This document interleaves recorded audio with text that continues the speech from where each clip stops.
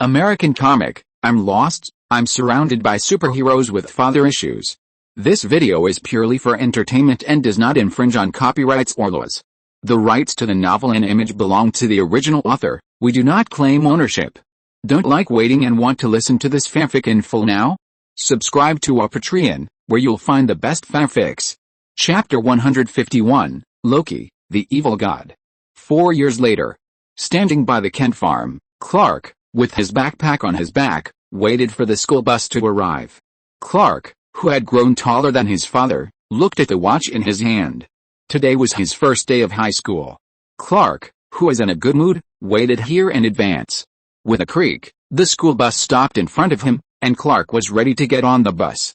Seeing that his shoelaces were untied, Clark bent down to tie his shoelaces. Unexpectedly, the moment he tied his shoelaces, the school bus drove away directly. Clark, confused, watched the school bus drive away like this, and immediately chased after it. After running a few steps, he had to give up when he saw the school bus speeding up. Okay, I can only run to school this time. It's my first day of high school. I'm lucky, Clark sighed helplessly. He knew the reason why the school bus driver didn't wait for him must be Whitney's trick. The other party was very familiar with the school bus driver, and a few words could make the driver drive away directly. Using super speed to rush to the school gate, Clark was about to enter the door when he saw his friends Chloe and Sam walking towards him. Chloe Sullivan, a girl who recently moved from Metropolis to Smallville, is familiar with Clark because she has no friends. Little Sam Jones, the black man who made a bet with Azu that Clark would fall down in a few steps if he said hello to Lana. Why are you so fast, Clark? Sam asked Clark in shock. Didn't you miss the school bus? Oh, that's not surprising. Chloe, holding a disposable coffee cup, looked at Clark and said, Clark often travels through wormholes, so don't be surprised. Facing Chloe's teasing, Clark smiled helplessly. Soon his eyes were caught by Lana, who was chatting and laughing with her girlfriends at the school gate. Lana, who has grown into a high school student, has become more beautiful and more elegant than when she was a child. Clark's heart beat quickly, and he mustered up his courage and walked over to say hello to the other party. Chloe looked at Clark's movements and took out a $5 bill. I guess 6 steps this time. I guess 7 steps. Sam is more confident in Clark. As the two were talking, Clark walked towards the other person step by step. 1, 2, 3. When Chloe and Sam counted to the 6th step, Clark fell flat on his face and fell to the ground with a bang. Great, I won. Chloe excitedly took the money from the frustrated Sam.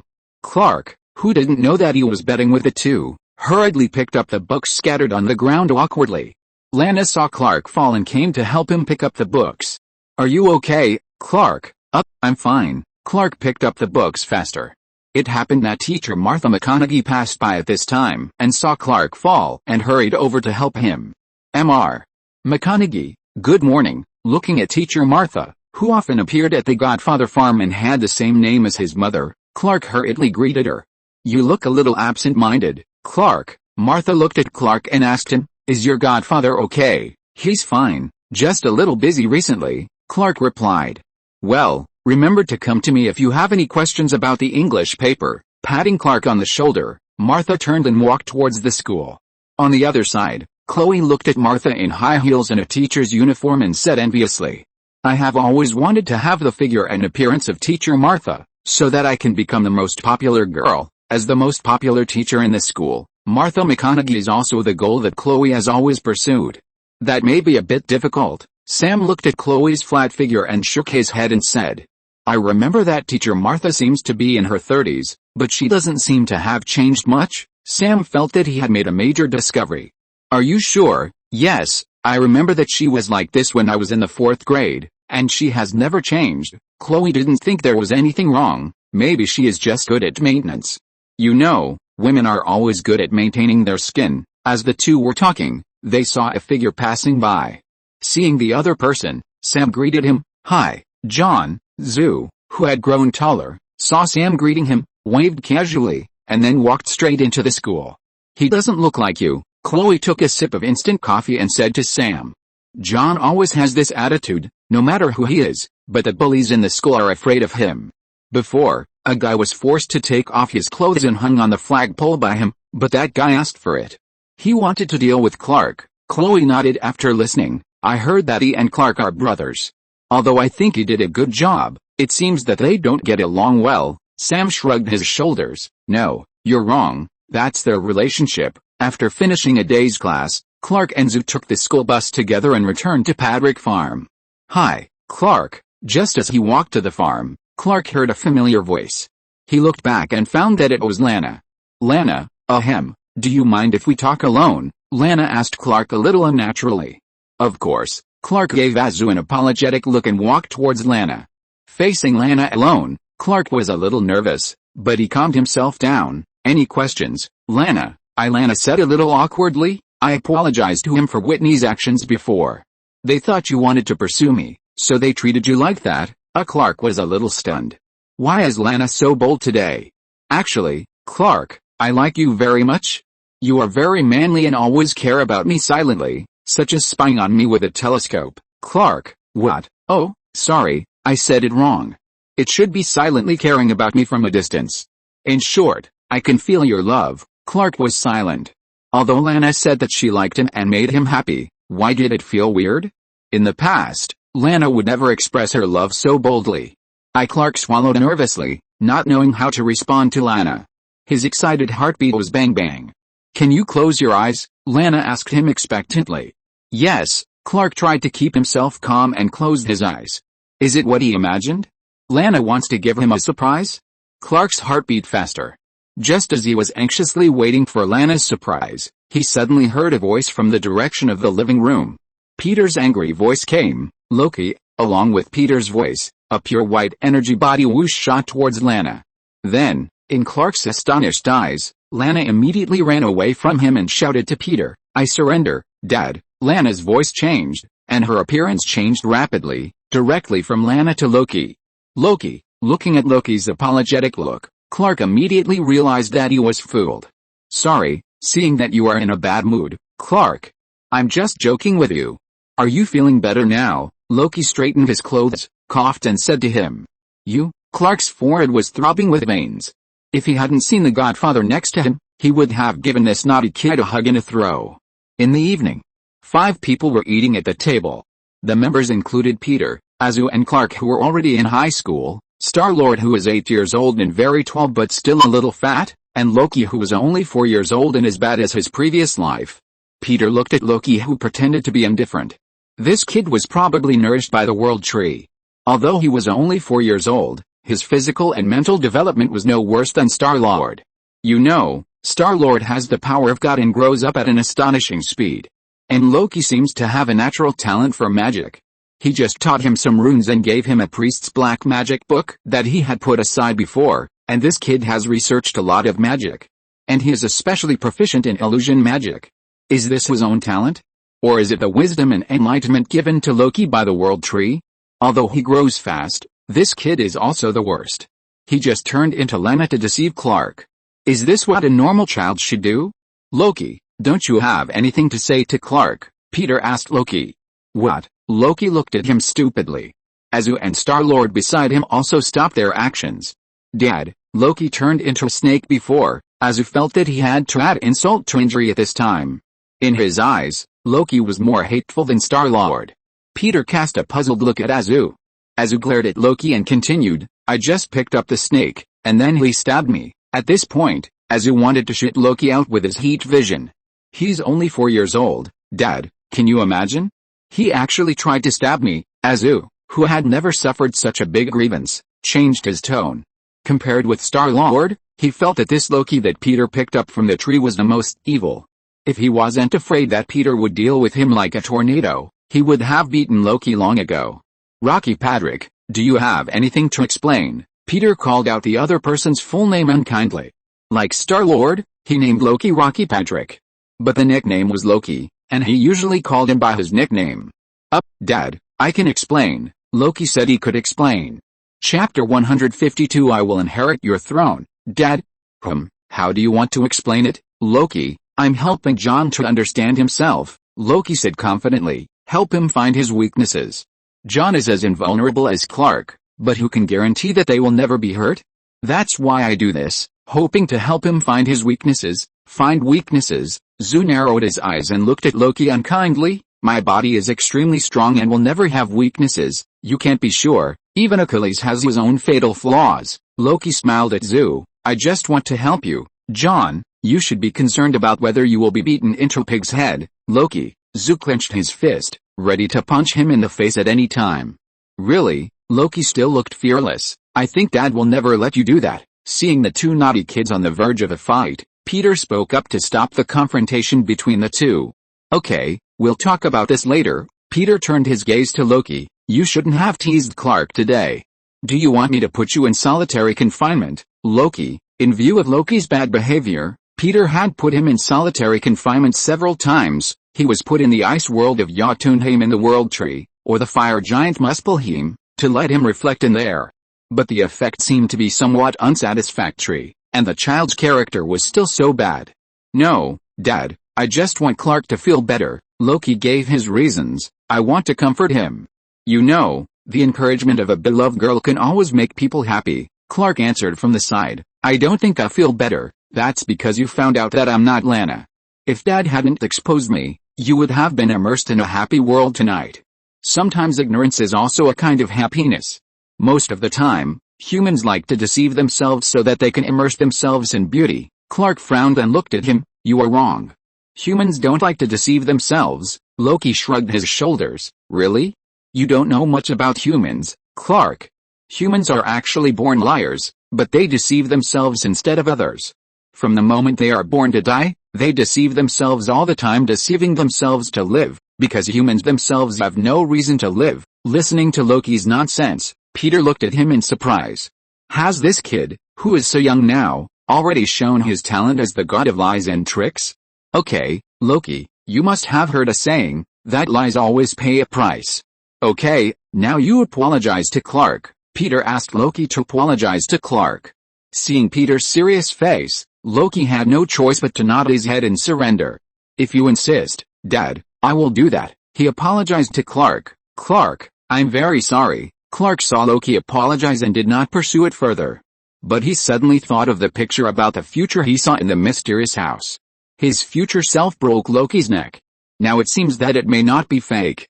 According to Loki's style of being so angry that he would not pay for his life, maybe he was justified in doing so? Clark fell into wild thoughts. After dinner, in Star-Lord's room, Star-Lord was learning runes with Peter. Generally speaking, when runes are in a state of more than one rune, the spells arranged and combined by more than two runes are called runes, and our most common runes are in groups of three, which has something to do with the three goddesses of fate, that is, beginning, process and end. Peter casually carved a set of runes on Star-Lord's desk.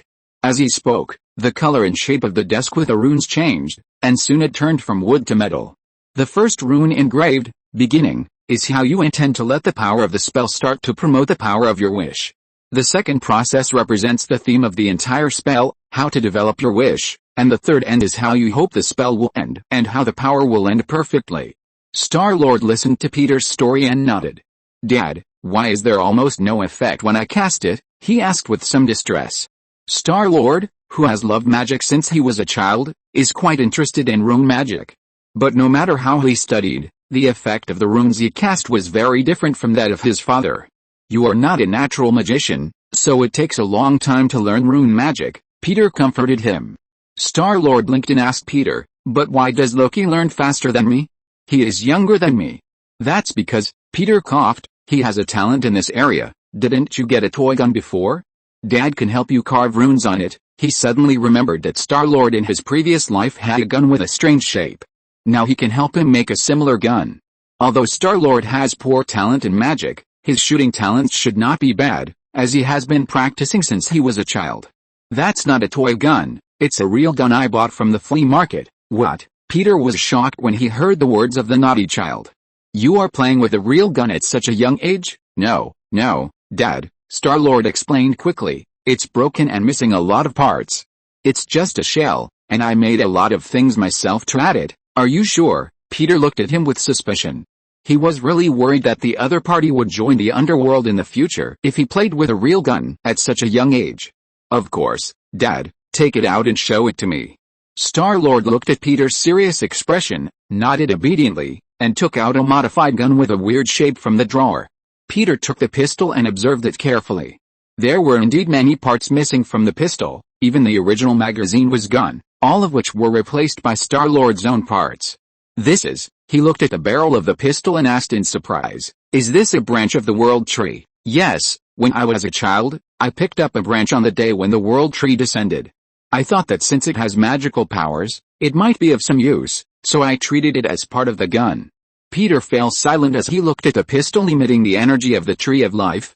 Loki used the branch of the World Tree as a staff, but Star-Lord added it to the pistol. It seems that Star-Lord's talent really lies in shooting with a pistol, rather than casting magic with a staff. After a second of silence for Star-Lord's career as a magician, Peter said to him, I will help you carve runes on this gun, and since part of this gun includes the World Tree, this gun should be able to shoot out the elemental energy condensed by the runes. Upon hearing Peter's description, Star-Lord immediately widened his eyes in excitement. Really? Dad, of course it's true, but you must promise not to use it to hurt innocent people. I promise you, Dad, Star-Lord said excitedly. Then when do we start? That will probably take a while, be patient. Peter touched Star-Lord's head and said to him, I've always been patient, Dad. Star-Lord immediately put on an unusually calm look. But Dad, can you speed up a little? I'll try my best. Peter put away his gun and asked the other party, okay, let's talk about your studies. Hearing Peter talking about his academic performance, Star-Lord immediately put on a bitter face. Although he is in elementary school, he basically doesn't focus on his studies. After coming out of Star-Lord's room, Peter walked towards his room. Dad, a voice sounded from behind him.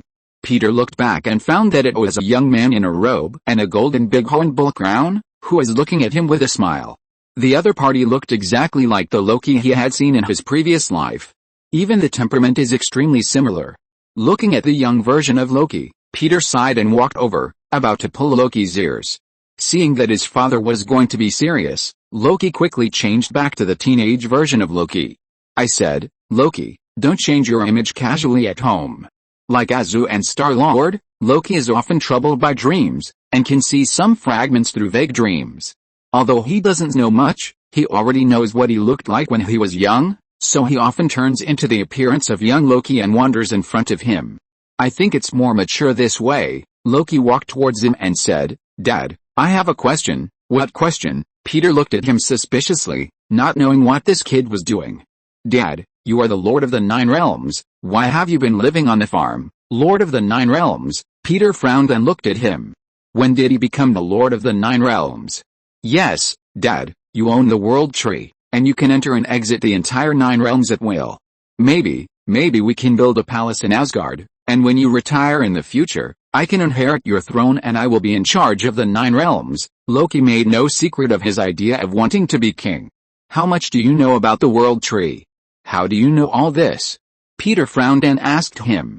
Didn't John say that I was born from the World Tree? Loki said to him, Dad, I know that the World Tree will give birth to the Nine Realms. Although there are only Jotunheim and Muspelheim now, it will gradually expand in the future. Isn't Asgard the richest area? We can live there and control the entire Nine Realms, including the Earth, of course. Chapter 153 Loki robs a bank? Oh, Peter didn't expect that this naughty kid would have such big ambitions. Zoo's dream is to inherit the farm, and Star-Lord's dream is to travel the galaxy. Although the two brothers' dreams seem to be very thoughtful. But compared with Loki's coveting the Earth, controlling the Nine Realms where the World Tree was born, and becoming the king of Asgard, this pattern is not a little bit worse. That's a pipe dream, Loki. You know that the World Tree is just a seed now, and there is no Asgard. Of course I know, Dad, that may be too far away, but one day, you can become the master of the Nine Realms? Dad, do you think I can be king? Loki looked at Peter with hopeful eyes and asked. Listening to Loki's flattering words and demands for promises, Peter was silent for a moment, nodded to him and said, Yes, you can be king, Loki. Really? Yeah, really, even if I'm not your biological son, Dad. Peter looked at Loki in surprise. No, Loki, you and we have the same blood power flowing in our bodies. Of course you are my son. Although Loki was sent by the World Tree, he has the same blood as himself, and there are no parents who gave birth to him in this world, so he is naturally his biological father. Won't I be ranked after John and Star-Lord? Dad. Loki was silent for a while, with some expectation in his eyes, and continued to ask Peter, I mean, If you want to identify someone, will I be your first choice? You, Star-Lord, John, you all have no order of priority. Peter came over, patted his shoulder and said, I understand, Dad. Loki was silent for a moment, smiled and replied to him.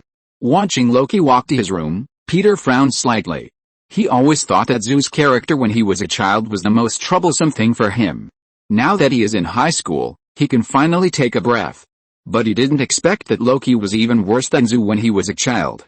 Moreover, this boy matured earlier than Star-Lord, but this mature mind did not seem to be used for the right way. On the contrary, Loki has been competing secretly, trying to gain his recognition in various aspects, and trying to prove that he is no worse than Zeus and Star-Lord. In addition, he is also very careful to disguise and hide himself, constantly using some small tricks and small schemes on Zeus and Star-Lord. This is probably because when he was a child, Zeus said that he was picked from a tree, so he felt this sense of crisis. Peter exhaled helplessly and walked to his room. The next day, early morning. Luthor Family Bank. A young man in a black suit, slender figure and handsome appearance, walked into the bank with a backpack. The only flaw is that the other party has a shiny bald head. Lex Luthor, the heir of the Luthor Group, the son of Leno Luthor, who had been friends with Peter before, has now grown into a high school student. He walked into the bank with a calm expression and looked around. Seeing his boss coming in, the bank manager immediately came up to greet him. Mr. Luthor, is there anything I can help you with? The manager shook hands with him with a smile. Lex smiled and said to him, I want to close all my accounts. The manager was stunned, and then asked, Can I know why, Mr. Luthor, is there any problem? Seeing Lex's impatient expression, the manager had to smile and said, No, of course not, I'm just a little surprised. Lex nodded and said to him, I want to cash out all the money in my account, the sooner the better. The manager did not refuse, of course, Mr. Luthor. He picked up a form and a pen from the side and handed it to the other party. You need to sign here. No problem. Lex took the pen with a smile and signed his name. After taking the form, the manager immediately walked to the counter and compared Lex's signature with a previous file.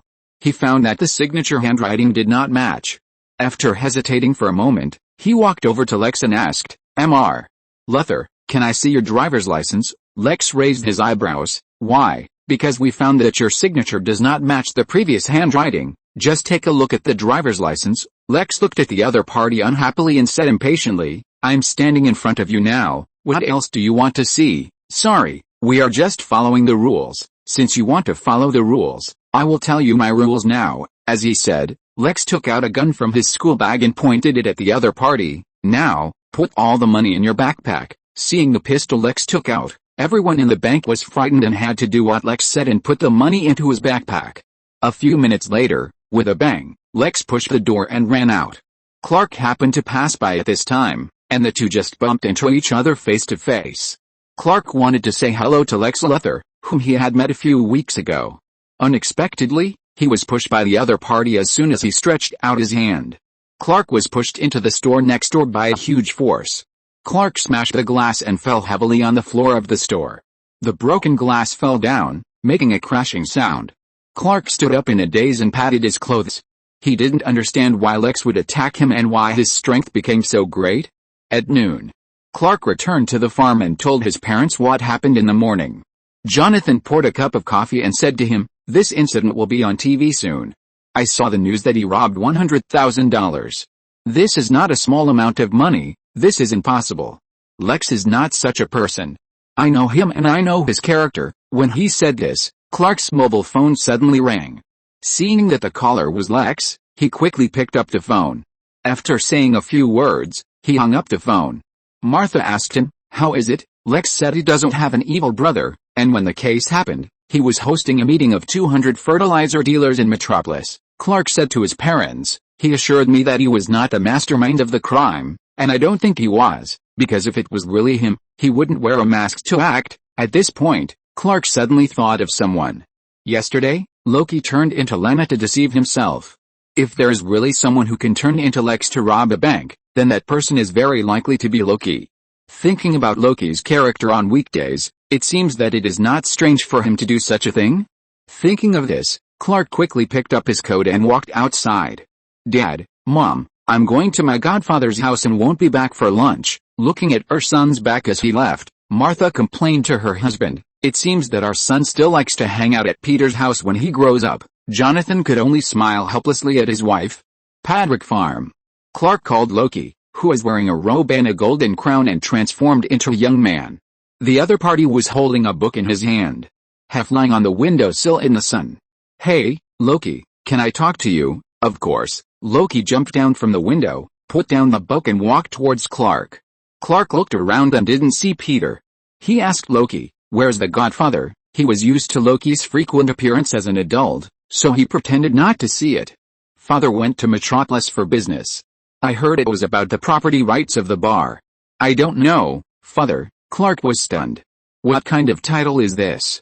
Shaking his head, he asked Loki about the business. "Did you do the robbery of the Luthor family bank this morning, Loki?" Hearing Clark's question, Loki looked surprised. "Wasn't that done by Lex Luthor?" Sure enough, hearing Loki's answer, Clark suspected that it was the other party. Otherwise, why did this guy know about this by chance? "I ran into Lex robbing on the street." "That's not like him, and Lex didn't have that much strength to push me into the store." Clark gave his reasons. "Also, Lex didn't have time to commit the crime.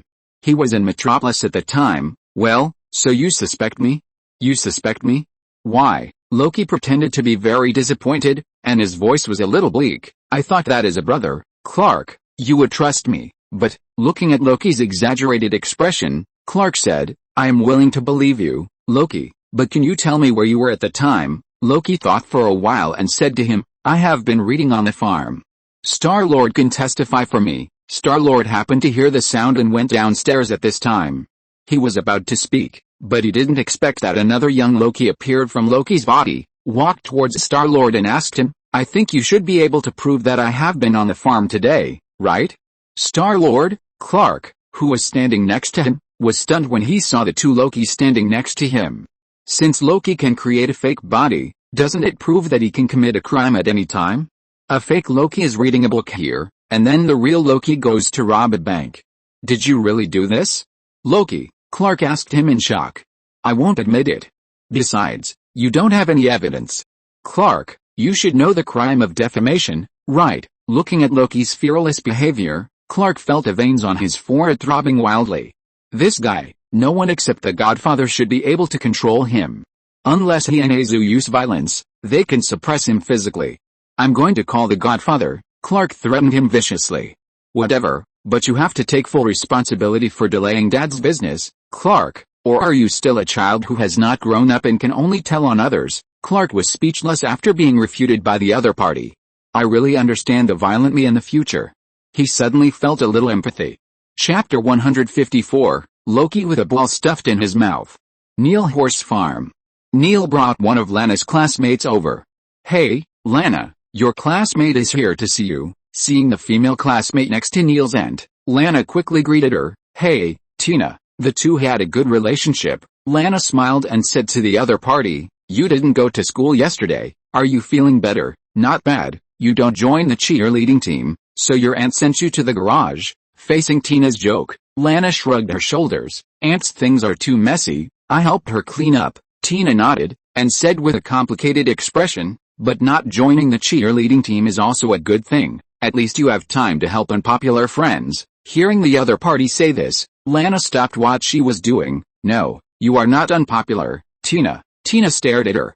"To be honest, Lana, I hope to be you. Your life is perfect." Thinking that the other party was joking, Lana replied to her, "If you want, I can give it to you." "Really? Then I am willing to accept everything about your appearance," Tina said to her. Looking at her friend's expression, Lana felt that something was wrong with her friend today. Tina was a somewhat introverted person, not confident about her appearance and social skills. She rarely talked to her about family and life. "If you were me, what would you want to do?" Lana asked casually. "I don't know, but it would be fun." In the evening, at Patrick's farm, Clark saw another bank robbery on TV at noon. The difference was that the robbery was not by Lex Luthor, but by his father Leno Luthor. This time Leno Luthor changed a bank to rob, but it was still a bank under the name of his company. This time the operation was relatively smooth. Leno Luthor did not arouse too much suspicion from the bank, and directly took a large amount of US dollars from the bank. "No, I have to stop Loki," Clark couldn't sit still. He stood up and walked towards Loki's room. He knocked on the door, but no one responded from inside. He knocked on the door a few times, and just when he was impatient and wanted to force his way in, the door was open with a creak. Young Loki opened the door and looked at him in surprise. "What's the problem, Clark?" The conversation between the two attracted Azu and Star-Lord, who opened the door and walked out, looking at the two. "Clark, what happened?" Azu frowned and asked him. Clark then told him what happened during the day and told him about another robbery that happened at noon. "You mean someone transformed into a member of the Luthor family and robbed their bank?" Zu asked him doubtfully. "Are you sure it wasn't someone from the Luthor family who directed and acted it out?" Loki next to him added, "I think John is right." "No." Clark shook his head and said, "I called Lex and he said he was in a meeting in Metropolis at the time and he didn't have time to commit the crime. So you suspect me?" "Clark, that's too hasty. You should have enough evidence before you can say it." Loki shrugged his shoulders. "You'll make me sad, brother." Clark ignored Loki and said to him, "I'm just in the suspicion stage, so in order to prevent similar things from happening again, you have to stay with us tonight, at least until the Godfather comes back. You have to stay with us all the time," Clark said as he looked at Zu and Star-Lord. "You two will support me, right?" "Of course." Zu quickly stood on the same side with Clark. What he likes to do is to make Loki uncomfortable. Although Star-Lord doubted whether it was really Loki who did it, he had no other choice but to temporarily agree to Clark's proposal. Looking at the three people surrounding him, Loki said helplessly, "Okay, it seems that you treat me as a criminal, but we are brothers." Clark said to the other party, "It is precisely because we are brothers that we cannot let you make mistakes during the absence of the Godfather." Late at night, there were 4 people crowded in Loki's room. Azu, Star-Lord and Clark took turns to watch him and prevent him from making any unusual movements. When it was Star-Lord's turn to watch the other 2 people sleep, Loki said he wanted to go to the bathroom. Star-Lord, who did not suspect anything, accompanied Loki to the bathroom. Splash! After the water was flushed, Loki followed Star-Lord out honestly. The two walked to the room together and continued to stay. But Star-Lord soon found something wrong. Loki is usually a chatterbox. Why didn't he talk after coming out of the bathroom? Star-Lord, who was shocked, quickly moved to Loki's side and reached out to touch him. As a result, the moment he touched, Loki's body turned into nothingness and disappeared completely. Star-Lord realized that he had been deceived, and quickly woke up Clark and Zu. The 3 of them immediately left the room and tracked Loki's trail around. Bang! Zu flew in the air and quickly found the figure of Loki, who was running away with his supervision. He fell heavily to the ground and blocked Loki. Zu stood up slowly with his knees straight. "You can't escape now, Loki, really? It's not a good sign to brag in advance, John." Before he finished speaking, Loki directly drew out the dagger from his waist and stabbed Zu. Zu's expression suddenly changed, and he grabbed Loki's stabbing arm, and then pushed him back with a sudden force. With a bang, Loki fell heavily to the ground. "You think too much, Loki. You don't need to turn into a snake. Just stab me in front of me with a knife. Do you think it will work?" Zu looked at Loki, said confidently, and took a step forward. As a result, his feet clicked and stepped on a trap. The invisible trap metal ball suddenly revealed its shape and exploded. Along with the sound of metal fragments hitting Azu, the dazzling light made Azu subconsciously cover his eyes. At the same time, a magical confinement force also acted on Azu, making him unable to move. This is just a little magic prop that can quickly absorb your physical strength. The only regret is that the deployment time is relatively slow, so I have to deploy it here in advance, and I have to find a way to make you step on it. Loki looked at Azu, who was unable to move, proudly. "You are a proud person, John. Dad favors you, but he doesn't know that you are a bastard who is prone to arrogant trouble. Just like just now, you thought you had won, but in fact, everything about you is under my control." At this point, Loki smiled and looked at the other party. "I am the one who inherited everything from my father, the last king." Azu looked at Loki with a proud look, and felt that this kid's face made him hate it no matter how he looked at it. He has now completely ranked Loki's threat level before Star-Lord and Clark. After all, this bear kid is not only ambitious, but also often uses some tricks to lower his impression score in his father's eyes. Narrowing his eyes, he looked at Loki. "You are wrong. I am the one who guards the farm for my father. I am the first one to come, and you, Loki, you are just a life born from the tree. In this farm, besides my father, I am the biggest. Really? Loki took a step forward with a dagger in his hand. You may not know how big the 9 realms are, nor what the world tree represents. I am the glory. I am the king who inherits the 9 realms in Asgard. I am the one who inherits my father's name, and the glory of the whole world surrenders to me. However, before Loki finished speaking, Azu directly broke free from the magic trap, and with a bang, his fist hit Loki's face. Loki, whose mouth was spitting out saliva from the hammer, fell heavily to the ground. Looking at Loki, who was lying on the ground and doubting his life, Azu felt very happy. He had wanted to punch him for a long time. And this time, both the angle and the strength made him very satisfied. Obviously, you are not. Azu shrugged his shoulders and said to him. Feeling that half of his face seemed to have lost consciousness, Loki's eyes gradually became clear. That? Brother, you know, I was just joking with you. Your acting is too bad. Azu couldn't stand it anymore, and instantly came to Loki and grabbed his collar. With a bang, he instantly rushed into the sky with him and flew towards the farm. 10 minutes later, Clark and Star-Lord also rushed back to the farm. What they saw was Loki sitting cross-legged on the ground, his hands and feet tied up, and a gag in his mouth. Clark looked at Loki in surprise, thinking why the scene in front of him felt a little familiar. Where did you find these tools, John? Clark drove away the strange thoughts in his mind and asked Azu. These ropes were originally in the barn, and as for the gag, Azu thought for a while and said, it should be prepared for the cows in the fence. Hearing Azu say that the gag is for livestock, Loki immediately struggled hard, and kept making sounds in his mouth, trying desperately to speak. Star-Lord glanced at Loki and suddenly felt a little sorry for him. There was no conversation that night. After tying Loki up and gagged him all night, he finally made him spend the night obediently. The next morning, Peter drove into the farm. Because he had to deal with some property rights certificates and other qualification documents for the bar, he stayed in Metropolis for a day.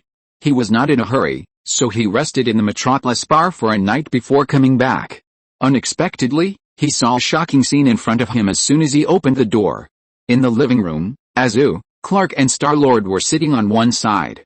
Loki, who had transformed into a young man, was tied up with his hands and feet, and sat cross-legged on the sofa with a gag in his mouth. What are you doing? Seeing the scene in front of him, he immediately became angry. Why was Loki tied up? Seeing Peter coming back, the tied Loki immediately made a sound and immediately asked him for help. Clark and the other two saw Peter coming in and quickly stood up. Peter instantly constructed runes on Loki and untied the ropes and gagged for him. John, Clark, Star-Lord, why did you tie up your brother? Peter asked the three of them angrily.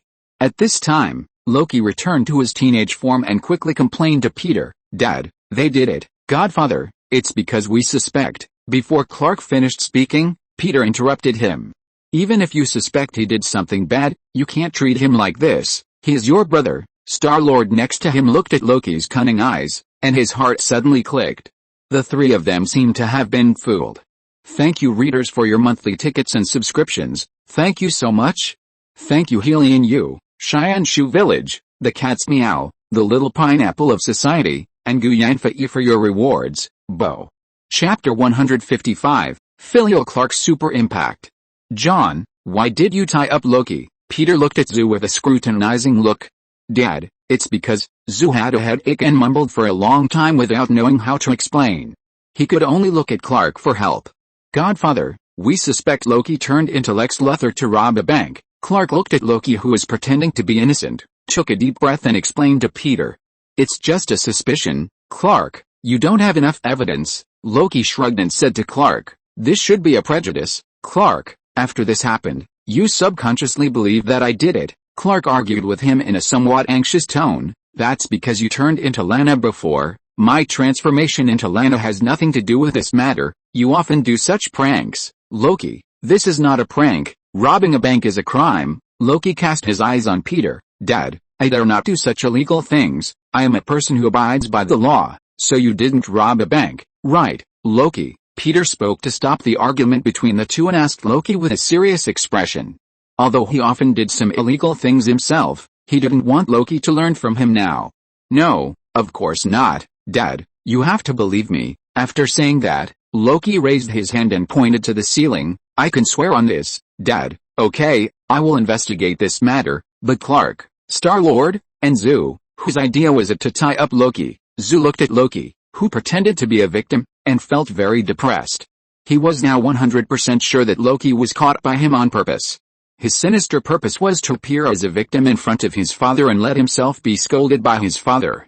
Sure enough, the guy born from the tree was much more evil than normal people. It was my idea, Dad, Zhu admitted his mistake to Peter while complaining in his heart.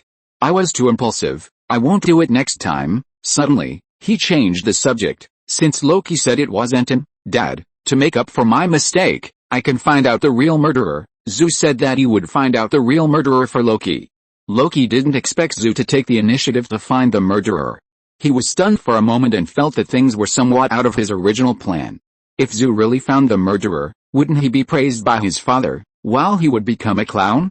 He wanted to say something, but was interrupted by Peter. It's a good idea, but you have to pay attention to your own safety. Peter directly agreed to Zhu's proposal. In fact, he probably guessed that Loki had done a lot of tricks last night, so he was tied up by Zhu and the other three. But he didn't believe that Loki would rob a bank.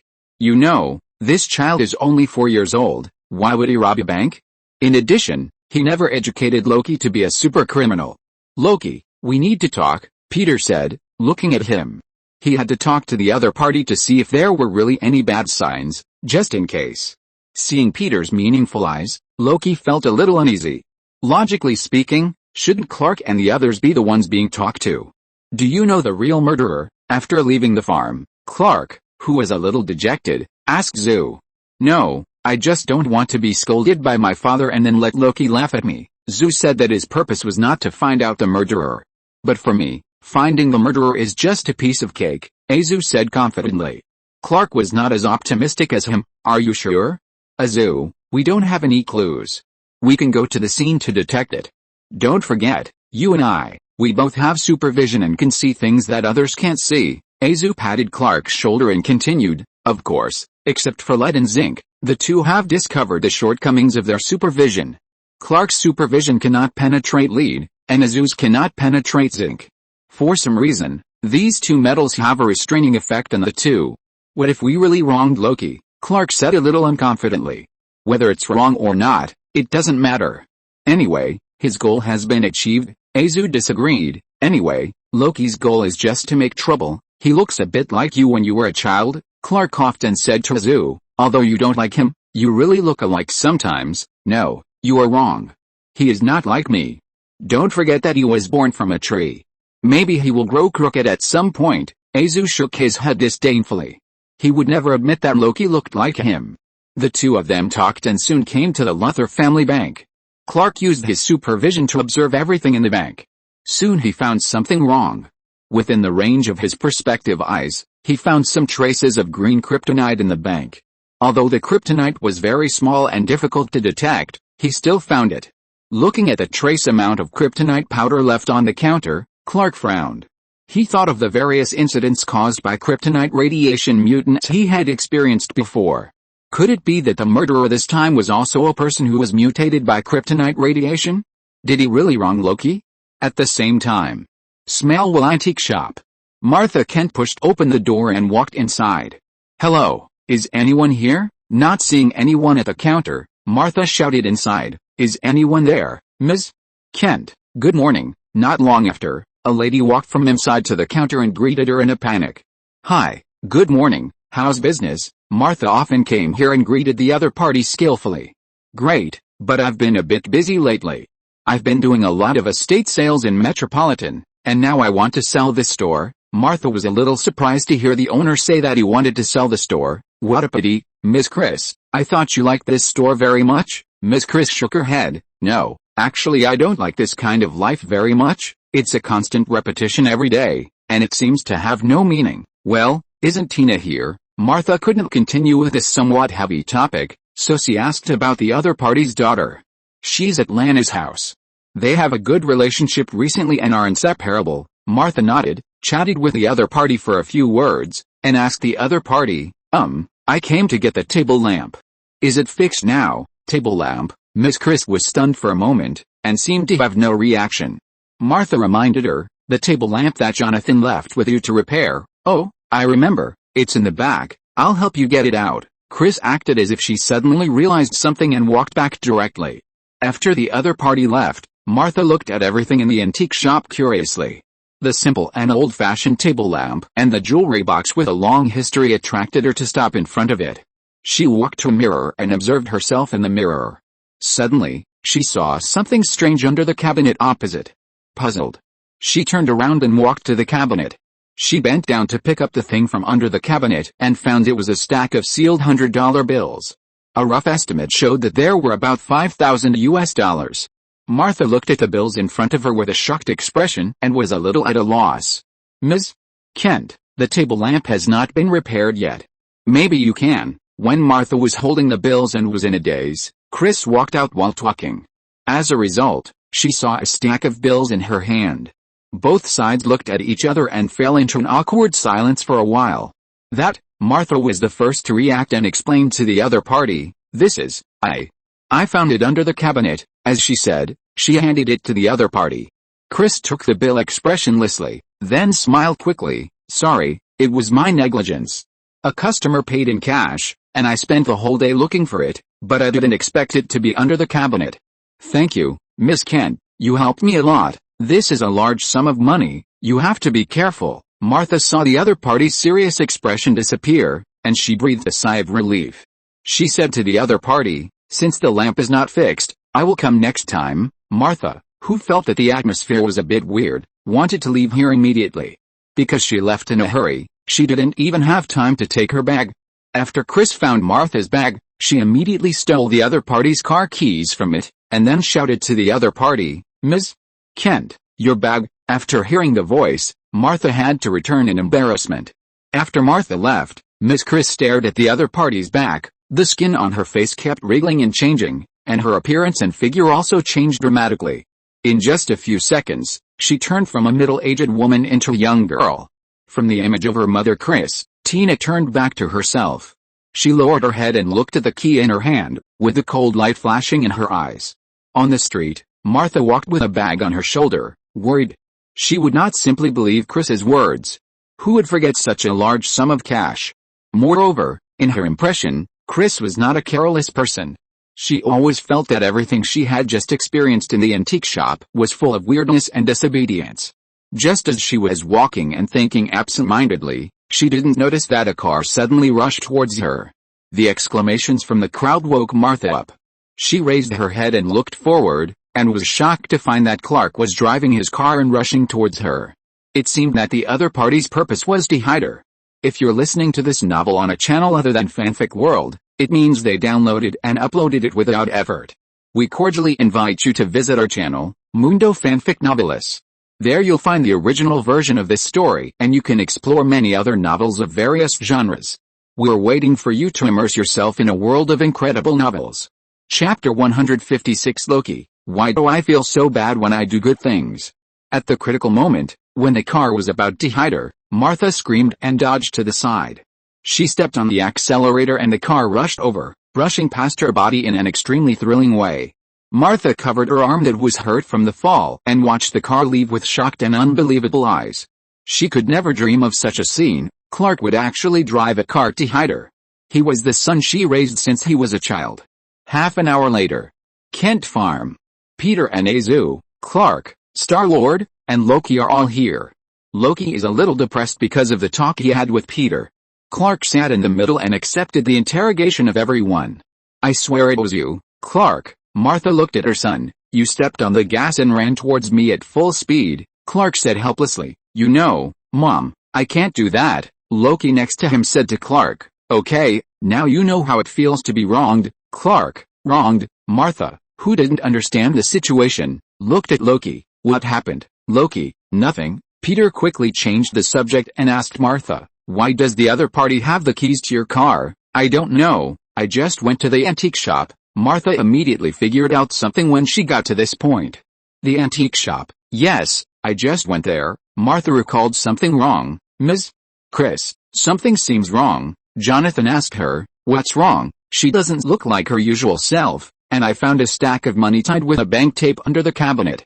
She said it was the money the customer paid her. "What do you mean?" Peter's eyebrows moved and asked her, "Ms. Chris is the murderer of the bank robbery?" She took your key, turned into Clark, and then drove a car to hit you. Martha just thought this speculation sounded ridiculous. She shook her head and said, "No, it can't be like this. It's too crazy." "That's not necessarily true." Peter knew the magic of the kryptonite mutants in this town. He stood up and said to Clark, "Clark, John, you two come with me to the antique shop." Soon, Peter and the other two arrived at the antique shop. But to the surprise of the three, the antique shop was closed. Well, according to the TV series Police I watched, usually the clues will be interrupted at this time, and then we have to start all over again. Azu looked at the closed antique shop in front of him and complained. Peter ignored Azu's complaints and waved forward. A rune flashed in his palm instantly. With a creak, the door lock opened. Peter pushed the door open and came in. Clark and Azu looked at each other and hurried to follow Peter's footsteps. There was a strange smell in the room. Although it was subtle, it was still captured by the three people with super sense of smell. Azu activated the ability of perspective eyes and looked around. Soon he found something strange in a closet. He walked over quickly and opened the closet door. With a bang, a body fell straight down and fell on the carpet. Looking at the female corpse with round eyes and eyes open, Clark took a breath. "It's Miss Chris." Peter observed the body and said to the two, "And she's been dead for a while, but didn't Mom just talk to her?" Clark said in shock. Peter looked at the body at his feet and said, "It's very simple. Miss Chris that Martha saw before was a fake. As for who turned into her appearance, it's unknown. But one thing that can be confirmed is that this guy changed into Clark's appearance after Martha found the banknotes, wanting to kill and silence her." As Peter said this, he cast his eyes on a group photo on the cabinet next to him. The group photo shows Miss Chris, hugging a girl and smiling at the camera. "This is Tina." Seeing the group photo in the frame, Clark pointed to the girl next to Chris and fell into shock. "Miss Chris is actually Tina's mother. Do you know her?" Peter asked Clark. "Yes, Godfather. Tina is Lana's classmate, and they are good friends." Clark told the information he knew about Tina. "I heard from Lana that Tina was weak and sick when she was a child, and she had a cartilage disease. She had to take experimental drugs every day. The doctor said that she would not survive the first grade of elementary school." Peter heard this and said to Clark, "I guess she encountered that meteor shower when she was in the first grade of elementary school." He roughly determined that the other party encountered kryptonite radiation mutation. Clark scratched his head and said, "I don't know, but she recovered in the end." "Well, that's obvious." Peter thought for a while and said, "The murderer of the bank robbery should be Tina. It should be her who changed into your appearance and hit your mother." He looked at the female corpse hidden in the cabinet and saw the light of day again. As for Miss Chris, she may have discovered her daughter's criminal behavior and wanted to stop it, but was killed by Tina intentionally or unintentionally. It's really unfortunate to have such an unlucky daughter. "What should we do now, Godfather?" Clark asked him with a little bit of a loss in his heart. "Call the police." It was night. The search for Tina was still going on, but the police still couldn't find any trace of her. Meanwhile, Lana didn't know that her friend had been wanted by the police. In the cemetery, she was standing in front of her parents' graves.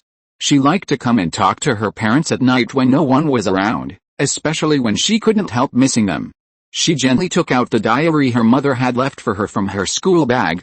Facing her mother's grave, she said with mixed feelings, "Mom, I found your high school diary. Now I realize that you are very close to me. We are the same people. I have also experienced the troubles you have experienced." "Hey, Lana." She was talking to her mother when she suddenly heard a familiar voice. She looked up and saw her good friend Tina walking towards her. "Hi, Tina, why are you here?" "I went to the horse farm, and your aunt said you went for a ride on the horse. I thought you might be here, so I came to see what you are doing." Lana quickly adjusted her mood. "I'm talking to my parents." Hearing Lana's words, Tina's heart seemed to be pierced by a thorn. Her eyes gradually turned cold, and she walked to Lana on the soil of the cemetery. "Lana, they are dead." "What?" I said, "They are dead. Your life is so beautiful now, but you turn a blind eye to it. In my opinion, you have no right to enjoy it at all." Lana looked at her friend who mercilessly ridiculed her, and felt that the other party was so strange in her eyes. "What are you talking about, Tina?" I said, "You don't deserve your life at all." As soon as the voice fell, Tina grabbed Lana's white and smooth neck and grabbed her directly into the air. "You don't know how much I envy and hate you. Since you don't value your life, let me take your place." After that, in Lana's incredible eyes, Tina's muscles and skin began to wriggle and twist, and in the blink of an eye, she became exactly like her. Lana, who felt that breathing was getting more and more difficult, had no time to think, and her eyes went black and she fainted. Looking at Lana lying on the ground, she turned and walked to her tomb, took out the tools she had prepared long ago, and used the power she gained after her kryptonite mutation to easily dig a tomb. With a creaking sound, she opened the coffin, took a look at the dry bones inside, threw Lana directly into the coffin, then closed the coffin lid and filled it with soil again. After burying Lana alive, Tina, who had transformed into Lana's image, walked towards home. Just after returning to the horse farm, I saw Clark coming. "Hey, Lana, have you seen Tina?" "No, I haven't seen her all day." Lana pretended to be ignorant. "What happened?" "Tina is the criminal who robbed the bank, and she is suspected of killing her mother." Clark told Lana about what he and the Godfather had found. Hearing this, Lana covered her mouth in surprise. "Is that true?" "In my impression, Tina is a very good person. That's not necessarily the case. Some people are best at pretending." Peter's voice came from behind Clark. In the surprised eyes of the two, he walked in front of Lana. "Did you say that?" "Tina." Then Peter grabbed the other's neck at lightning speed and lifted her into the air. Tina, who felt a sharp pain in her throat, wanted to resist but found that she could not exert her strength at all. She cast a look of help to Clark next to her. "Clark, save me." Clark, who was stunned by Peter's operation, asked Peter with a trembling voice. "Godfather." With a bang, Peter threw the other person to the ground without any mercy. "Use your eyes to see her real body, Clark." Clark heard this and half believed and half subtly activated his perspective eyes, only to find that the other party had a skeleton that was not proportional to his appearance. And there were still some traces of green kryptonite in his body. This, Clark was immediately stunned. Peter walked to Lana and lowered his head to ask her, "Now, tell me where Lana is." Stared at by Peter's oppressive and frightening eyes, Tina immediately gave in and told the address where Lana was buried. Swoosh, Clark rushed to the cemetery in a hurry, worrying whether Lana could hold on. Looking at the cemetery, he suddenly found that Lana was not buried in the coffin, but was lying on the open ground not far away. On the other side, Loki hid in the distance and quietly watched Clark and his father rush to the cemetery. In fact, he had been secretly investigating the suspects, and had long known that Tina was the culprit, so he had been staring at her. After witnessing Tina's behavior, he rescued Lana. Although he had teased Clark by turning into Lana before, he didn't want Clark to lose Lana like this. "Why do I have to be sneaky when I do good things?" Loki complained depressedly. "I have been revising the manuscript. It may be too late for the remaining chapter. Everyone should go to bed early and read it tomorrow morning." Chapter 157, Loki's Desire, Azu's Murderous Intention. Padwick Farm. The next day, early morning. I don't understand what happened, but when I arrived, Lana had been rescued and she was lying on the ground. Clark asked Peter in confusion. "Godfather, do you know who did it?"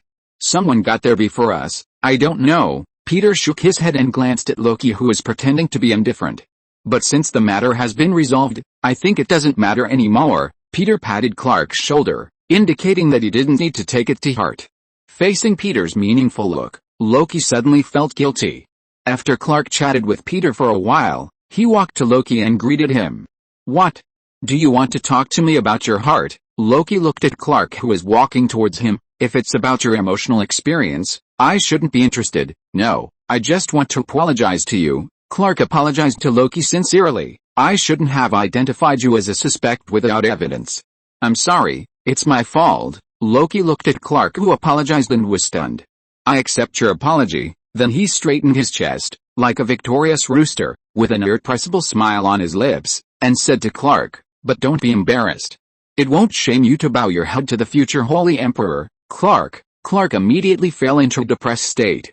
If he had known this apology earlier, he would not have apologized. After breakfast, Clark, Azu, and Star-Lord went to school. Only Peter and Loki were left on the farm. Loki was about to go upstairs, but was stopped by Peter. "Loki, don't you have anything to say to me?" Loki looked around. "No, Father, I'm fine." "Really? You haven't been learning runes with me recently?" Peter asked him. "Maybe I can help you review it, considering that this kid's fighting method has always been dagger attacks. All magic is used by him to play pranks. Peter thinks he needs to train his fighting method well." "Okay," Loki nodded. and his body shape changed instantly, turning into young Loki wearing a crown. "I told you, Loki, you are not allowed to transform at home." Seeing the other party's coquettish operation, Peter immediately frowned and said to him, Okay, father, I will change back immediately." Facing Peter's unfriendly eyes, Loki immediately raised his hands to surrender and changed back to his original shape. Standing under the world tree, Loki held the magic wand in his hand and nervously faced his father standing opposite. He had sparred with Peter before and was beaten badly. Although Loki had studied a lot of magic through the Black Magic book, they were all illusion magic, which could not be hidden from Peter's eyes.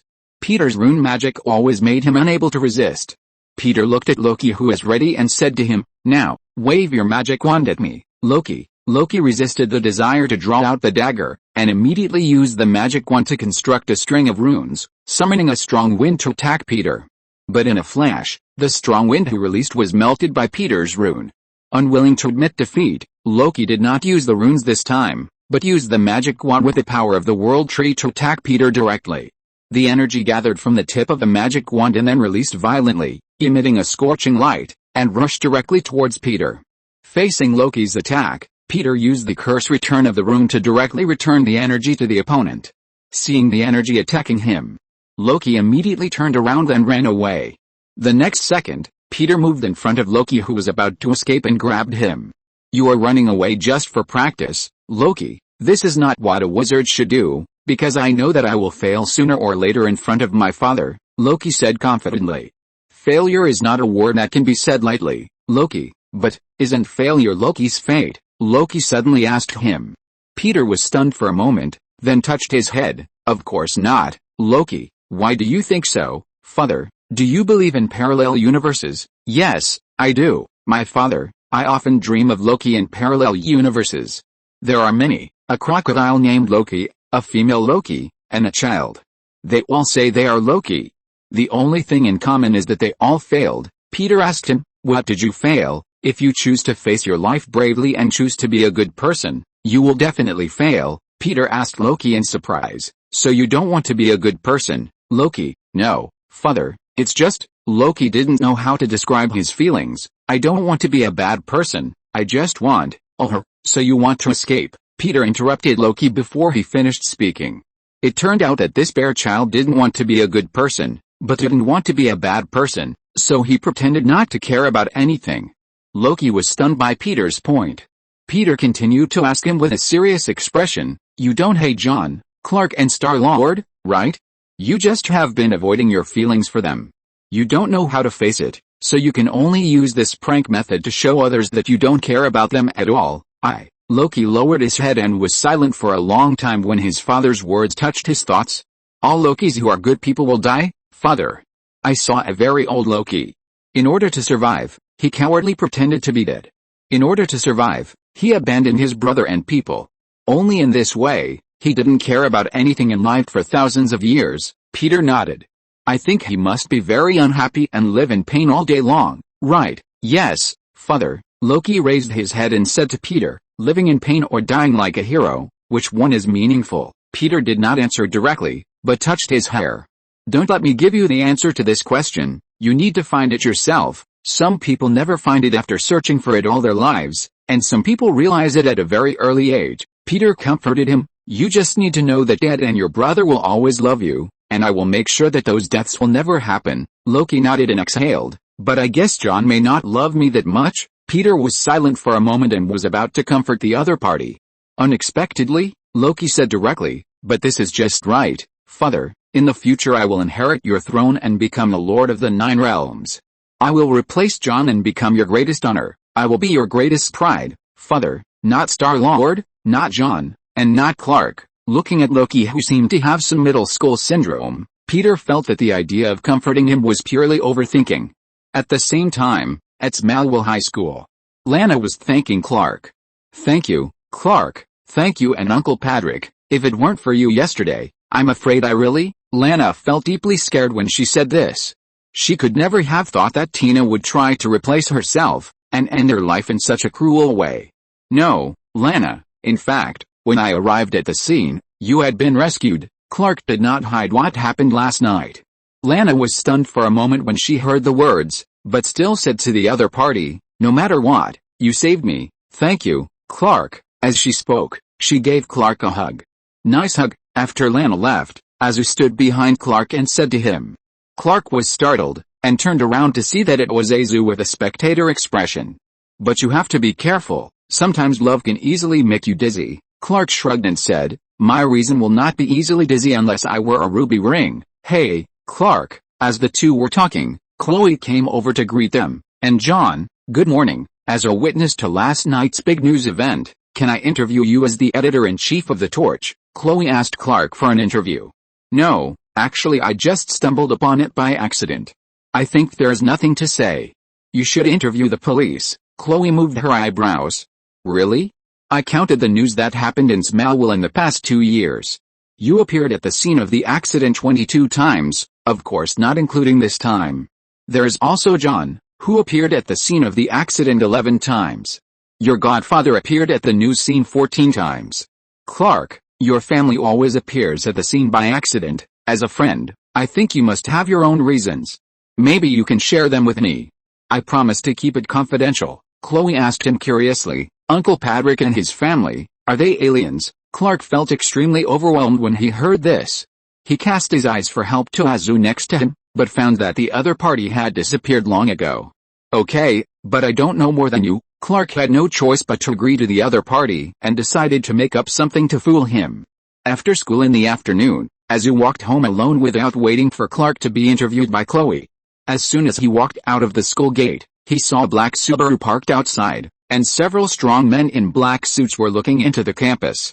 Looking at the headsets in their headphones and their capable movements, Azu could easily judge that they were definitely government officials. Federal agents, Azu thought secretly in his heart. Could it be that the government officials found something unusual about his father and himself, so they came to investigate? If they came to investigate aside, should he kill them? Stopping in his tracks, Azu cast his eyes on the men in black suits. Chapter 158, Azu's threatening attack on Loki. Dad, at Patrick's farm, Zu found Peter with a heavy heart. "I saw some unknown people in the school." "Unknown people?" "Yes, I suspect they are federal agents, or other agents who have received professional special training." Zu expressed his opinion. "In any case, it is abnormal for them to appear here, so you are worried that they are here for us." Peter put down the tools he was using to repair the car and asked Zu. "Yes, Dad." Zu helped lift the car up. "In order to eliminate the hidden danger, I think we have to do something. You don't know their purpose, so don't act rashly. Maybe they appear to wait for you to jump out." Peter didn't think much of the appearance of the agents. Smallville town frequently has various bizarre accidents, so it is not surprising that it attracts the attention of the government. "But, Dad, do we have to wait forever?" "Well, sometimes all we need is some patience, John," Peter said as he asked him to help get the wrench on the side. "Okay, Dad." Azu helped to get the wrench. "But I will keep an eye on these people and prevent them from threatening us." As soon as Azu finished speaking, he saw several cars passing by outside. Thinking that the other party was an agent of an unknown organization, Azu's vigilance immediately rose to the highest level. He took a deep breath and looked at the other party nervously. He thought that the other party was coming to the farm, but in the end he found that the car was heading to the next door. Azu looked at the various furniture placed on the truck and was stunned for a moment. Is this a new neighbor? Soon Azu's guess was confirmed. A middle-aged man wearing glasses directed the movers to move the furniture off the truck. Peter heard the sound and stood up to look next door. Looking at the busy moving scene, he shook his head and said to Azu, "It looks like a new neighbor." Although he confirmed that the other party was a new neighbor, Azu's vigilance was not lowered. Who knows if the other party is an agent or spy who specifically comes to investigate the farm under the identity of a neighbor. Maybe he should go and find out the situation. Thinking of this, Azu looked up and said to Peter, "Dad, should we pay a visit?" Hearing Azu say that he wanted to pay a visit, Peter looked at him in confusion. When did this kid become so hospitable? Of course, Peter nodded. "Okay, now the car is repaired. John, you go in and try it out to see if there's any problem." Azu, hearing Peter asking him to test drive the car, Azu was a little depressed. If there's any problem with the car, will he be in trouble? At noon, Peter brought Azu to visit the newly moved neighbor. "I'm Mike Connor." The gentleman with the glasses introduced himself to Peter. "Peter Patrick, this is my son John. I'm a neighbor nearby." Peter also briefly introduced himself as Azu, and casually gave a bottle of specially prepared red wine as a gift. Mike thanked him and accepted the gift. He looked at Peter's face and was a little shocked by his youth. Although the other party had a beard, his young skin and mental state could not be concealed. Having such a big son and still so young. After coughing, he adjusted his mood and said, "I'm a doctor. I moved here for business reasons. Are you alone?" Peter looked at the layout of the room and asked casually. "No, I came with my niece." Mike shrugged his shoulders and said. Azu said to him, "But we haven't seen her." Mike said to Peter and the others, "Actually, she has been lying in the room, but it may not be convenient for her to come out to see you." Inconvenient? After hesitating for a moment, Mike said to the two of them, "Come with me." As he said that, he took the two of them into a bedroom. On the bed in the bedroom, there was a 15 or 16-year-old girl who was sleeping. She was wearing red pajamas, and her chest was breathing regularly. Mike explained, "This is my niece, Sarah. She has been in a coma for several years." Peter nodded and asked, "Why is she like this?" "It was a car accident. A few years ago, Sarah and her parents were in a car accident on their way home from a football game. The doctor said that Sarah was asleep at the time, which saved her life." Peter listened to the other party's story and glanced at the girl on the bed. "Are you from Smallville?" Mike shook his head. "No, we are from Griville, just on the edge of the county." He opened the cabinet and said to the two, "I have to prepare medicine for Sarah, so I can't accompany you. I will visit you in person another day." Since the other party had already ordered him to leave, Peter had to say goodbye to him and leave. After leaving Mike's house, Azu frowned and said to Peter, "Dad, I think this guy is suspicious." "What's suspicious?" Peter turned around and asked Azu.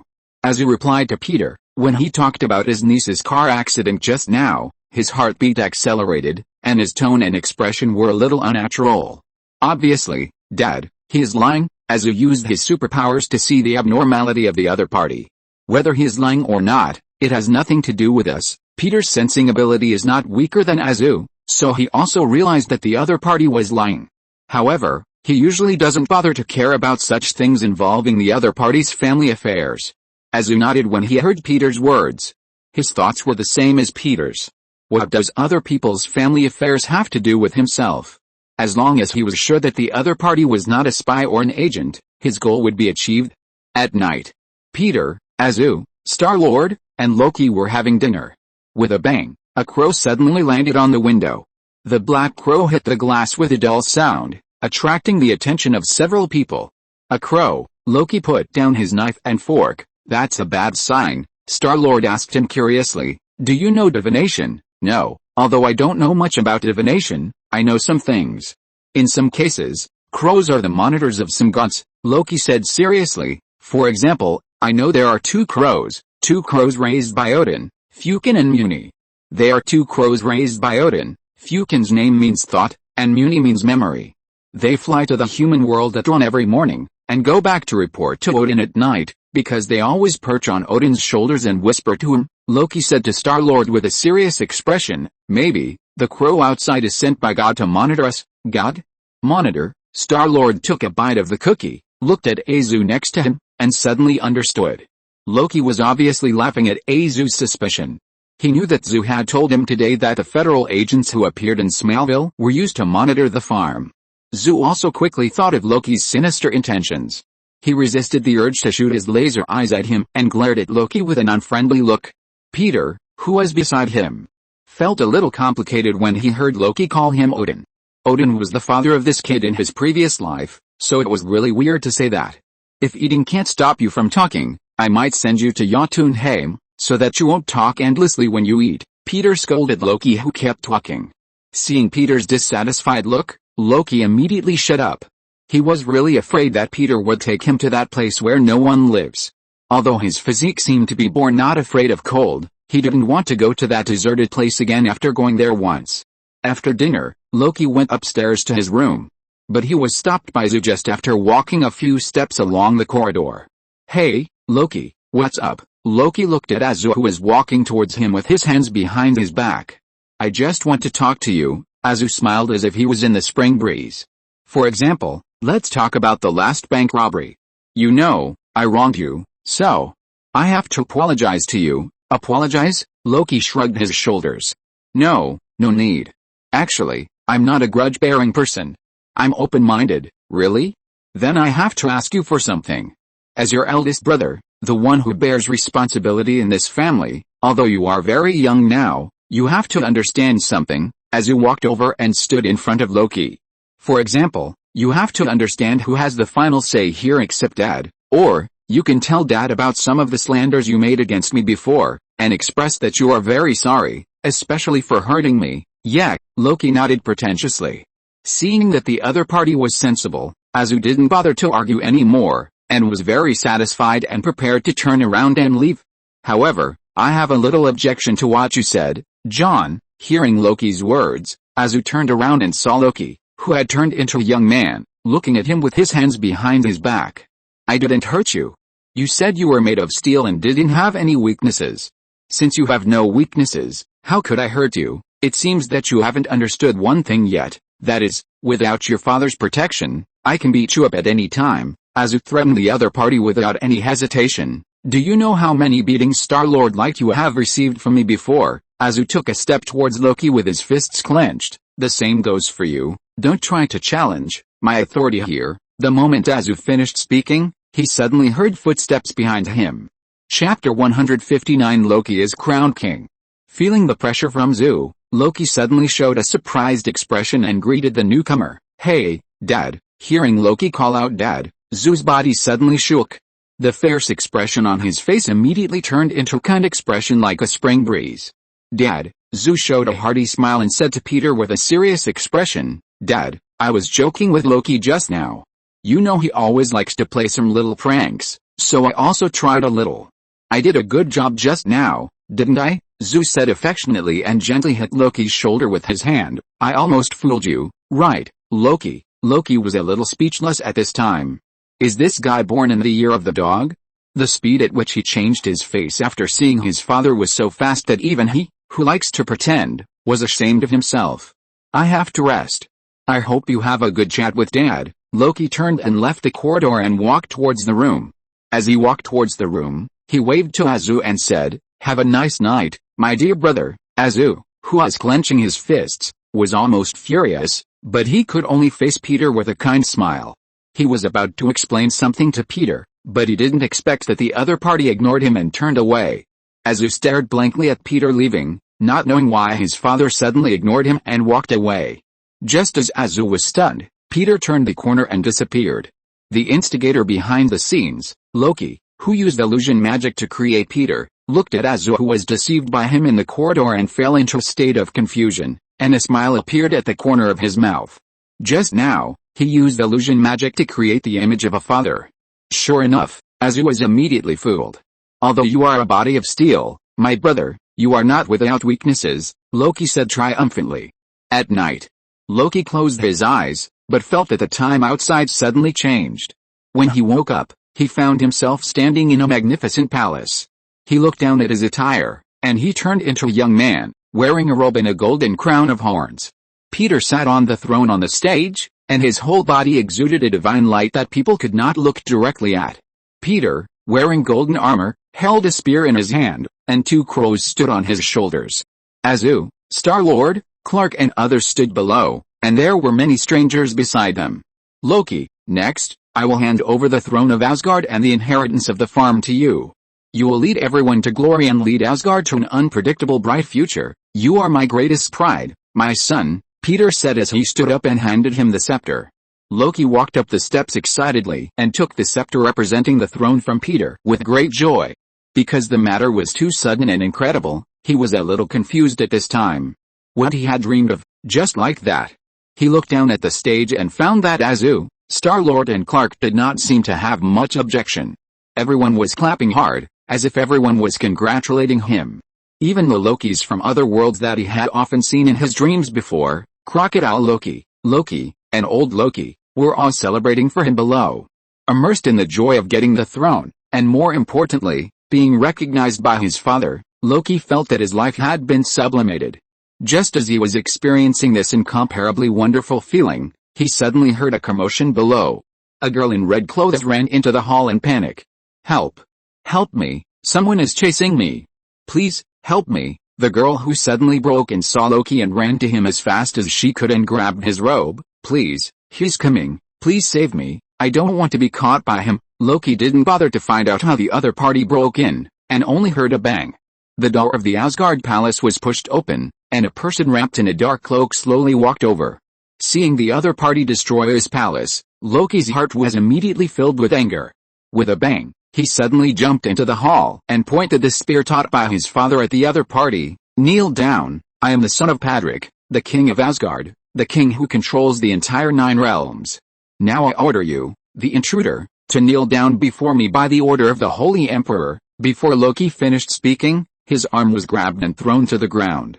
Bang! Loki, who was unable to react in time, lost his balance and was repeatedly swung on the ground like a ball by the other party. The ground was deformed by the smash, and the stones and soil spread all around, and smoke and dust quickly spread. Loki, who was smashed to the point of doubting his life, lay on the ground, looking up at the ceiling, panting slightly. Seeing Loki being smashed, the girl in red immediately screamed and tried to escape. But the man in the black cloak was very fast and moved in front of her in an instant. The girl in red stretched out her hand, and an invisible force spread through the air. At the same time, the man in the black cloak was knocked out by this invisible force, and fell heavily to the ground with a bang. Seeing the man in the black cloak fall to the ground, the girl wanted to continue to run away. But the next second, the place where she was standing sank, and countless tentacles wrapped around her body from the bottom and pulled her down. Although the girl struggled hard, she was eventually caught by the tentacles that stretched out from the ground. Loki staggered to his feet, looked at the ground that had returned to its original state, and then looked at the cloaked monster that had disappeared, and swallowed his saliva. What's going on? The people who were disturbed by their interest quickly left the palace. The entire coronation ceremony ended in such an anticlimactic way. Loki left the hall and returned to his room, still thinking about the girl just now and the mysterious cloaked monster. There was no conversation that night. After waking up the next day, Loki prepared to go back to the farm he had been away from for a long time. After being teleported to the farm, Loki was about to enter the living room when he saw the familiar farm. The girl in red who had appeared before appeared in front of him again. "Hey," Loki called her, "who are you? Who is chasing you? You again?" The girl in red seemed surprised to see Loki. "This is my home, this farm is my home," Loki asked her dissatisfiedly. "Who are you? Why do you suddenly appear in front of me several times?" "My name is Sarah. Sorry, I have to go." Now is not the time to talk. The girl disappeared in front of Loki at a very fast speed. When Loki wanted to catch up, he found that she had disappeared. Damn it! Bang! He hit the fence of the farm hard. Loki felt a pain in his fist, and opened his eyes a second later and found himself lying on the bed. Peter, Clark, John and Star-Lord were around him. Peter asked her with concern, "Are you okay, Loki?" Seeing the naughty child wake up, he breathed a sigh of relief. "What's wrong with me, Dad?" Loki scratched his hair in confusion. He felt his head was groggy at this moment. "After you rested last night, no matter how much I called you this morning, you couldn't be awakened. It was not until the evening, and now it's 5 o'clock in the afternoon." Star-Lord next to him explained to him, "You have slept for a day and a night." "A day and a night?" Loki asked in disbelief. "So, my coronation as king in Asgard was fake." He couldn't accept it. It turned out that his coronation as king and succession to his father's throne were all fake? But if it was fake, why did the experience feel so real? A huge sense of loss suddenly hit him. Azul held his hands together and ridiculed Loki. "This kind of thing can only be realized in your dreams, Loki." "What happened?" Peter asked him with a frown. Loki did not hide it, so he simply narrated what happened in the dream to Peter. Of course, he omitted the lively and prosperous coronation ceremony of the throne and focused on telling the information about the girl. After listening to Loki's story, Peter frowned even more. Sarah? Could it be the new girl next door? That girl was also called Sarah, and she had been in a coma. Could Loki be pulled into her dream? Zoo also thought of the new neighbor he visited yesterday, and he cast a puzzled look at Peter. Apparently Zoo and he thought the same thing.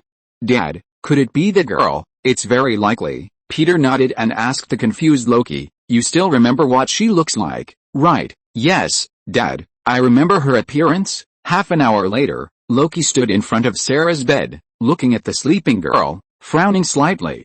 He glanced at the pomegranate flowers on the bedside table. In his dream, He smelled the scent of pomegranate flowers on the girl. After observing for a while, Loki walked out of the room. Peter and Mike were talking outside. After seeing Loki come out, Peter said goodbye to him. On the way back to the farm, Loki asked Peter in confusion, "Dad, did I enter her dream? Brain waves will increase during deep sleep. Maybe the front part of your brain becomes a signal station, so such a dramatic coincidence happened," Peter said to him. "Or, the girl has the same ability as the sleep demon, and can pull you into her dream. Then who is the man in black robe? I don't know, but I guess that must be the person who scares her in her dream." Loki nodded. "Sleep demon? Dad, does the sleep demon exist in this world?" Chapter 160 Sandman's 3 Artifacts. Sleepy may exist in this world, or it may not exist. Peter stopped and said to Loki, "When a person changes or dies, the choice is known to the Lord of Dreams. Some people believe that all creatures that can dream in this world will enter a world called Dreamland while sleeping, where Morpheus, the Lord of Dreams, will construct the fears and fantasies deep in people's hearts. He did know in his previous life that there was a dream demon named Morpheus in DC. The origin is probably that there is such an ancient, mysterious and immortal family in the world of DC, the Endless Family. They were born earlier than all life forms in the universe, and they will exist as long as there is life. The 7 members are the personifications of fate, death, sleepy demon, destruction, desire, despair and fanaticism. The third-rank sleepy demon, whose real name is Dream, is also called Morpheus. When the first life in the universe began to dream, the sleepy demon was born. The magical thing is that the sleepy demon has different forms in the dreams of different life forms. Humans see him in human form, while cats see him in cat form. Morpheus, Loki muttered the name and fell into deep thought. "Dad, is he very powerful?" After a while, Loki raised his head and asked him. "I don't know. Why, do you want Dad to fight him?" Peter looked at the naughty child with doubt. According to Loki's unruly personality, he might really do it.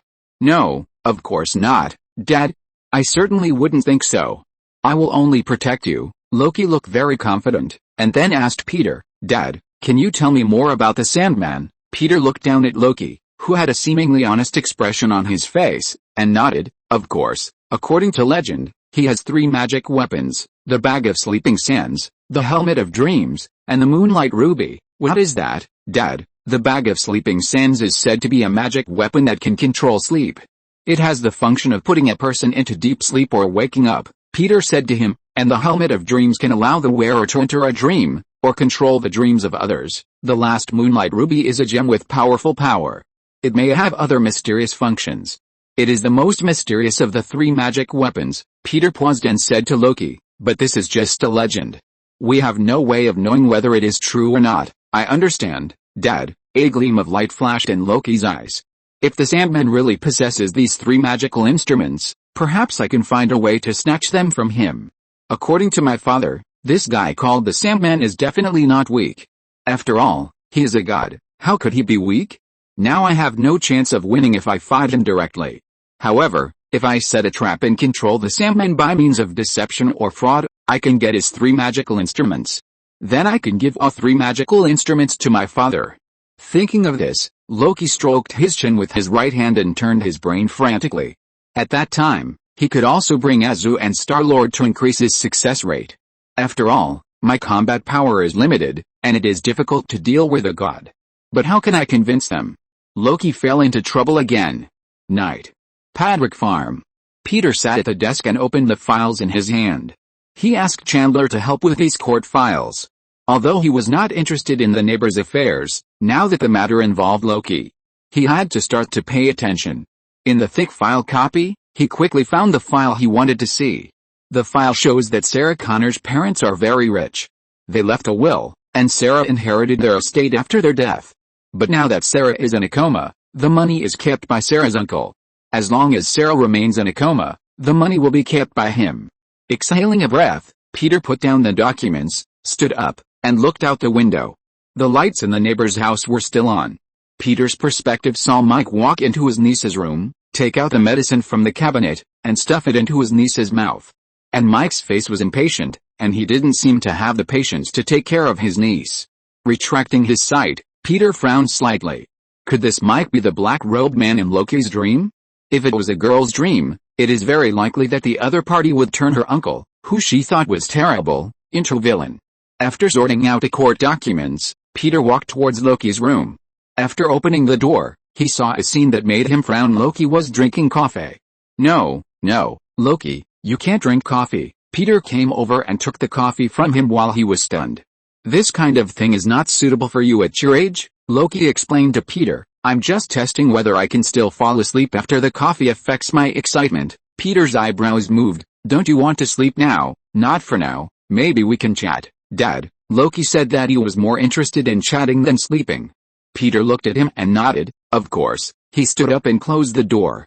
With a creak, the door was gently closed, and then pushed open again, and a figure walked towards him. What surprised Loki was that it was not Peter who came over, but Sarah. I guess I must have fallen asleep again. Loki stood up from the bed, looked at the girl walking towards him, and asked, how did you get into my dream? It's a long story. I seem to have special abilities in dreams, but they sometimes work and sometimes don't. Suddenly one day I entered your dream, but I knew it when you and your father came to see me, Loki asked in surprise. Can you sense it? Yes, it's like a long dark tunnel. Sometimes I can hear it, and sometimes I can't. I try to communicate with people, but you will never know what that feels like. Loki nodded and asked, who is the black-robed man who is chasing you? Hearing Loki's words, the girl immediately retreated in panic. No, we can't talk about him, he will hear it. Loki walked towards Sarah who was retreating and continued to ask, that's your uncle, right? Why are you so afraid of him? What did he do to you? Sarah said nervously, I don't know, I just heard the doctor say one day, they said I would wake up, but every time I was about to wake up, he would do something to me, and then I would fall into the dark abyss again, just like the bottom of the sea. There was one time I almost woke up, you came to see me that time. Hey, listen, Sarah, you have incredible dream abilities, right? Loki said in a relaxed tone, waved his hand down, trying to calm the other party down. You have extraordinary control over dreams, right? Yes, I have this ability since I was a child. I can enter other people's dreams and have powerful powers here, but I can't defeat him, Sarah said. While looking around nervously, he's coming, I have to leave here, I have to go. A heart-pounding roar came from the night outside. Listen, Sarah, he is not actually strong. It is because you are afraid of him and terrified of him that you imagine him to be extremely powerful in the dream world. As long as you are no longer afraid of him, you can easily defeat him, Loki said his thoughts. You have to let go of your fear of him. I can't do it, Sarah shouted at him weakly.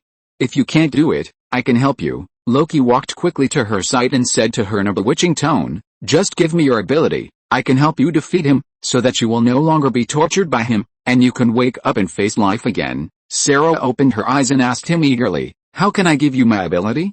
I have never done it before, Loki smiled. This is your dream. You have almost all the abilities in the dream, just like a gifted dream controller. As long as you are willing, you can definitely do it. Loki bewitched the other party to pass on the control of the dream to himself. Listening to the roar of the black-robed man getting closer and closer, Sarah could only reluctantly agree to try it. At the same time, in the real world, Peter frowned when he saw Loki suddenly fall into a coma. He looked in the direction of the neighbor's house and found that the neighbor was feeding medicine to the girl. Thinking of the black-robed man who attacked him in the dream world mentioned by Loki, Peter immediately activated his super speed and moved to Mike's house in an instant. Although he could not help Loki deal with the black-robed man in the dream, he could do it in the real world. With a bang, Peter grabbed Mike's hand that was feeding medicine to his niece. Mike, who was startled by Peter's sudden appearance, looked at him in shock. Mr. Papadrick. Peter took the potion from the other party, then controlled the strength and kicked him. With a bang, Mike was kicked to the ground. In the dream world, Sarah successfully passed her ability to Loki. But unfortunately, his fear of his uncle did not disappear. Bang! The black-robed man grabbed Loki and smashed him to the ground. Just as he was about to continue the attack, he suddenly heard footsteps behind him. Turning back, Loki was shocked to see Peter appear in front of him. Dad, Loki said with some doubt, and then he saw Peter flash in front of the black-robed man, grab the black-robed man's neck, and throw him to the wall. With a bang, the wall of the room was instantly smashed through. Thank you for your support, readers. Thank you for the reward from Mayo Mayo. Recommended book. Welcome to the weird game. Folklore, Cthulhu and strange stories. You can download it if you like it. Chapter 161 Concept got Peter in the dream. What happened? Loki, who was lying on the ground in a daze, asked Sarah. It's your father. He stopped your uncle in reality, Sarah said in disbelief. She could sense what was happening outside, so she knew clearly that her uncle in the bedroom was being beaten by Peter. The projection into the dream was that she subconsciously created a Peter who was stronger than her uncle. Bang! Peter jumped out of the barn, grabbed the black-robed man by the neck, lifted him into the air, and threw him hard to the ground. The ground was shaken slightly, and the black-robed man fell on his back and spit out blood. The unwilling black-robed man stood up and tried to fight back. As he moved, the ground collapsed, and countless black tentacles were summoned from the ground to attack Peter. Facing the tentacles rushing in from the sky, Peter took a step forward, dodged the tentacles, grabbed the black-robed man who had no time to dodge, and threw him forward again. With a bang, the black-robed man rolled out along the ground. In the real world, after Peter kicked Mike away, he picked up the medicine that he was going to feed his niece and asked him, "What is this?" Mike covered his chest that was hurt by the kick and looked at Peter, who had just shown lightning speed, in shock. "Who are you? It seems that you haven't realized your situation yet." Peter picked up the syringe next to him, moved in front of him like lightning, grabbed him, and raised the syringe to inject him into his neck. No. Mike dodged backwards in fear, but he couldn't break free at all. Peter grabbed his neck and slammed him against the wall. Bang! Mike's back hit the wall and he groaned in pain. In an instant, he felt his spine break, and the severe pain spread throughout his body along the nerves. Facing the needle getting closer and closer to his neck, Mike shouted in horror, "No, this is not the medicine for Sarah." "Oh." Peter stopped and looked at the liquid in the syringe in his hand, and asked him curiously, "What is this?" "It is a medicine that can prevent Sarah from waking up." "It's me. I made a mistake. I want to take possession of the property that Sarah should inherit, so I have been injecting her and taking medicine to prevent her from waking up." Mike was frightened by Peter's inhuman performance, and in horror he revealed everything he had done. "Did you mix these medicines yourself?" Peter frowned slightly. "Sure enough, this guy is not a good bird." "Yes, I am a doctor, so I know a little bit." Mike's glasses frame was broken, and he was in a mess, no longer as gentle as before. "What are the side effects of this medicine?" Peter continued to ask him. "It will make Sarah fall into coma and unable to wake up, and it may cause damage to her nervous system." Peter nodded and looked at the trembling Mike. The next second, he inserted the syringe into the other's neck with an expressionless face. Mike felt a sharp pain, his eyes wide open, looking at Peter in disbelief. Then he felt a wave of sleepiness coming over him. His eyelids were fighting, and he could no longer hold on, and fell heavily to the ground with a bang. After looking at the other person who fell asleep, Peter cast his eyes on Sarah, who was lying on the bed breathing rapidly. "I don't know what the situation of Loki and Sarah is in the dream." Peter frowned and became worried about Loki's situation. Dream world. Under the stunned eyes of Sarah and Loki, Peter grabbed the black-robed man and grabbed him directly in the abdomen. With a bang, Peter's arm penetrated into the black-robed man's body. The black-robed man, who felt the pain, let out a painful roar. It was as if Peter's arm produced a cosmic singularity, constantly absorbing the black-robed man's body from the wound. In the end, he was completely absorbed in the black-robed man's unwilling roar. Seeing the black-robed man, who was extremely powerful before, being defeated like this, Loki looked at Peter in shock. "Father, even in the dream world, his father is so powerful." But he soon realized that this was not his real father. This was Sarah's father. In her dream world, Sarah transformed her uncle into a powerful black-robed man. But because she could sense the outside world and saw her father easily beat her uncle in reality, she unconsciously transformed her father into a more powerful existence and projected it into the dream world. Loki looked at his father, and Peter's figure gradually disappeared in the light. The haze of the entire dream world also gradually began to dissipate. Sarah looked at Loki gratefully and wanted to thank him. But before she could say thank you, Loki felt dizzy. After a while, Loki suddenly opened his eyes. What he saw was the familiar ceiling. He turned over and looked around, and soon confirmed that he had woken up from the dream. "Dad," Loki's heart moved, and he immediately opened the door and rushed to the neighbor's house next door.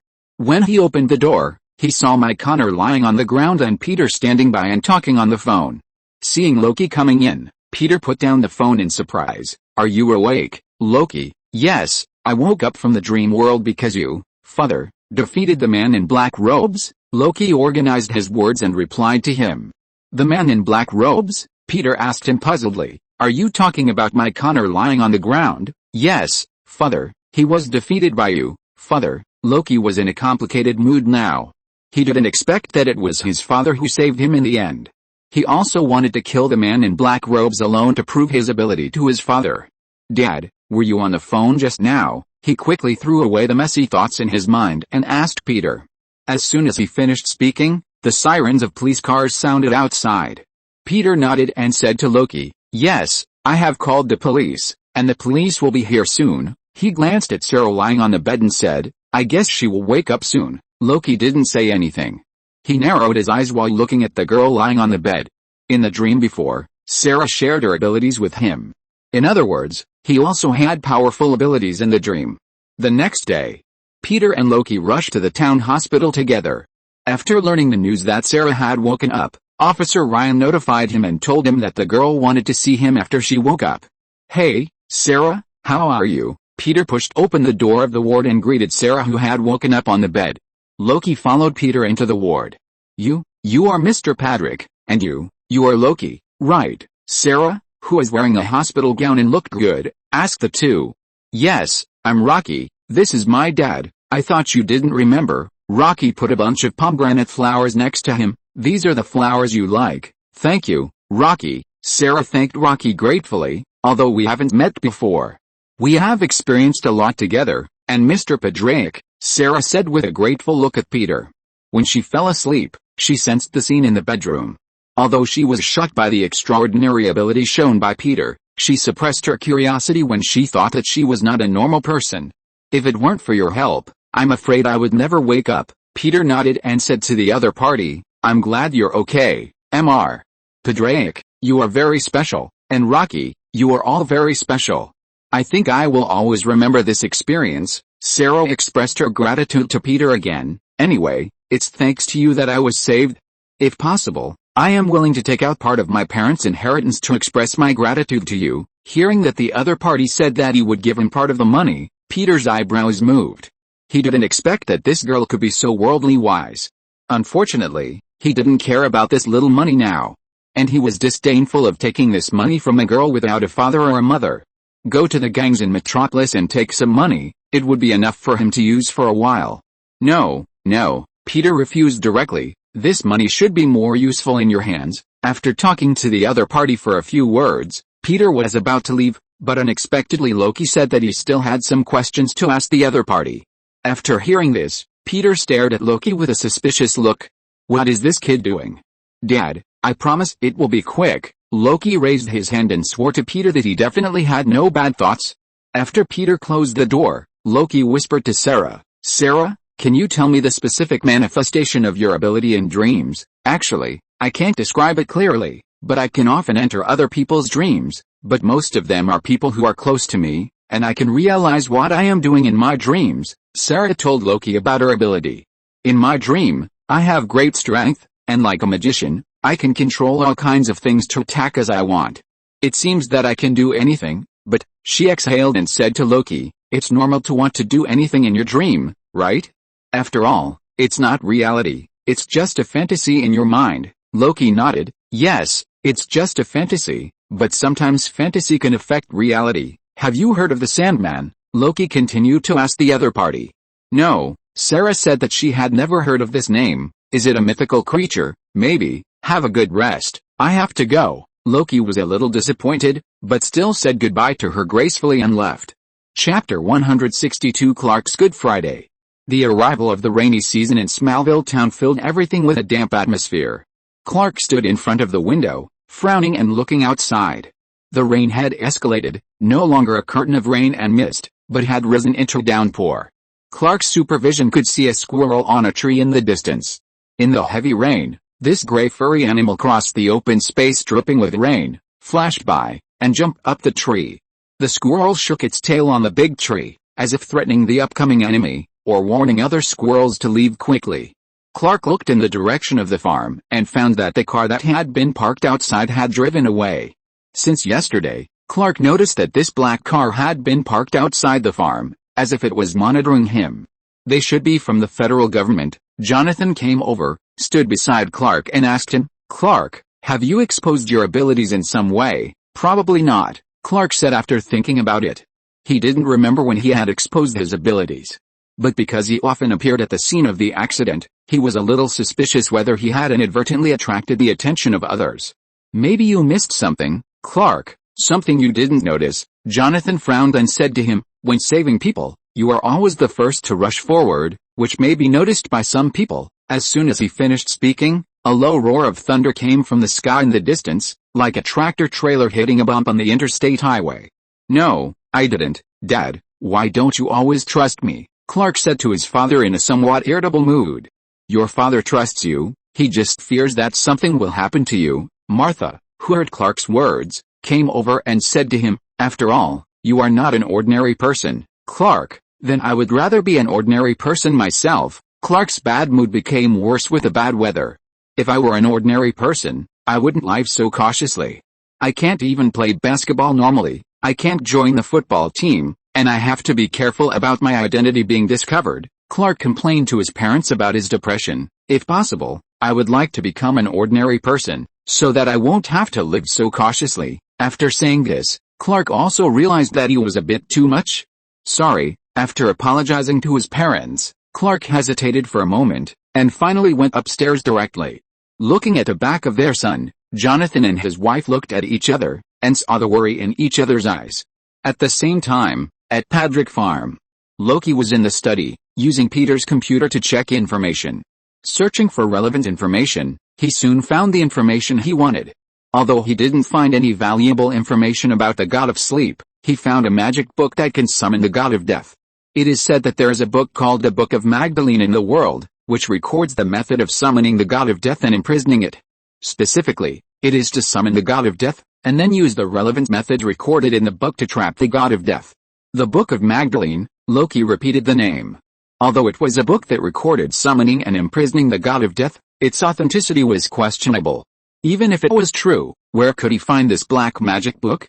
Taking his eyes away from the computer, Loki propped his chin with one hand, looking at the heavy rain outside the window, and fell into trouble. And can the god of death or the god of sleep be imprisoned by magic alone? He didn't think it would be that simple.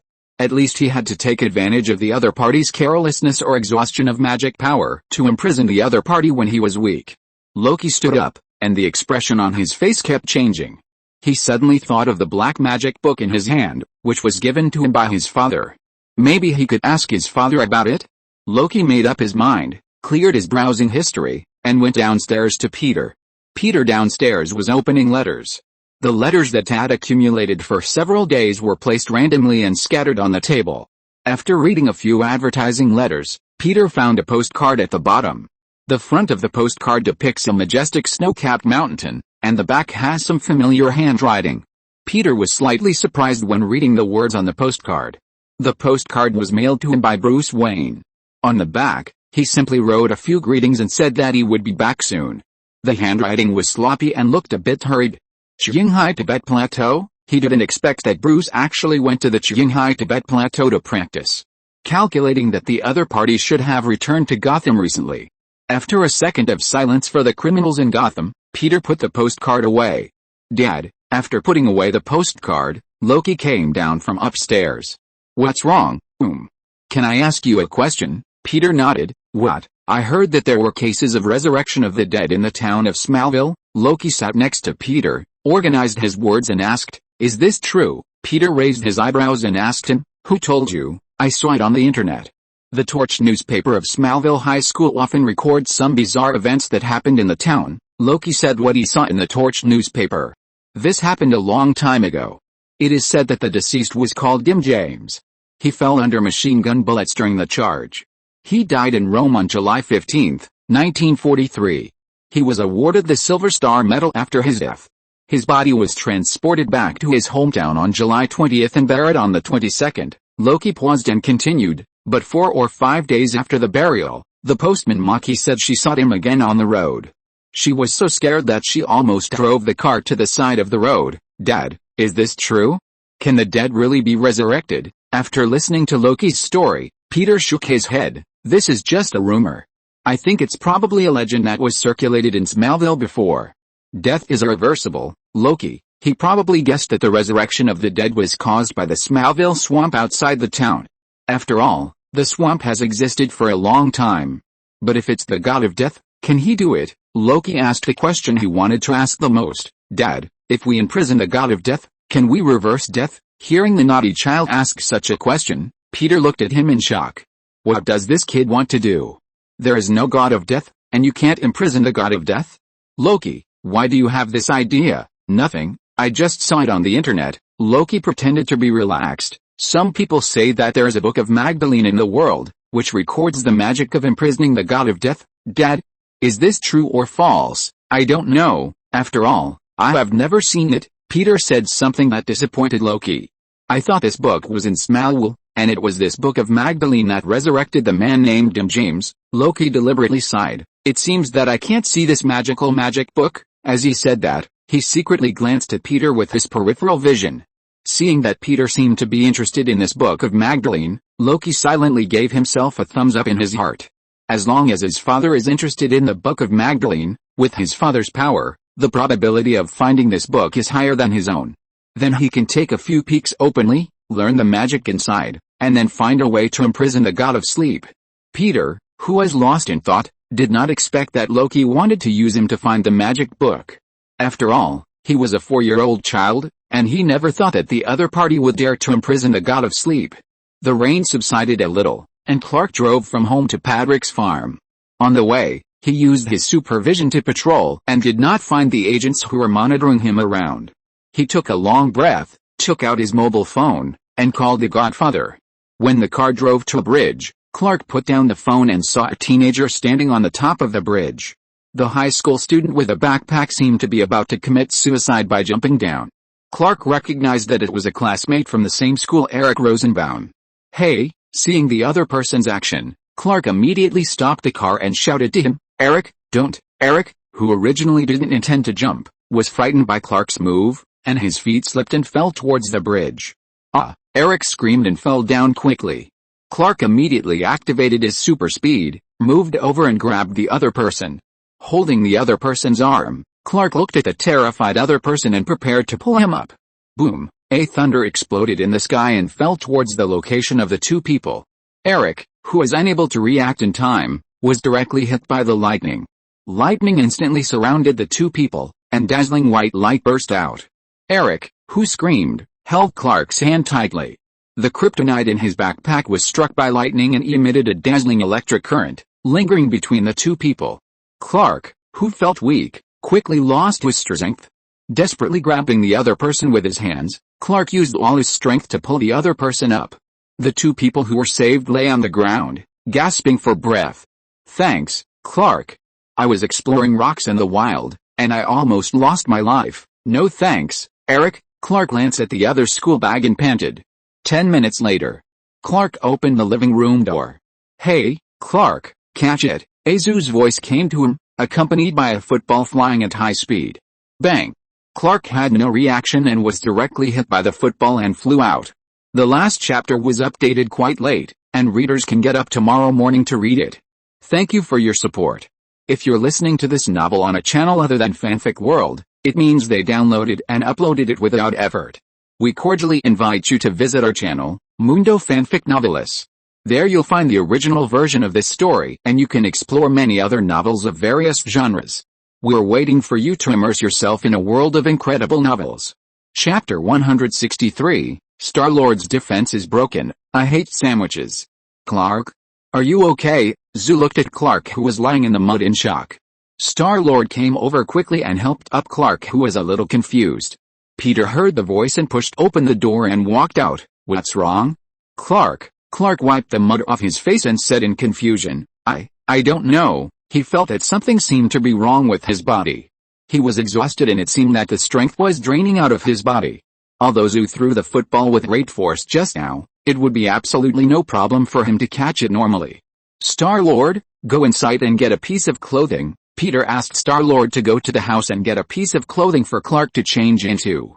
Okay, Dad. In the living room, Clark changed his clothes, but he was still a little cold. Are you okay? Clark, is there something wrong? Peter frowned and asked Clark, who was obviously in an abnormal state. I don't know. Clark's thoughts were a bit confused. I just saved someone. Maybe it has something to do with lightning. Zoo asked him puzzledly. What lightning? Who did you save? Eric. He was standing on the bridge at the time. I grabbed him, and then, lightning struck us. Clark told several people what happened just now. This feeling is very strange. I have never had this happen before. Clark stretched out his hand and looked at his palm. It's like I'm sick. Peter comforted him. You have experienced it before. When the sunspots were active last time, Clark, your superpowers failed. Maybe this time is the same. Clark raised his head and asked Peter with a worried face, Godfather, am I really sick? No, Clark, you are just a little bit wrong. Clark, isn't this different? Looking at Clark's depressed expression, Peter comforted him. You just need to rest for a while. Maybe tomorrow you will be fine. The next day, Smallville High School. Clark, who was out of breath after running a few laps, was ready to talk to Eric. Hey, Eric. Hi, Clark. Eric looked energetic. Thank you for saving me. If it weren't for you, I would have really fallen. Clark looked at the other person and asked tentatively, how have you been feeling since yesterday? Great. Anything unusual? Eric looked at him in surprise. Should I have? No, I'm just glad you're okay. Clark changed the subject. I'm glad to see you're okay. See you later. He greeted the other person and prepared to leave. But he was soon stopped by the other person. Hey, Clark. Eric pointed at his nose and said, you're bleeding from the nose. Clark touched his nose with his hand and found that it was covered with blood. He was a little flustered, so he quickly wiped the blood and left the locker room. Watching Clark's back as he left, Eric smiled and turned to walk towards the training equipment in the locker room. He added a bench press barbell to the maximum and pushed it up easily. Padwick Farm. I think I know what happened, Dad. Zoo handed a newspaper to Peter. Clark's superpowers were transferred. He is now an ordinary person, and someone has become a superhero. The media calls him Superboy. Peter listened to Zoo's words and took the newspaper from him in confusion. What caught his eye was the huge headline, Superboy punishes robbers. Zoo asked, Dad, was it the lightning that exchanged Clark and Eric's abilities? I guess so. After reading the report, Peter put the newspaper down. Clark said that the other person had kryptonite in his school bag. Perhaps this is the result of the dual effects of kryptonite and lightning. Similar situations do not seem to be unique in the DC world. The Flash was born under the dual effects of lightning and laboratory materials. Godfather. As soon as he finished speaking, Clark pushed the door in weakly. Clark, you haven't been in a good state recently. Peter saw him come in and joked. It seems that the experience of being an ordinary person should not be very good. Clark wanted to say something, but he still kept his mouth shut and threw himself on the sofa weakly. Godfather, do you know about the quarrel between my parents and me? Clark looked up and asked Peter. Oh, your mother asked me to enlighten you, Peter said as he sat on the sofa. She said you were a little distressed about your identity that was different from ordinary people. Before I had the chance to talk to you, you became an ordinary person. Peter paused for a moment and continued, but you became an ordinary person, and you seemed unhappy again. Clark was just disappointed because it was not him who was in the limelight. Loki, who went downstairs to get a drink, suddenly interrupted. Hearing the inappropriate words of the naughty child, Peter looked at him unkindly. Loki, do you want to be in the limelight? No, Dad, I just want to get a bottle of radical soda. Loki smiled awkwardly at Peter, then closed the refrigerator door and left as quickly as possible. Clark was interrupted by Loki, and his mood became worse. No, Godfather, although I feel a little relieved, but, he raised his lost eyes and looked at Peter, I don't want to disappoint you either. I know that you and Dad have placed great hopes on me. No, you are wrong, Clark. Peter shook his head and said to him, the Godfather just wants you to understand what power means to you. Clark, if you have power that ordinary people don't have, you can see the existence of electromagnetic fields, the pattern of the world, and the mechanism of the operation of all things. You are a god to humans, but this kind of godlike power will never make you a god. It is just a tool for you to pursue a certain truth. After hearing this, Clark looked at Peter blankly. Godfather, he wanted to say something, but no suitable words came out of his mouth. Remember what we said. Hope, Peter pointed at Clark's chest. As long as you have hope, you will always get the truth, and power is just a gift of truth. Clark looked down at his chest. His eyes gradually firmed. I understand, Godfather. Even if I don't have the ability, I always have hope. It was the hope that the Godfather drew on his chest on the football field that day. Clark said silently in his heart. Very good. Seeing that Clark seemed to have regained his fighting spirit after being filled with his spiritual chicken soup, Peter nodded with satisfaction. He was not worried about Clark's situation. Not to mention that he could use the rune to summon lightning to strike the two again and restore Clark's superpowers. Besides, Clark's later idealistic miracle ability, as long as he wanted, he could give up the ability at any time, or he could easily restore the ability when he was in a good mood. Now Clark can experience the feeling of an ordinary person. While thinking, Peter looked at Azu, who was thoughtful next to him. When can Azu try to experience the life of an ordinary person? But Azu's ability is compound number 5. Unless he goes to the Black Robe world, he will probably never have a chance here. Feeling a chill all over his body, Azu quickly looked away when he saw Peter's strange look at him. The next day, I have to find a place to charge. Star-Lord fiddled with his tape recorder and looked around helplessly. He had just bought a new tape from the flea market, and he looked at the tape recorder that had run out of power and let out a sigh. Well, with the continuous development of the times, the tape recorder is going to be eliminated. I have to ask my dad to buy a new player. Star-Lord looked to the side and found that he had come to Smallville High School. Maybe I can ask Clark or John to help me charge for a while, Star-Lord muttered to himself as he walked towards the school. The school was dismissed early, so he had plenty of time to hang out outside. Hey, kid, the security guard stopped Star-Lord when he saw him about to go in. Are you from this school? Yes, Star-Lord deliberately said in a rough voice. I'm Peter Patrick. Wait, are you talking with a pinched throat? No, of course not. It's natural to me. Really? Show me your student's ID. I forgot to bring it. The black man shook his head at him. Then I can't let you in. I haven't seen you, kid. When Star-Lord heard that the other party would not let him in, he immediately became anxious. Okay, I'm not from this school, but my brother is John Patrick. You know him, right? You are his brother. Well, of course. Star-Lord straightened his chest. We look alike, don't we? No, you don't look alike at all. Your brother has a good figure. My muscles are also good, the black man said to him bluntly. No, you don't. You will be full of fat if you eat another bite of sandwich. What? Star-Lord was stabbed in the face, and he felt bad. The black man pointed at Star-Lord's belly and made a pregnant woman's expression. Star-Lord, who had suffered a blow in his life, suddenly lost the idea of recharging. He just wanted to go home and be comforted by his father. By the way, he could buy a buffet fitness machine to lose weight, and dumbbells would also come in handy. After walking out of the school gate, Star-Lord, who was thinking about how to lose weight, saw a quarrel outside.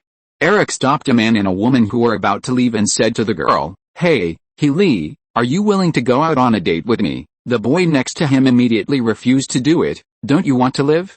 She is my girlfriend. The high school student who pushed Eric hard and was almost NTR in front of him cursed at Eric. Do you think you have become a big star just because you made the headlines of the newspaper with your stunts? You are just a nobody. Eric was pushed and got angry.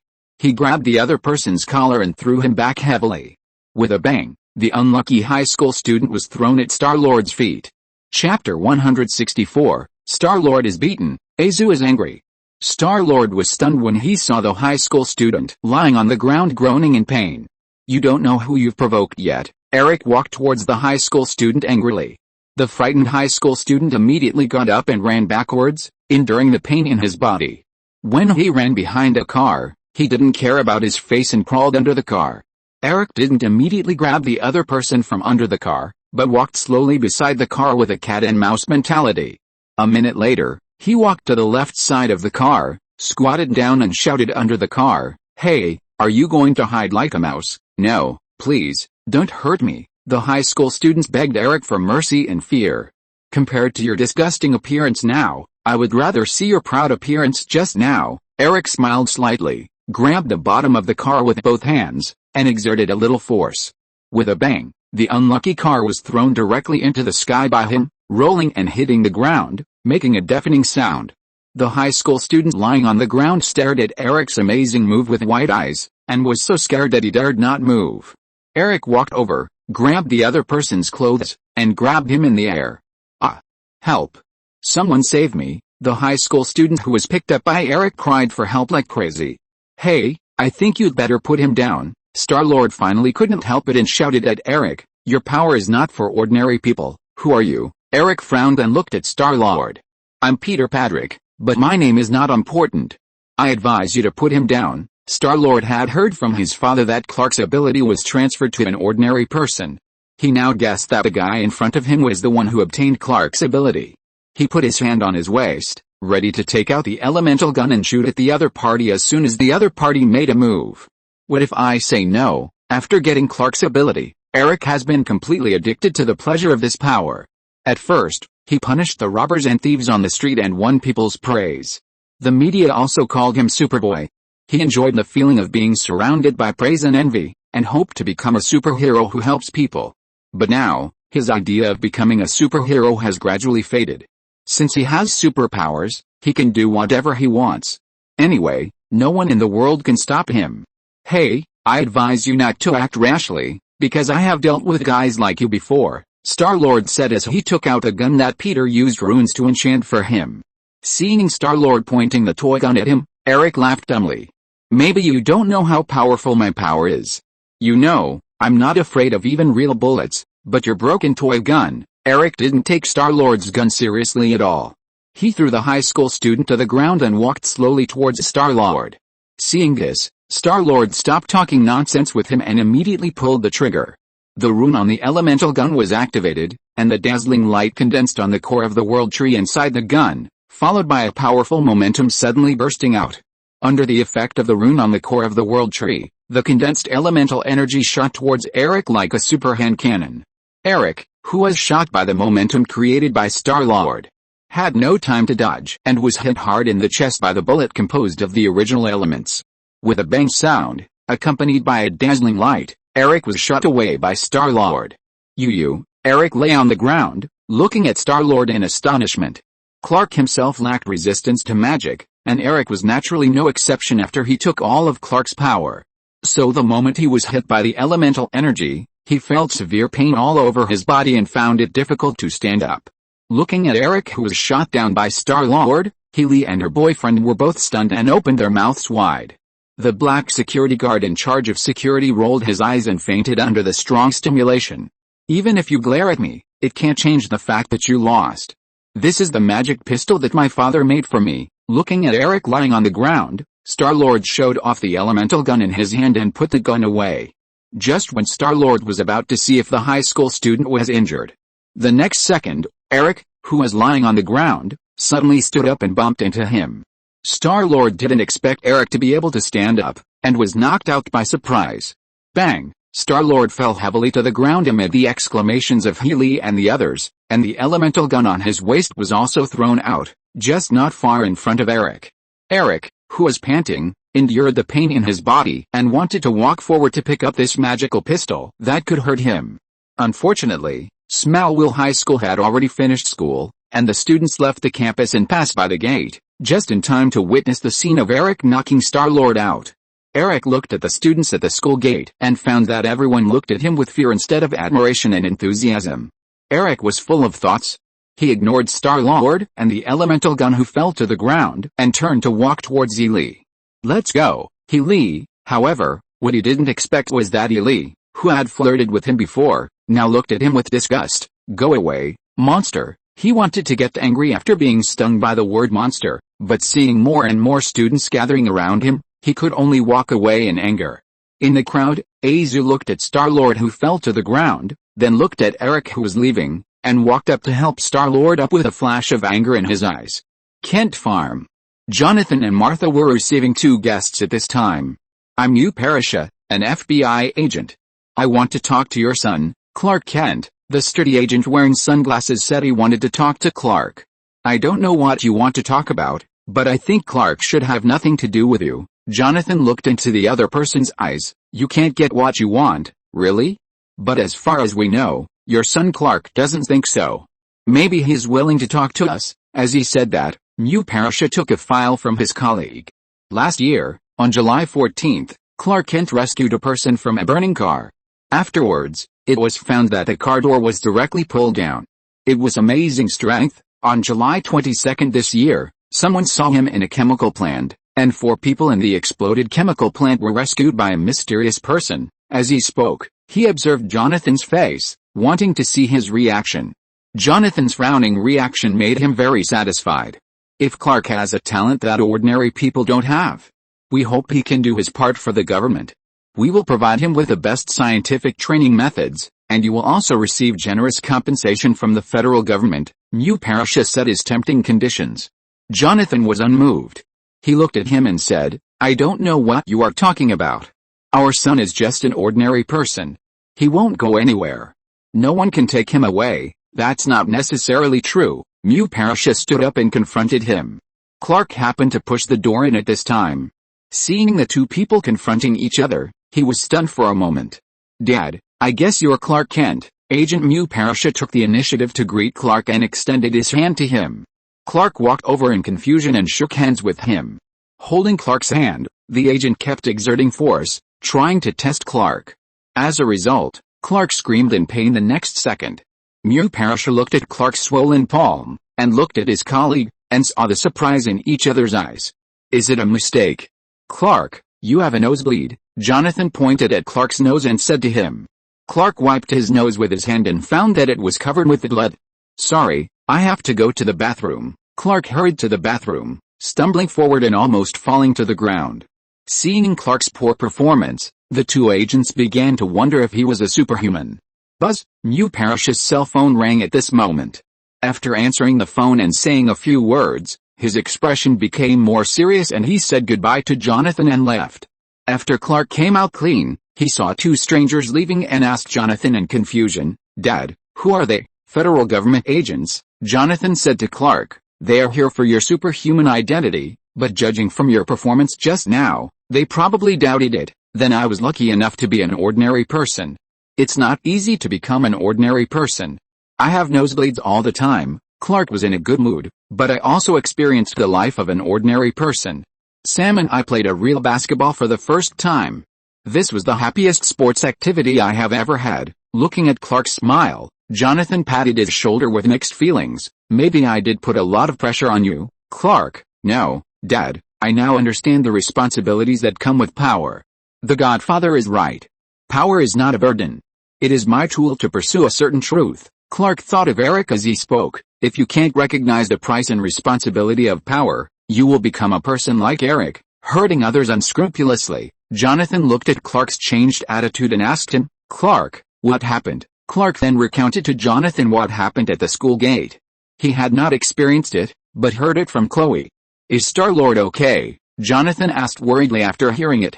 "I just went to the Godfather's house, and Star-Lord is fine." Clark took a deep breath and said to his father, "I have to find Eric, stop him, and get my power back. This is my responsibility and mission." "Dad, you are no match for him now, Clark," Jonathan said worriedly. "It doesn't matter, Dad. I have something that he doesn't have." Clark looked down at his chest and said confidently. Chapter 165, A Zoo, "You are just an incompetent waste." Padwick Farm. Hiss, Star-Lord grimaced and gasped. At this moment, Peter was applying iodine solution to his elbow. Looking at the wound where white bubbles kept appearing, he breathed a sigh of relief. Because Star-Lord only had this small fingernail-sized wound on his body.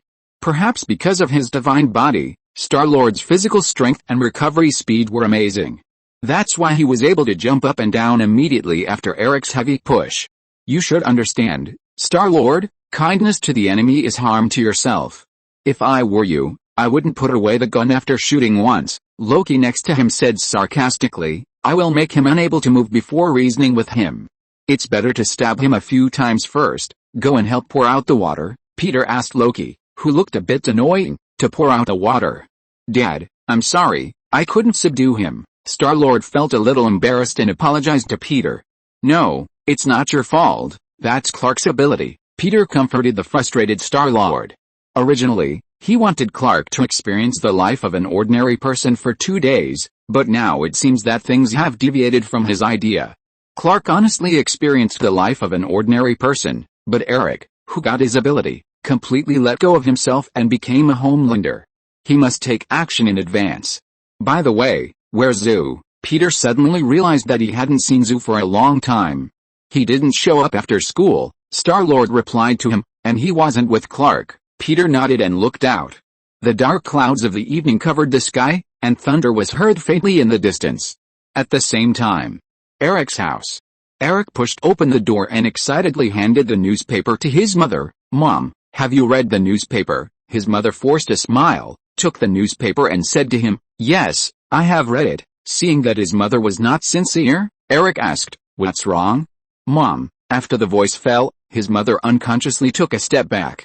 "Are you afraid of me, Mom?" Before his mother could answer, his father's voice came from behind him, "Eric, we are just worried about your ability." "Where does it come from?" Eric shook his head. "I don't know, maybe it's lightning." His father was skeptical and said to him, "I have an appointment with Dr. Lee." Hearing that his father was going to send him to see a doctor, the smile on Eric's face quickly disappeared. "I'm not sick, Dad, I'm special." But his father ignored his remarks and continued, "If you don't have health problems, we will send you to Metropolis." "I don't understand, why should I go there? I have an old colleague who is a university professor, and he wants to see you." Eric was immediately furious and shouted to his father, "Is he going to study me? I'm not your scientific experiment." At this moment, he vented all the pain he had suffered in the family to his father. "Dad, all the mistakes have been caused by you. You are self-righteous and never consider my thoughts." Facing his rebellious son, the father did not indulge him.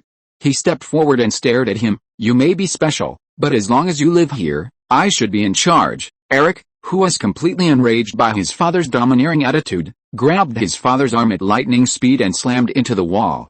Bang! The whole house seemed to shake. "I've had enough of you. I'm not a freak. I'm not going anywhere." The father, who was caught in the air and pressed against the wall, groaned, feeling the strange power of his son, and swallowed his saliva. "Eric, put me down. I tell you, I can do whatever I want now, and no one can stop me." Eric grabbed his father's collar, with a sneer on his lips. At this time, his mother's trembling voice came from behind him, "Eric, put your father down quickly." Eric turned around and saw his mother holding a golf club towards him. "Mom, what are you doing?" Eric's expression showed a trace of confusion. He didn't understand why his mother looked at him as if she were an enemy. "I got a call from the principal, and he told me what you did at school, Mom. I was so hot-headed that I just did it." The mother shook her head and said in a reluctant tone, "Everyone should be responsible for their own actions." Eric wanted to say something else, but he heard the shrill sound of sirens. He quickly walked away from the window, opened the curtains, saw the police car coming on the street in the distance, and looked at his mother with disbelief. "Mom, what did you do?" "Eric, you need help now." The expression on his mother's face was very painful. "So, you called the police?" Eric looked at his parents with great sadness. "You are my parents. You should protect me, not call the police to arrest me." "Speed up." Agent Mu Parasha, who left Clark's house, urged his men to speed up and rush to Eric's house. He parked the car in front of Eric's house, took out his pistol and prepared to rush in. As a result, the next moment, with a bang, he was knocked out by the suddenly opened door and fell to the ground and rolled in pain. Then, in his disbelieving eyes, Eric grabbed his car and smashed it towards the house next to him. Bang! The car was smashed into the house, and the building debris flew around, making a deafening sound. After doing all this, Eric looked at Parasha with contempt, and his figure disappeared without a trace in an instant. Mu Parasha wanted to stand up, but felt a sharp pain in his body. His ribs were broken. This damn unlucky town. He shouldn't have come here to suffer. After smashing a police car, Eric quickly came to the bridge where he exchanged abilities with Clark before. Standing on the edge of the bridge, he looked down at the turbulent river under the bridge. "Do you want to jump down?" Suddenly a voice came from behind him. Eric looked back and found that it was Azu from the same school. "No, I just want to test my limits." "What are you doing here?" Eric looked at him in confusion. "I want to tell you that you have no limits." Azu walked towards him slowly. "Even if you have superpowers, you are just a weak, cowardly, incompetent, damn ordinary person." Seeing Azu provoking him, Eric narrowed his eyes. "You may not know what kind of power I have. I can kill you easily, just like crushing a bug." Eric jumped off the bridge railing and walked towards Azu slowly with a bad look. "I can do whatever I want. No one can stop me." However, before he finished speaking, he was shot away by Azu's zero-frame star thermal vision. The bridge surface was deeply plowed by Eric's body, and finally hit the bridge pier with a dull sound. Eric, who fell to the ground, felt a pain in his chest. The other party can shoot lasers from his eyes. Am I not the only special one here? Eric, who was a little skeptical about his life, gritted his teeth and stood up suddenly, activated super speed, and rushed towards Azu. The result was beyond his expectation. His fist was caught by the opponent easily. Azu shook his head at Eric expressionlessly. Sure enough, you damned waste. Even if you have superpowers, you don't know how to use them. You are so weak that it makes me sick. After that, Azu slapped Eric in the face. With a loud bang, Eric was blown away. With his ears buzzing and his face burning, Eric fell to the ground, panting hard and trying desperately to stand up. Azu walked forward and looked down at Eric. I am faster and stronger than you. If I want, I can kill you at any time. You are not a guy who can do whatever you want. You are just an incompetent and arrogant damn ordinary person. Eric couldn't stand being ridiculed by Azu, and stood up with a roar and wanted to fight back. But the fist he swung out, which seemed extremely fast to ordinary people, was easily caught by Azu again. Azu turned around and hit him with an elbow. With a bang, Eric was elbowed and flew out. Then, before Eric landed, Azu flew straight over and grabbed his neck and flew into the sky. Bang! Bang! Bang! Holding Eric, Azu kept accelerating in the air, and the sound of breaking the sound barrier was endless. What do you want to do? Feeling the strong wind in his ears, Eric was really scared. He didn't expect that the other party could fly, and both his strength and speed were better than his. He thought he was the most special in the world, but he didn't expect that there was someone stronger than him. His previous arrogance disappeared completely, and only fear remained in his heart. Don't you want to test your limits? Let me help you test it. Azu said that he could help him test his limits for free. No, Eric screamed after being thrown down from a height of 10,000 meters by Azu. The whistling wind kept pouring into his ears, and he kept accelerating as he fell down. Fear swept through his whole body, making him feel as if his soul had left his body, and his face was extremely numb. With a bang, his body slammed into the river. In an instant, the surface of the river seemed to have dropped a depth charge, and the water splashes and waves were lifted up dozens of meters high. A terrifying vacuum zone also appeared at the force point, making a huge noise that shook the surroundings. At the same time, Clark also rushed to the bridge and saw Eric falling into the river. Looking up at the sky shock, Clark immediately ran to the river at the fastest speed. Although he was very dissatisfied with Eric's performance after obtaining his ability, he didn't want him to get into trouble. After waiting by the river for a while, seeing that the other party didn't come up, he thought that the other party was in trouble, so he jumped into the river with a plop. Clark dived into the water and found that Eric was surrounded by a group of small fish emitting dark green. Knowing that the small fish containing kryptonite would show restraint to Eric's ability, Clark quickly swam over to disperse the fish, hugged the weak Eric, and swam upward desperately. However, because he had become an ordinary person, his strength was not enough, and it was difficult for him to swim upward with a person. His strength gradually weakened and he slowly fell downward. Chapter 166 Loki meets the three goddesses of fate. Clark gradually sank, his lungs running out of air, his body eroded by the cold. A strong acid-like stomach acid suddenly rushed into Clark's chest and mouth. He felt vomit, mud, and then a picture of sugar dissolving like being poured into hot coffee. Just when Clark thought he was going to be swallowed by the river, a dazzling white light illuminated his eyes. Along with the white light came a pair of warm hands. Snap! The warm hands grabbed him and pulled him up. Clark looked at the hands in disbelief until he saw the owner of the hands, the Godfather. Peter pulled Clark and Eric out of the river and put them on the river bank. Clark, lying on the ground, gasping for air, looked at the black clouds above his head. The towering trees on the riverbank disappeared, replaced by a rugged riverbank covered with green grass. The Susquehanna River above it sometimes rolls and sometimes calms down, and the waters of Ovaltine gurgle and surge forward. Everything gives Clark a different feeling from usual, and he can feel the joy of life. You are too messy, Clark. You are no longer Superman. Why do you still want to save people? Peter looked at Clark lying on the riverbank and gasping for breath, frowned and asked him.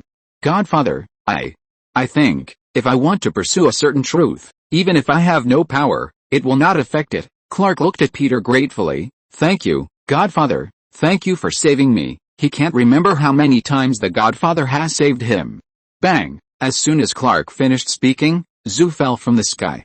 looking at Clark and Eric who were embarrassed at the scene, and then looking at Peter with a serious expression. Zhu stood aside with a guilty conscience and didn't speak. It seems that he was a little heavy? Looking at Zhu with an expression of admitting his mistake, Peter ignored him. This kid probably saw Star-Lord being bullied, so he came to deal with Eric. Although the mentality of protecting his brother is worthy of encouragement, the attack was too harsh. If Eric was killed directly, wouldn't Clark's ability be temporarily lost? Ahem. Eric, lying on the ground, spit out a mouthful of water from his mouth and groaned in pain. Turning over, his weak body looked at Clark. "I'm sorry, Clark." Eric apologized to Clark with a guilty look as he made a weak sound. When he fell to the bottom of the river, his body gradually became weak and he saw Clark desperately coming down to save him. "I'm sorry, Clark, I lost myself, I will give you the power back." Eric, who was out of breath after saying a few words, lay down weakly.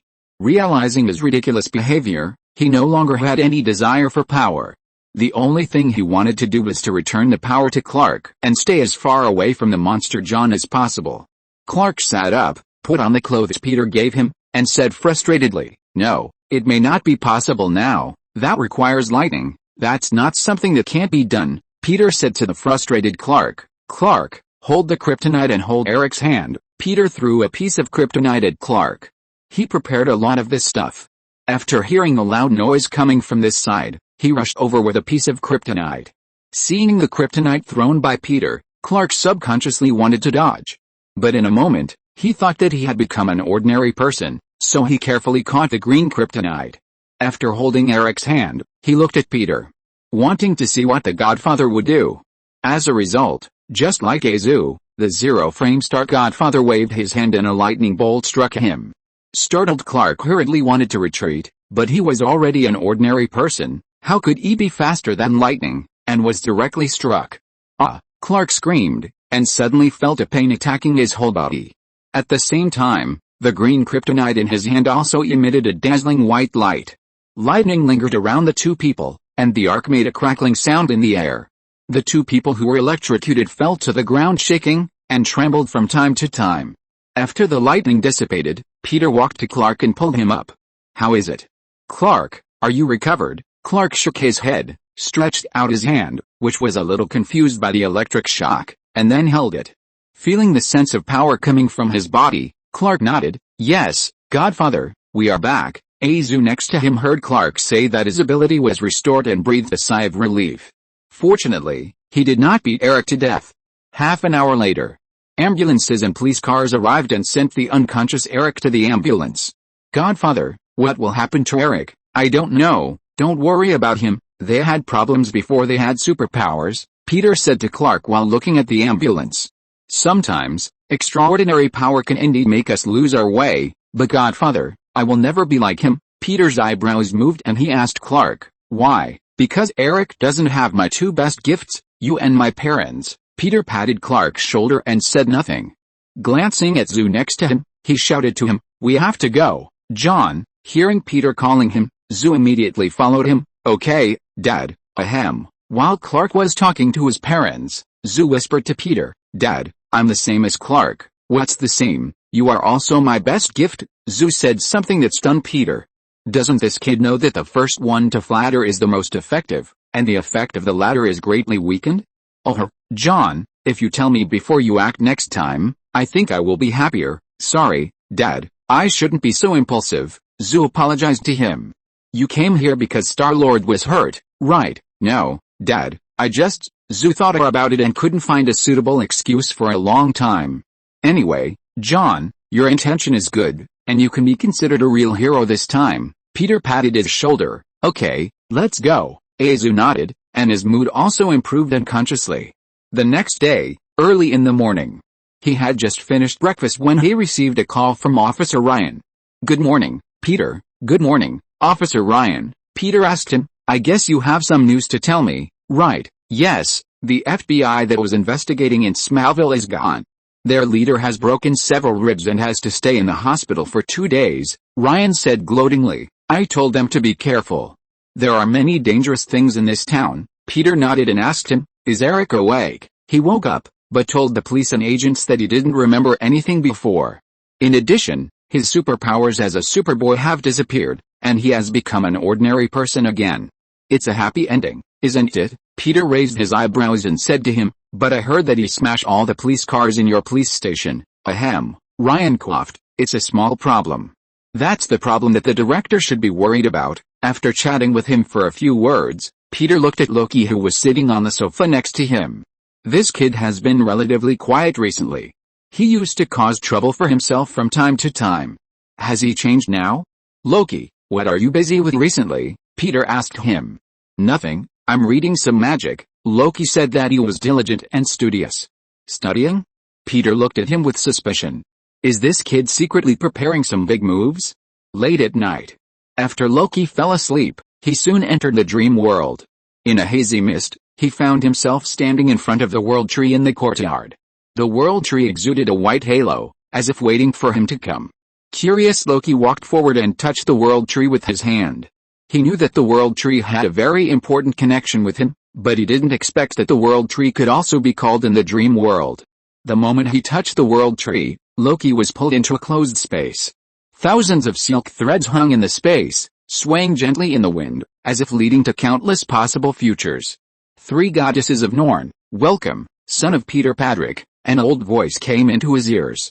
When Loki heard the other party say three goddesses of Norn, he was stunned. Did the world tree give birth to the three goddesses of fate? Loki knew that the mature world tree had the three goddesses of fate.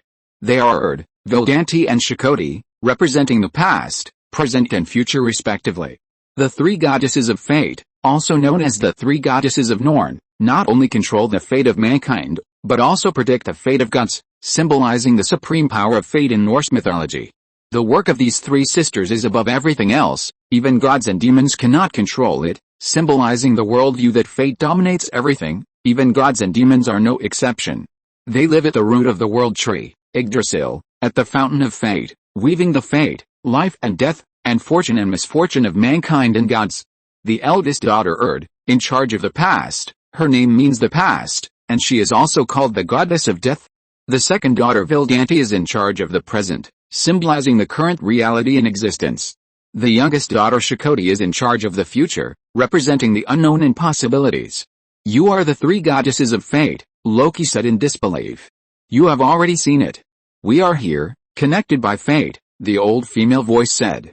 Haha, a girl who looked young and elegant, with a mysterious aura all over her body, ran past Loki with a giggle, and then disappeared into the silk thread. Chapter 167 Loki's Ambition, Big Event at the Bar. Since you are the three goddesses of Norn, you should know the rules. Oh, the woman with the older voice said suspiciously, and asked Loki, new idea, what rules do you want?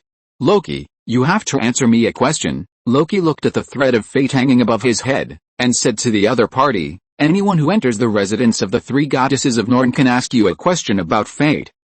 A crisp laughter rang out, and Loki saw the girl who had just appeared flash past him again. The other party smiled and said to him, we can't guide your destiny. Loki was a little surprised. I always thought you were guiding destiny. I know many people who can do it, such as an Indian who picked up snake bones in the swamp. He would fiddle with them with his little fingers, let them spin in his hands, and observe how the mud and water were shaken off, because in this way he can see what he will encounter that day. He can also crush cranberries in his palms and predict the weather through their crumbs, or put his hands on the bark and know what kind of birds are living on the tree. Faced with Loki's strange metaphor, the three goddesses of Nolan did not speak for a long time. After a while, the older woman said to him, destiny is insignificant and insignificant. There is no macro design or script. It is just the direction of your choices. Loki, you want to see the future through the destiny branch, but this is impossible. Loki nodded and asked, I guess you are the goddess Erd, right? I am not very interested in the future and destiny. I just want to ask you a question, but does asking a question require me to sacrifice something? Loki gestured with his hand, or we can exchange information. I can tell you some of my secrets. Of course, I can also tell you about the secrets of my brothers. For example, there are several magazines with unhealthy content under John's bed. No, Loki, your secrets are worthless. The goddess Erd interrupted his nonsense directly. You want to ask where the Book of Magdalene is? The youngest goddess suddenly appeared beside Loki again and asked him with a blink of an eye. Yes, this shouldn't be a difficult question, right? Loki looked at the lively goddess in front of him. Perhaps you can tell me the answer for my father's sake. The faceless goddess Earth spoke. We were born from the world tree and weave the web of fate. The fate of all beings can change at any time because of choices. Loki, you long to have the Book of Magdalene, but this will not achieve your goal. Well, I believe it, but didn't you just say that fate is irrelevant? Why now? It seems that you are talking about the destiny of fate again. Loki quickly changed the subject. Okay, let's get back on track. I want to know where the Book of Magdalene is. The three goddesses were silent for a moment. Georgetown, Maryland. If you want to get the book, that will be the place that will lead you. Before the goddess Erd finished speaking, the young goddess suddenly appeared behind Loki and said to him, I am looking forward to how you can rewrite the ending of your life. Startled Loki looked at the young goddess in surprise. It turned out that this person is also a god of fun? Okay, thank you.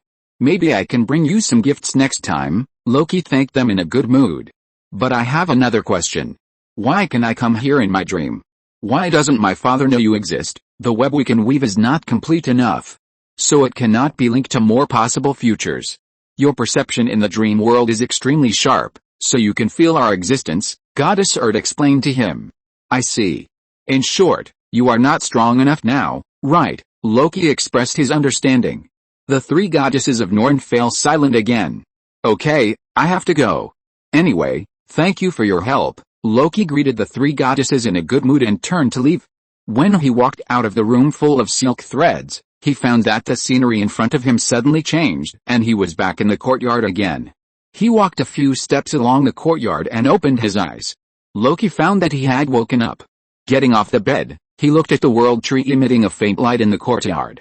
If he wanted to find the Book of Magdalene, he needed to go to Georgetown, Maryland. But it's not easy to go so far away from home now. His brows furrowed slightly. The next day, early in the morning, Star-Lord was showing Clark his newly learned magic. He took out a small bag and shook it, and something like a dice inside made a whirring sound. I collect bones, and I can tell fortunes through bones. Clark coughed. Great, you can do witchcraft too. Clark originally planned to go to the Torch with Chloe to do an interview. But he met Star-Lord on the way, and was forced to perform magic for him. Facing Clark's complaints, Star-Lord nodded and said, that's right. Clark was skeptical. He thought that Star-Lord was just bragging. You know, Clark, the universe has its own laws, and these laws are usually hidden behind people's sight, unless someone can see deeper or is willing to study them, Star-Lord said seriously. For example, I can see who you came with today. Star-Lord took a bone out of the bag and put it on the table. It's Lana, right? After hearing what Star-Lord said, Clark looked at him in shock. The other party was actually right. He did meet Lana when he came in the morning. How did you do it, Star-Lord? Clark asked the other party in surprise. This is the secret of magic, Star-Lord said proudly. This is also the secret of fate. Clark, I can see your fate, see some things in the past, present and future. Seeing that Star-Lord was getting more and more arrogant, Clark coughed and interrupted him. He knew that if he didn't show it, this kid would definitely keep on boasting. What he didn't know was that every time he saw Lana, the smile on his face would betray his good mood. In this way, Star-Lord easily guessed that he must have met Lana in the morning. It seems that you can start the stage performance with Zatanna. Clark picked up the bones in Star-Lord's bag casually. This is an animal bone, right? Where did you get it from? From the flea market. Star-Lord put the bones away. That's a good place. I found a lot of out-of-print tapes there, including those about the Rolling Stones. Cool. Clark listened to Star-Lord's talk and nodded. Loki, who had just got up, saw the two people talking as soon as he went downstairs. Hey, Clark, where's Dad? Dad went to Metropolis to deal with something. He said he might not be back today. Star-Lord said to him, I guess he went to deal with the bar. Are you sure? Of course. After hearing what Star-Lord said, Loki's eyes narrowed immediately. Since his father was out for a day and couldn't come back, maybe this was his chance. Thinking of this, Loki immediately started to act. On the other side, at the Metropolis bar, Peter was being questioned by the police. Are you the owner of the bar? Yes, I am. Peter looked at the body lying on the ground, which had been burned to charcoal, with a calm expression. But I rarely come here. The affairs of the bar are handed over to the manager Todd, but we can't find him now, Mr. Patrick. Do you really know nothing about what happened at the scene? I don't know. Peter rushed over quickly after receiving the call in the morning. On the way, he listened to the bar staff briefly describing the situation. A guest was sitting at the bar drinking when his body burned for no reason. Even though the security guards and waiters used fire extinguishers to spray at the other person, the flames on the other person's body could not be extinguished, and finally he was burned to charcoal while wailing. Peter wanted to contact the bar manager Todd, but he disappeared and the phone could not be contacted. "Okay, this is my personal contact information." The police handed him a business card with a phone number. "If you find anything, Mr. Patrick, you can contact me directly." Peter nodded and put the business card away. He looked at the charred body on the ground, and a trace of annoyance appeared on his face. Who dared to do this in his bar? What caused this fire that was obviously not normal? Magic? Or something else? "Haven't you contacted Todd yet?" Peter asked the waiter next to him. Todd Burley was the original owner of the bar. After Peter took over the bar, he had been handing over the bar's business to him. "We have been trying to contact him, but there has been no news. We can't get in touch with him by phone or email." The waiter said that he couldn't contact the manager either. "Where is his address?" Peter asked the waiter. He planned to go to the other party's house to take a look. After dealing with the police and handling the on-site matters, it was already evening. Peter was about to leave the bar and go to Todd's house. Bang! The door was pushed open and a figure walked in. Peter looked at the other party's figure and was slightly stunned. The other party had an unforgettable exquisite appearance, and his figure was full of sculptural protruding lines, showing a strong aura. The black jacket matched with black leather pants perfectly highlighted his figure. After entering the bar, the other party looked around the surrounding environment and finally cast his eyes on him. Chapter 168, Wonder Woman's Humiliation. "Are you the boss here?" the woman asked Peter. "Yes, I am the boss. How can I help?" Peter looked at her and asked her. "I want to find Todd Burley. Do you know where he is?" "Actually, I have always wanted to know where he is." Peter shrugged and said to her, "If you find him, maybe you can tell me." And, after a pause, Peter narrowed his eyes and asked her, "In view of what happened in the bar today, may I ask, Mom, why are you looking for Todd Burley?" He estimated that the woman in front of him might have some connection with Todd Burley's disappearance and the people who were burned to death in the bar.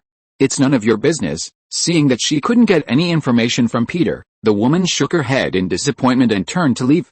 "Do you mind if I buy you a drink, Mom?" Peter picked up the glass and asked the other party. "Now it's not just the police who want to find my manager. I guess there are more people looking for his whereabouts. Maybe if we talk, we can both gain something." After hearing what Peter said, the woman thought for a while. After a while, she nodded and walked to sit next to Peter. "You are very interesting. You don't seem to be afraid of trouble. If ordinary people encounter such things, they probably want to stay as far away as possible, let alone want to investigate." The woman showed her interest in Peter. "I am a person who is often troubled." Peter shrugged his shoulders and stretched out his hand to the other party.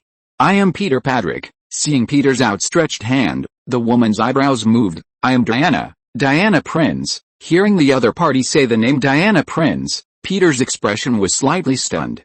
The woman in front of him is Wonder Woman Diana Prince? One of the three giants of the Justice League? A superhero as beautiful as Aphrodite, as smart as Athena, more agile than Hermes, and stronger than Hercules? Now she has made her debut. He looked at her again in surprise. As for beauty, he had no way to judge because he had never seen Aphrodite. Although his figure looked very strong under the leather coat, he was probably not as strong as Hercules. Diana saw Peter was slightly stunned. She never expected that he was commenting on her appearance and figure. She hesitated and asked Peter, "Have you heard of my name?" "No, I guess not." Peter pulled his thoughts back and said to her, "I just suddenly thought of something." Diana nodded without any doubt. "Todd Burley, since he's your manager, you should know each other very well, right?" "Actually, not too familiar. Although I am the owner of this bar, I don't come here often." Peter shook his head and continued, "I do have a question. Did he offend someone?" "Yes, he offended some people he must not touch. Those people have been looking for his whereabouts. If he is found, I guess his end will not be very good." Peter nodded and asked her, "Like the customer who was burned to death before?" "Almost. So he is in danger now." Peter was interested in what she said. "What about you, Miss Diana Prince? Why do you have to find him before that group of people?" "Sorry, I can't tell you for the time being, for your safety." Diana had an expression that said, "I'm doing this for your own good." Sometimes, the less you know, the better. That's not necessarily true. Peter picked up the glass and tasted the Long Island whiskey in it. Seeing that she couldn't get the information she wanted from Peter, Diana said a few words, advising Peter not to interfere, and then got up and left. Peter sat at the bar, watching the back of the other person leaving, and asked the bartender to add some more iced tea for him. At night, the sound of music with a strong beat vibrated from the back door of a nightclub. This is a dark alley. In addition to the dark shadows, there are only the hazy neon lights reflected from the street corner. Todd, wrapped in a black windbreaker, walked out of the long shadows. He was wearing a black windbreaker and black leather shoes. Although it was midnight, he still wore a pair of reflective sunglasses. Just as his black leather shoes stepped on the metal steps leading to the back door of the nightclub, Todd's eyes turned imperceptibly, and he had already discovered that a guy with skin as black as obsidian sneaked out from behind the trash can. The black man was wearing a black vest, with the front open, revealing his sweaty chest and the thin chest hair. The door at the top of the steps opened a crack, letting in a ray of light. The black man followed silently. He stepped onto the steps and approached Todd with extreme caution. Although Todd was very nervous, he tried his best to calm himself down and pretended to be unaware and continued to walk forward. When the black man finally made a move, Todd was ready. The black man pulled out a dagger from his waist and moved towards Todd's arm, preparing to cut him first. However, his knife missed, and Todd turned nimbly and leaned against the railing next to him. With a flash of cold light, Todd had a sharp knife in his hand. He swung it wildly at the black man like a painter holding a brush. But the black man was not a pushover. He hit Todd's wrist with his elbow, and the knife swirled and fell on the metal steps, clanging and disappearing. At the same time, the back door of the nightclub creaked open, and loud music poured out like a tidal wave. Enduring the pain, Todd leaned forward and grabbed the black man's head with both hands, as if he was about to eat a huge Big Mac. The next second, he really took a bite, biting the black man's nose like a zombie. The black man whose nose was bitten screamed in pain, and the dagger in his hand fell to the ground. Blood splattered all over the walls and steps, and the black man screamed in pain. Just as Todd was about to subdue the other party. Bang! Bang! 2 gunshots were heard by the two. Todd, who was startled by the gunshots, looked towards the steps, and saw that there was suddenly another person on the top of the steps, a drug addict as thin as a monkey.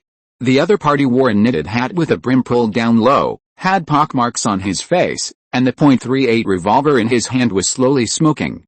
2 bullets shot at the wall next to him, making a dull sound.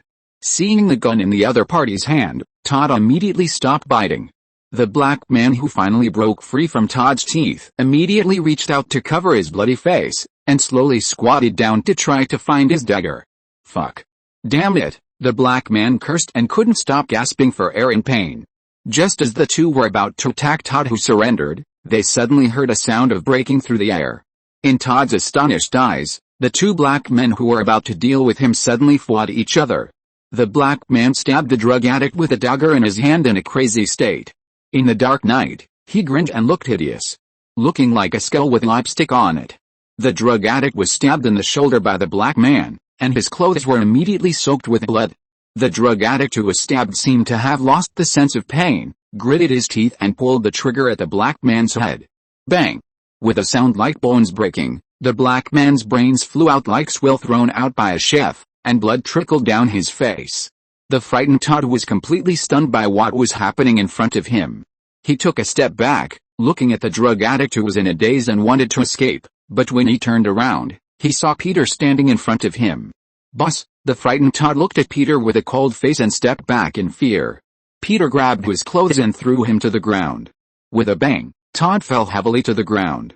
Todd, you made me look for you for a long time, and you gave me a lot of surprises. Peter looked down at Todd, who was lying on the ground, and said to him, "It seems that we need to have a good talk." After searching Todd's house for a while without success, he used the rune to track the other party's breath and finally found this guy here. As soon as he arrived here, he saw 2 people attacking Todd. He casually drew out the runes to create an illusion, causing the 2 to fall into a fight.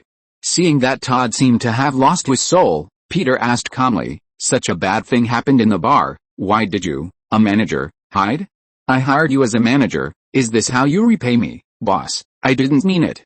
I had to hide, otherwise they would find me. Who? I don't know, but they are not human. Do you have something of theirs in your hand? Peter frowned and asked him. Yes. No, I don't. They want to know the whereabouts of a person from me. As soon as Todd finished speaking, he heard footsteps coming from the alley. Duh. Duh. Duh. The footsteps came from the other end of the alley, and Todd quickly stood up and hid behind Peter. Under the dim light, the figure of the person gradually became clear. Mr. Padraic. Diana was wrapped in a robe and looked at Peter. We meet again, what a coincidence, Miss Diana. Mr. Padraic, you know I've been looking for him, so can you hand him over to me? I can ensure his safety. I'm afraid not. Peter shook his head. He is my manager. Although I am a little disappointed in him, I have to ensure his safety now. Diana didn't agree with Peter's words. She thought Peter was just an ordinary person. She had extraordinary power, so there was no need to talk nonsense with an ordinary person. Whoosh! Diana moved to Todd's side in an instant and grabbed him. Bang! But the next second, Peter next to her grabbed her hand firmly. Diana was stunned and was thrown out with a bang. The last chapter was published a little late. You can read it tomorrow morning. Go to bed early. Chapter 169, There's no point in trying to match my background, I can shake my son. Diana was a little confused after being thrown out. After she fell to the ground and thought about her life for a short moment, she realized that she was thrown out by an ordinary person. As an Amazon princess, her self-esteem and pride made her face red, and her anger instantly surged to her head. The Amazon princess on top no longer had the grace of a beauty before, and directly lifted her robe, revealing the red and blue battle suit inside, and rushed up with a roar. Seeing Diana's impressive momentum, Todd was frightened and took another step closer to Peter. Diana, carrying anger, rushed straight towards Peter. Bang! The fist whistled and hit Peter's raised arm. The air made a bursting sound, as if thunder sounded in the ears of the two. Diana, who failed to hit the target with one blow, regrouped and took a step back, then continued to swing her fist to attack Peter. What shocked her was that this guy could actually block her attack. Where did this mysterious guy come from? Is the other party also a god? Diana, who was extremely curious about Peter's identity, was shocked, but her hands were not slow. She punched Peter's chin, fast and hard. Peter held his arm and took a few steps back with the force of the recoil. Diana was relentless and swept Peter's lower abdomen with a high leg. Peter dodged slightly sideways. He did not use rune magic right away, but was ready to use Wonder Woman's attack to test his current physical strength. Diana, who didn't know she was being used as a detector, approached Peter again, punched left and right, and hit him like a heavy hammer.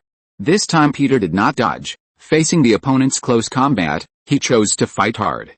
Bang! Bang! Bang! The fists collided with the muscles, making a dull explosion. The two of them fought each other for several rounds in a short moment, and Diana was secretly shocked. This amazing strength and speed is definitely not human. She was wildly guessing Peter's identity in her mind. After fighting with the opponent for a while, Peter pulled away from the opponent and immediately used the energy of the gods to construct a rune on his hand. Peter constructed the lightning rune. At the moment when Diana attacked him, he held the opponent's hand and released it instantly. Diana, whose hand was held by Peter, was about to raise her knee to attack, but was suddenly surrounded by lightning. The strong arc of electricity surrounded her, and the feeling of paralysis instantly attacked her whole body. Bang! Diana was knocked to the ground, trembling all over. Diana, who was attacked by lightning, stood up despite the strange feeling, but saw that the opponent had disappeared without a trace. Even Todd Burley disappeared. Diana was furious and hammered the ground hard. This shameless bastard, don't let me touch him. After repelling Diana, Peter took Todd and left the scene as quickly as possible. After the test just now, it seems that he is not as good as Diana in terms of physical strength. This demigod born from the combination of the Amazon Queen and Zeus, although the hardware conditions are not as good as Clark, it is also one of the best. Although he was inferior to the opponent in physical skills, Peter, who had the rune, was very confident that he could defeat the opponent. However, this woman had a lot of artifacts on her, and she also had a lot of relatives and sisters. If he wanted to mobilize people to deal with him, it would be troublesome. Peter couldn't help but fall into deep thought. Since the other party could mobilize people, he could also mobilize his son. Thinking of this, he immediately had the idea of mobilizing his son. Ugh, Todd, who couldn't stand the high-speed movement next to him, finally couldn't help but vomited everything in his stomach. Frowning at the vomiting opponent, Peter temporarily threw the idea of mobilizing his son out of his mind and asked him, "Okay, now you are safe, tell me, Todd, what do they want?" After vomiting for a while, Todd, who was pale, said to Peter, "They want to know the whereabouts of a woman." "What woman?" "A pregnant woman. She is my ex-girlfriend, but we broke up a long time ago, and the child in her belly is not my child." Peter, he stared at the other party with a suspicious look. The pregnant woman was searched by various forces, and even Wonder Woman was dispatched. Could it be that he is pregnant with God? The next day, early in the morning, Zoo received a call from Peter at the farm.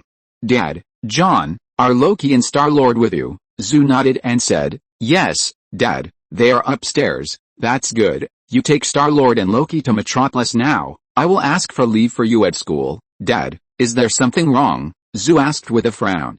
"No, just to make sure you are safe." Peter comforted him and hung up the phone. After Zoo hung up the phone, the worry on his face did not fade. "Star-Lord, Loki, we have to go to Metropolis." He walked upstairs and shouted to the two. Star-Lord quickly walked downstairs. "Is there anything wrong?" "It was a bit sudden. Dad asked us to meet at his place." "Where is Loki?" "Just now I saw him in the room and didn't want me to disturb him." "Really?" Zoo immediately had a bad premonition. Thinking of this kid's numerous criminal records, he walked quickly to Loki's door and pushed it open with a bang. Loki was in the room, holding a book, walking around the room, and occasionally shouting to the door, "Hey, I'm studying, go away, don't disturb me." Now even Star-Lord could see what was going on. Loki used a fake clone to trick the two again. Azu shot his eyes forward and snapped the phantom clone created by Loki. "What should we do?" "Should we tell Dad?" Star-Lord asked Azu. No. Azu was very angry, but he quickly calmed down. He must have sneaked out to do some conspiracy, and he will probably be back soon. We can just leave him a note. He didn't care much about Loki's affairs now, but was more worried about his father's situation. Loki, who had tricked Azu and Star-Lord, had arrived in Georgetown. Loki, who transformed himself into a young man, was eating in a store called Sunshine Cafe. The walls of the coffee shop were bright yellow, and the sun shone through the thin curtains. Loki casually handed a bill to the waiter, "A cup of latte, and, can I ask, who is that person?" Loki, who had been walking around Georgetown yesterday, swindled a lot of money. Using illusions that were difficult to distinguish between true and false, ordinary people would basically be fooled by him. He curiously asked the waitress with a thin waist, narrow shoulders and a huge butt, "Are they regular customers?" In the corner where Loki pointed, there were some people wearing black robes. "No, they are not regular customers, they are from the nearby church, although I have never been there." "Church?" Hearing the waiter say that the other party was from the church, Loki immediately became interested.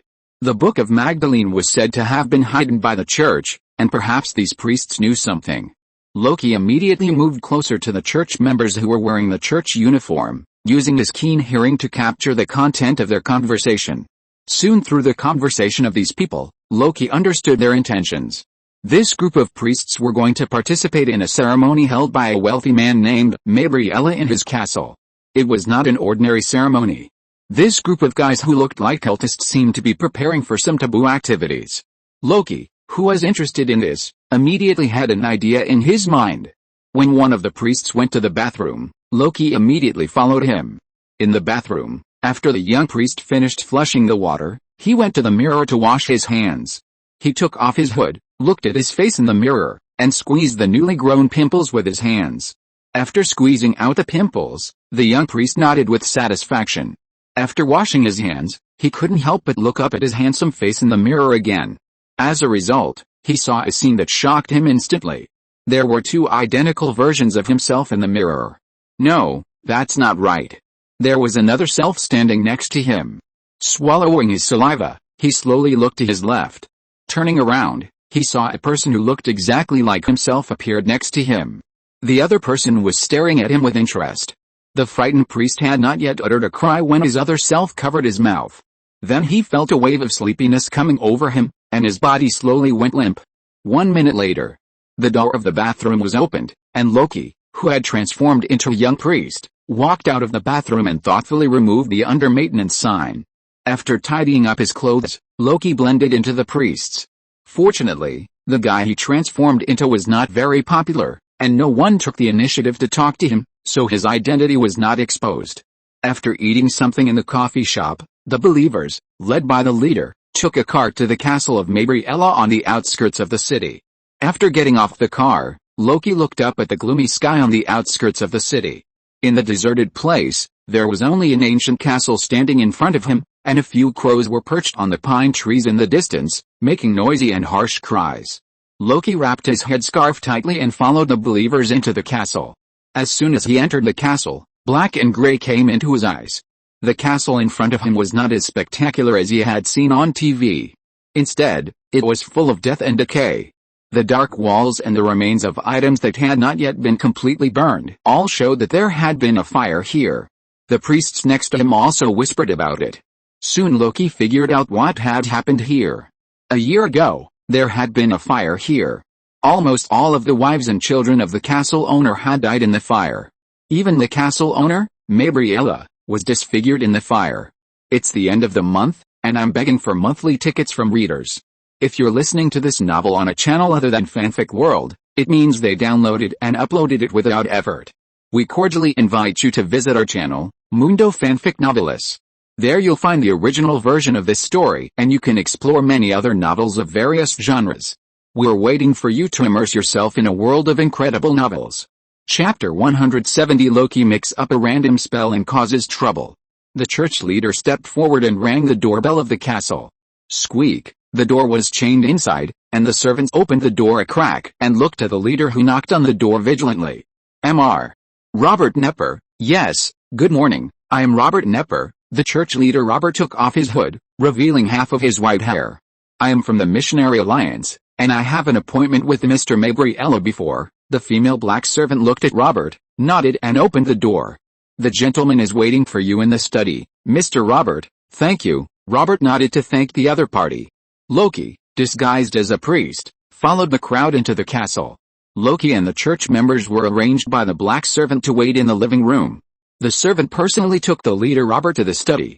Loki, who was mixed in the crowd, took advantage of the inattention of the crowd, flashed out, and quietly followed behind the two.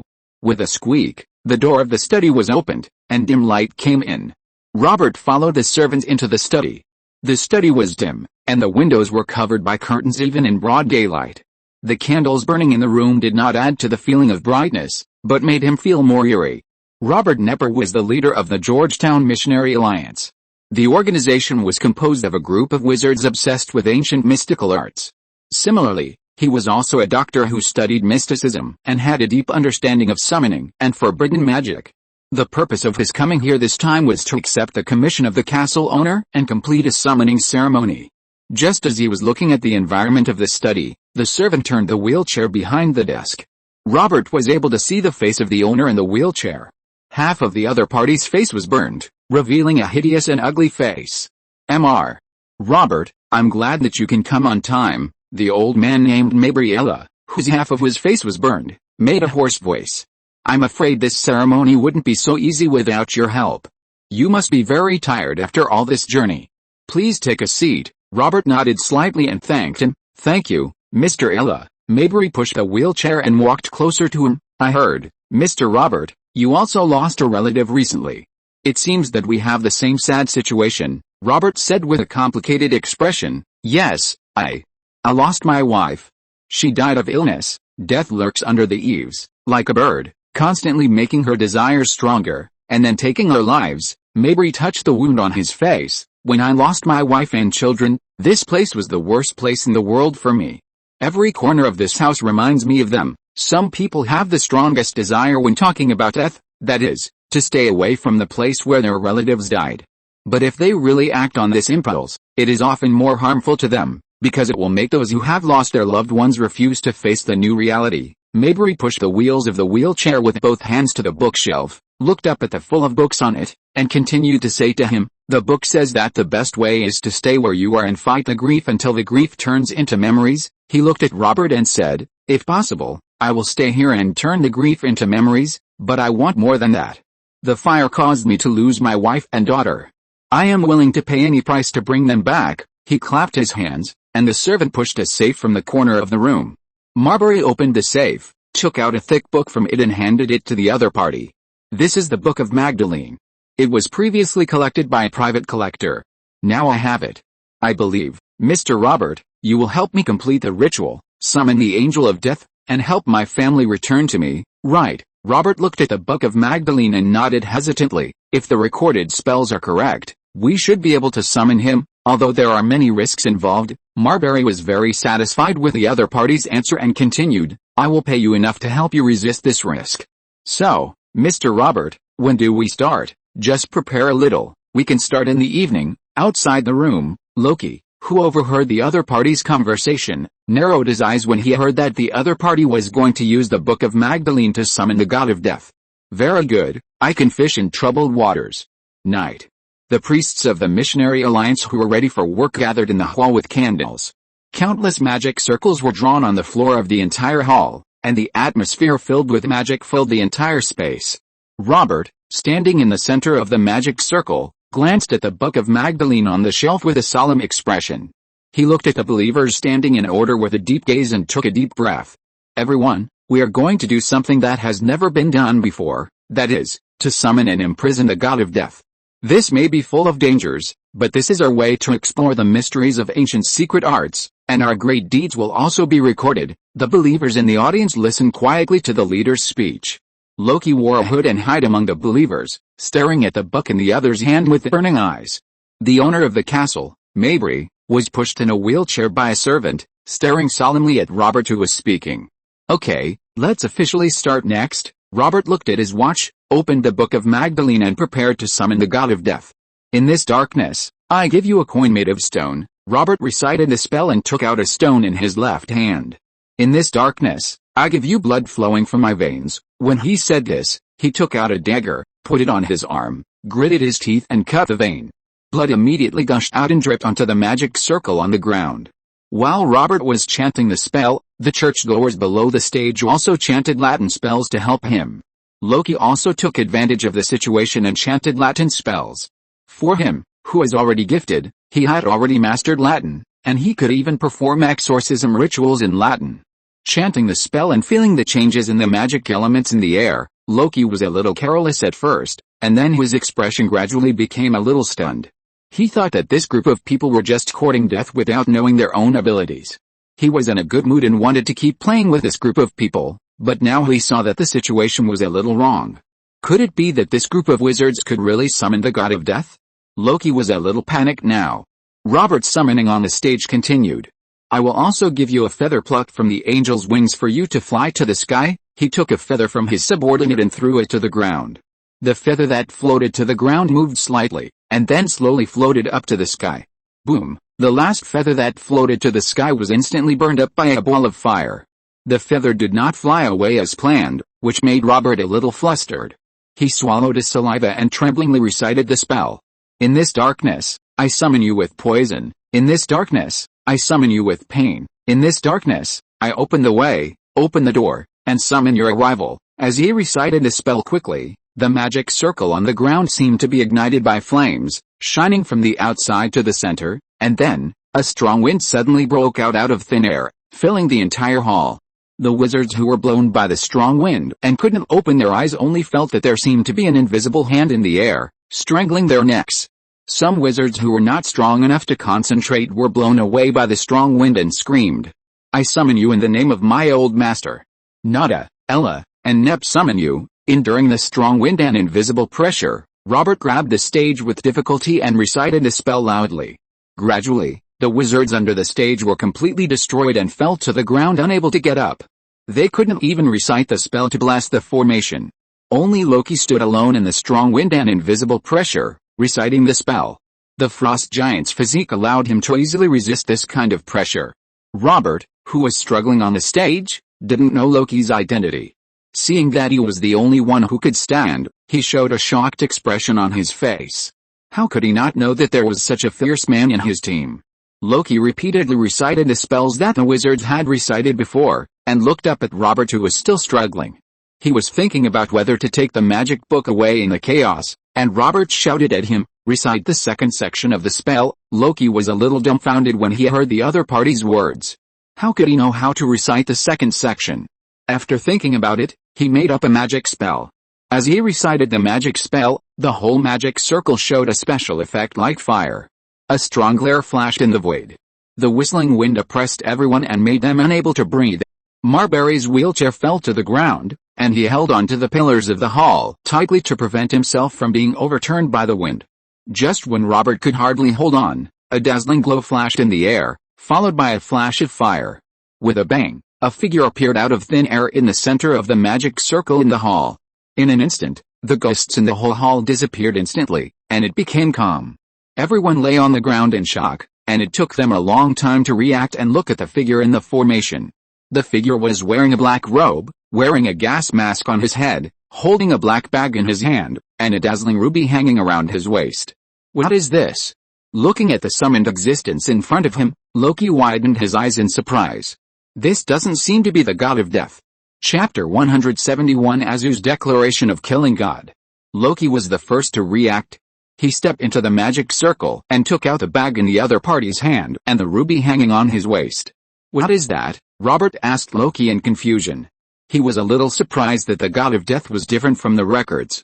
Loki looked at the black bag and found a pile of sand inside.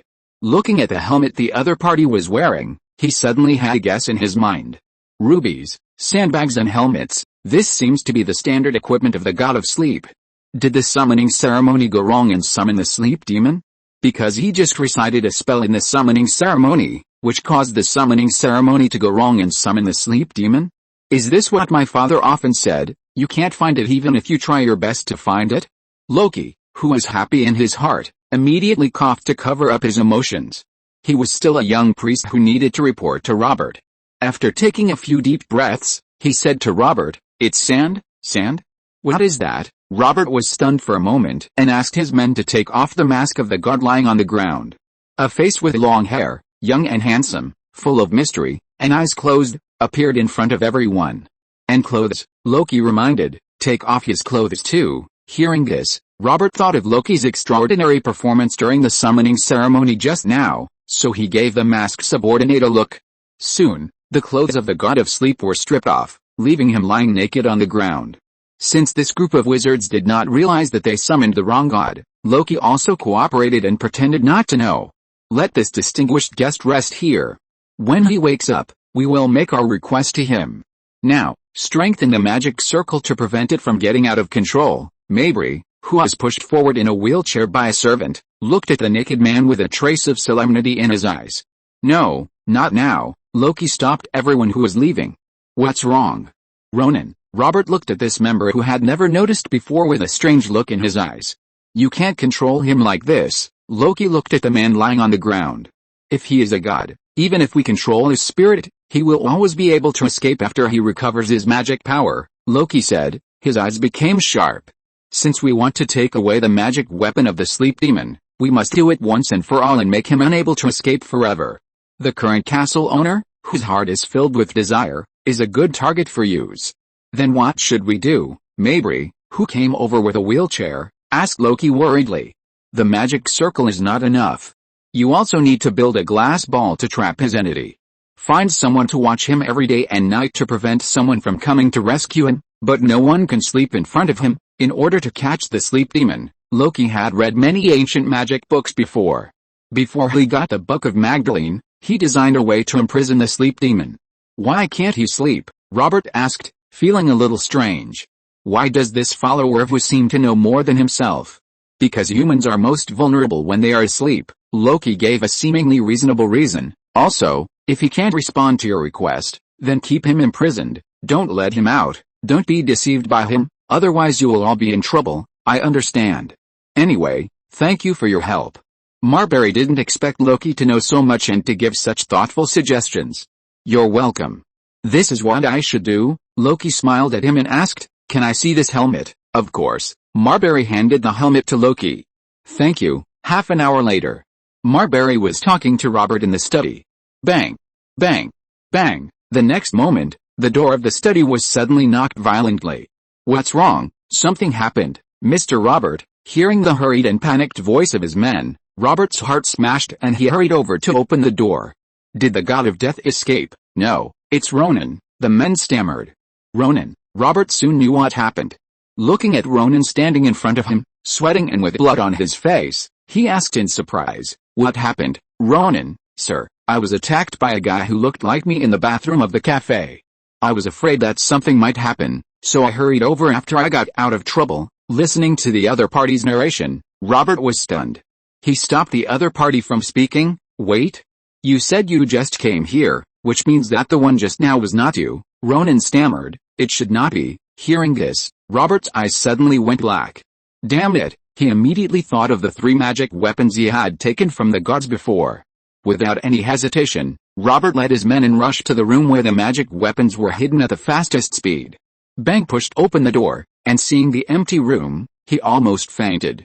He was so stupid, he should have noticed it when that guy insisted on the entire summoning ceremony. "What happened?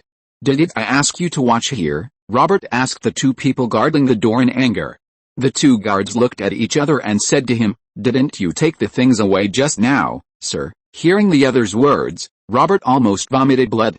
At the same time, Loki, who had successfully obtained the 3 magic weapons, had already boarded the train back to Smallville. Taking off his sunglasses, looking at the bustling station in front of him, Loki smiled. This time the harvest is good. Metropolis. Azu and Star-Lord have already reunited with Peter.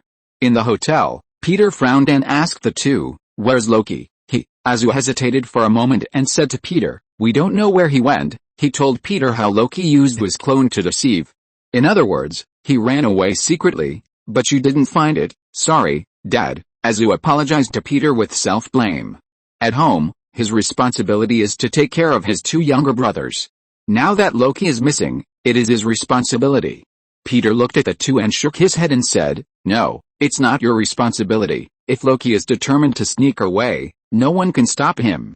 "How about, Dad, I'll go get him back," Azu looked up and suggested to Peter.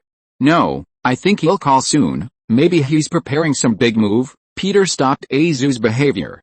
Azu nodded and asked him, "Then, Dad, did something happen here?" "I guess." Peter looked up at the bright sunshine outside the window. "Dad is going to face a group of gods or demigods this time." "God?" Azu's eyes flashed with doubt. "Dad, what god?" "Probably the Olympian gods," Azu said confidently. "Don't worry, Dad, even if it's a god, I will kill it for you to see, and Dad, I will help you deal with this so-called gods." Listening to the 2 naughty children's speech, Peter looked at them in surprise. "John, you were beaten up by that Lucifer last time." Azu was speechless after being exposed by Peter. "That? Dad, I have grown up. When I was 7 years old, I could fly at twice the speed of sound. Now I can fly at more than 4 times the speed of sound. My strength and reaction are also stronger than before. Clark is no match for me now. If I meet Lucifer again, I will easily kill him." Peter did not doubt what Zeus said about Clark. After all, Clark developed late and can't fly yet. "Of course Dad believes you. I was just joking just now." Peter said he was just teasing you just now. That, Todd, who had been ignored, listened to Zeus talking about flying at twice the speed of sound when he was 7 years old, and swallowed his saliva in shock. Is this family still human? Did he meet aliens? Or is it that his boss's family is actually gods more powerful than the gods of Olympus? Otherwise, how could the other party swear, "Kill the gods too"? Can I ask, boss, who are you? "Me? I'm a Kansas cowboy, and I have some property in the metropolis." "Cowboy?" Todd glanced at Azu, who seemed a little difficult to mess with. A cowboy would have such a powerful son? And in the past few years, he has never seen Peter age a little. Ignoring his wild thoughts, Peter said to him, "Let's talk about business, Todd. What happened to the guy who was burned to carbon?" Todd scratched his hair. "That was also someone who wanted to get information from me. He was a little too proud at the time and was about to reveal his master's identity to me, but he caught fire on the spot.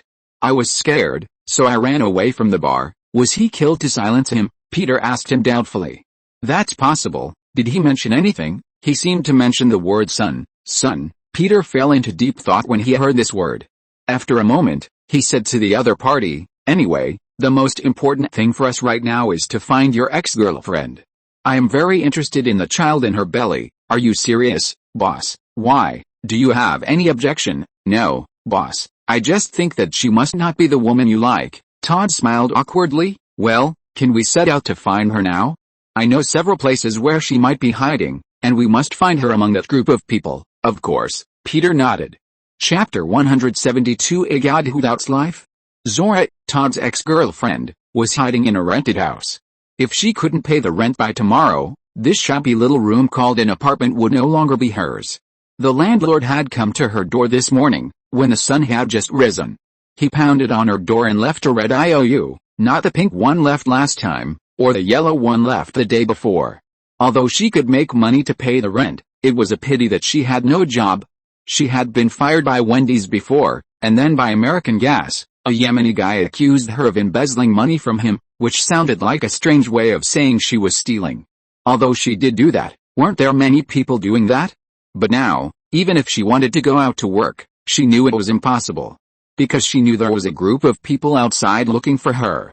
Those unknown forces seemed to have been trying to catch her.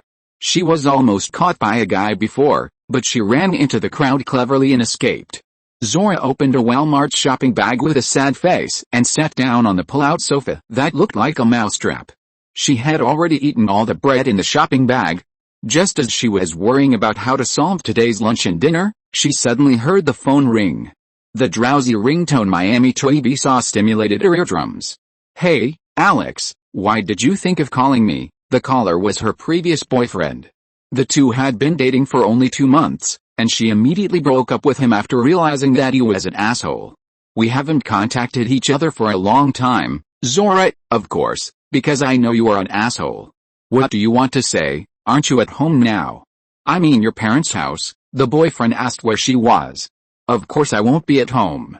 My parents don't welcome me, and I don't want to go back to that hell. They just sit there day and night and don't care about anything.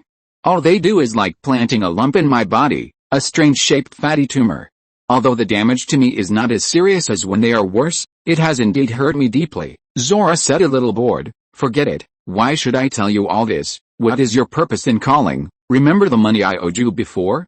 I mean, I borrowed $2,000 from you in the hotel that day, and I can pay you back now." This sentence was like a flash grenade that blinded and dazzled people, and Zora was blown dizzy. "Really?" Zora asked her with rapid breathing. Her teeth began to chatter, and then grinded together, biting her jaw hard, and she was about to cramp. "Are you really going to pay me back, enough rent? This is really a lifesaver." "Of course it's true, okay, but I need the money now," Zora said to her with suppressed excitement. "I can give it to you when we meet," Zora said to him without any doubt. "Let's meet at the bus stop near the Royal Museum, by the Archer statue by the river." "I see, Zora, see you in an hour." Zora raised her thumb and pressed the button to end the call. She stood up and looked at her belly. The slightly bulging belly reminded her that she was still a pregnant woman. Shaking her head, she got up, changed into a loose dress, and left home. Half an hour later, Zora came to the statue in the park near the museum. Taking a deep breath, feeling the bleakness of autumn, she unconsciously wrapped her clothes tightly. Soon she saw her ex-boyfriend walking towards her. But the other party's expression was a little strange. It seemed that his face was full of anxiety and tension, as if he was afraid of something. "Hey, Alex, I'm here," Zora waved to the other party. The other party walked towards him quickly. "You don't look good lately, Alex. Maybe you should stop going to the bar every day," Zora said to him jokingly, "but that has nothing to do with me. Did you bring the money?"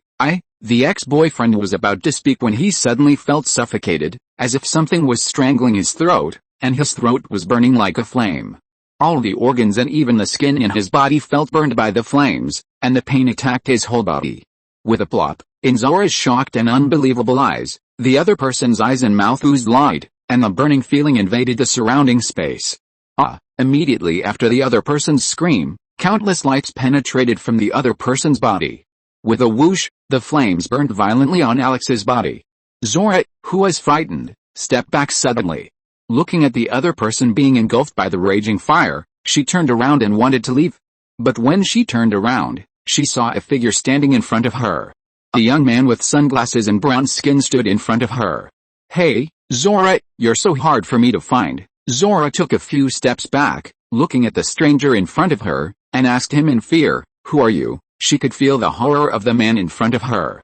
He exuded an aura that she couldn't get close to, which made her feel scared and trembling. It doesn't matter who I am. What's important is that you are in my hands now. My group of brothers and sisters should have nothing to say. It's a pity that neither I nor they will allow the child in your belly to live, the young man in sunglasses said with a regretful tone, while reaching out to grab Zora's hand. As a result, at the moment of contact, a thermal line of sight rushed towards him with a whoosh. The young man in sunglasses, who was unable to react in time, was knocked away by the thermal line of sight. Bang! The other party's body hit the ground heavily, making a deafening sound. The solid marble floor was instantly smashed into pieces. Zora looked in the direction of the laser with a dazed look, and saw another ex-boyfriend Todd who had not seen for a long time appeared in her sight with 3 strangers. What is this? Unsure of the situation, she quickly dodged to the side, trying to leave the scene in the chaos. The incredible degree of the things in front of her made her head dizzy and blank. The only thing she wanted to do was to leave the scene quickly. Hey, Zora, don't go, Todd quickly called out to this ex-girlfriend with a unique personality. Peter rushed to the scene at the critical moment under the leadership of Todd, and first looked at the short-haired girl in front of him. Her appearance was not outstanding, but she had a very wild temperament. At the same time, the young man in sunglasses who was shot to the ground by Azu stood up with an angry face and glared at Azu. The noble temperament he had before was completely dissipated. Who are you? Who are you? Azu looked at the guy in front of him with a bad look. The other party could survive his hot eyesight, which meant that he was not an ordinary person. Who am I? Mortals, you don't know what kind of god you have provoked. I will bring down my anger and burn you all. The roaring young man in sunglasses, veins on his forehead burst out, and anger surged. As a god, he had never suffered such a great humiliation, and it was given by a mortal. A golden sword appeared in his hand, and the young man in sunglasses with a cold temperament was about to cut someone. God? Peter was stunned when he heard the other party call himself a god. Looking at the brown skin, black hairstyle, golden sword in the hand of the guy in front of him, and the sun Todd had said last night.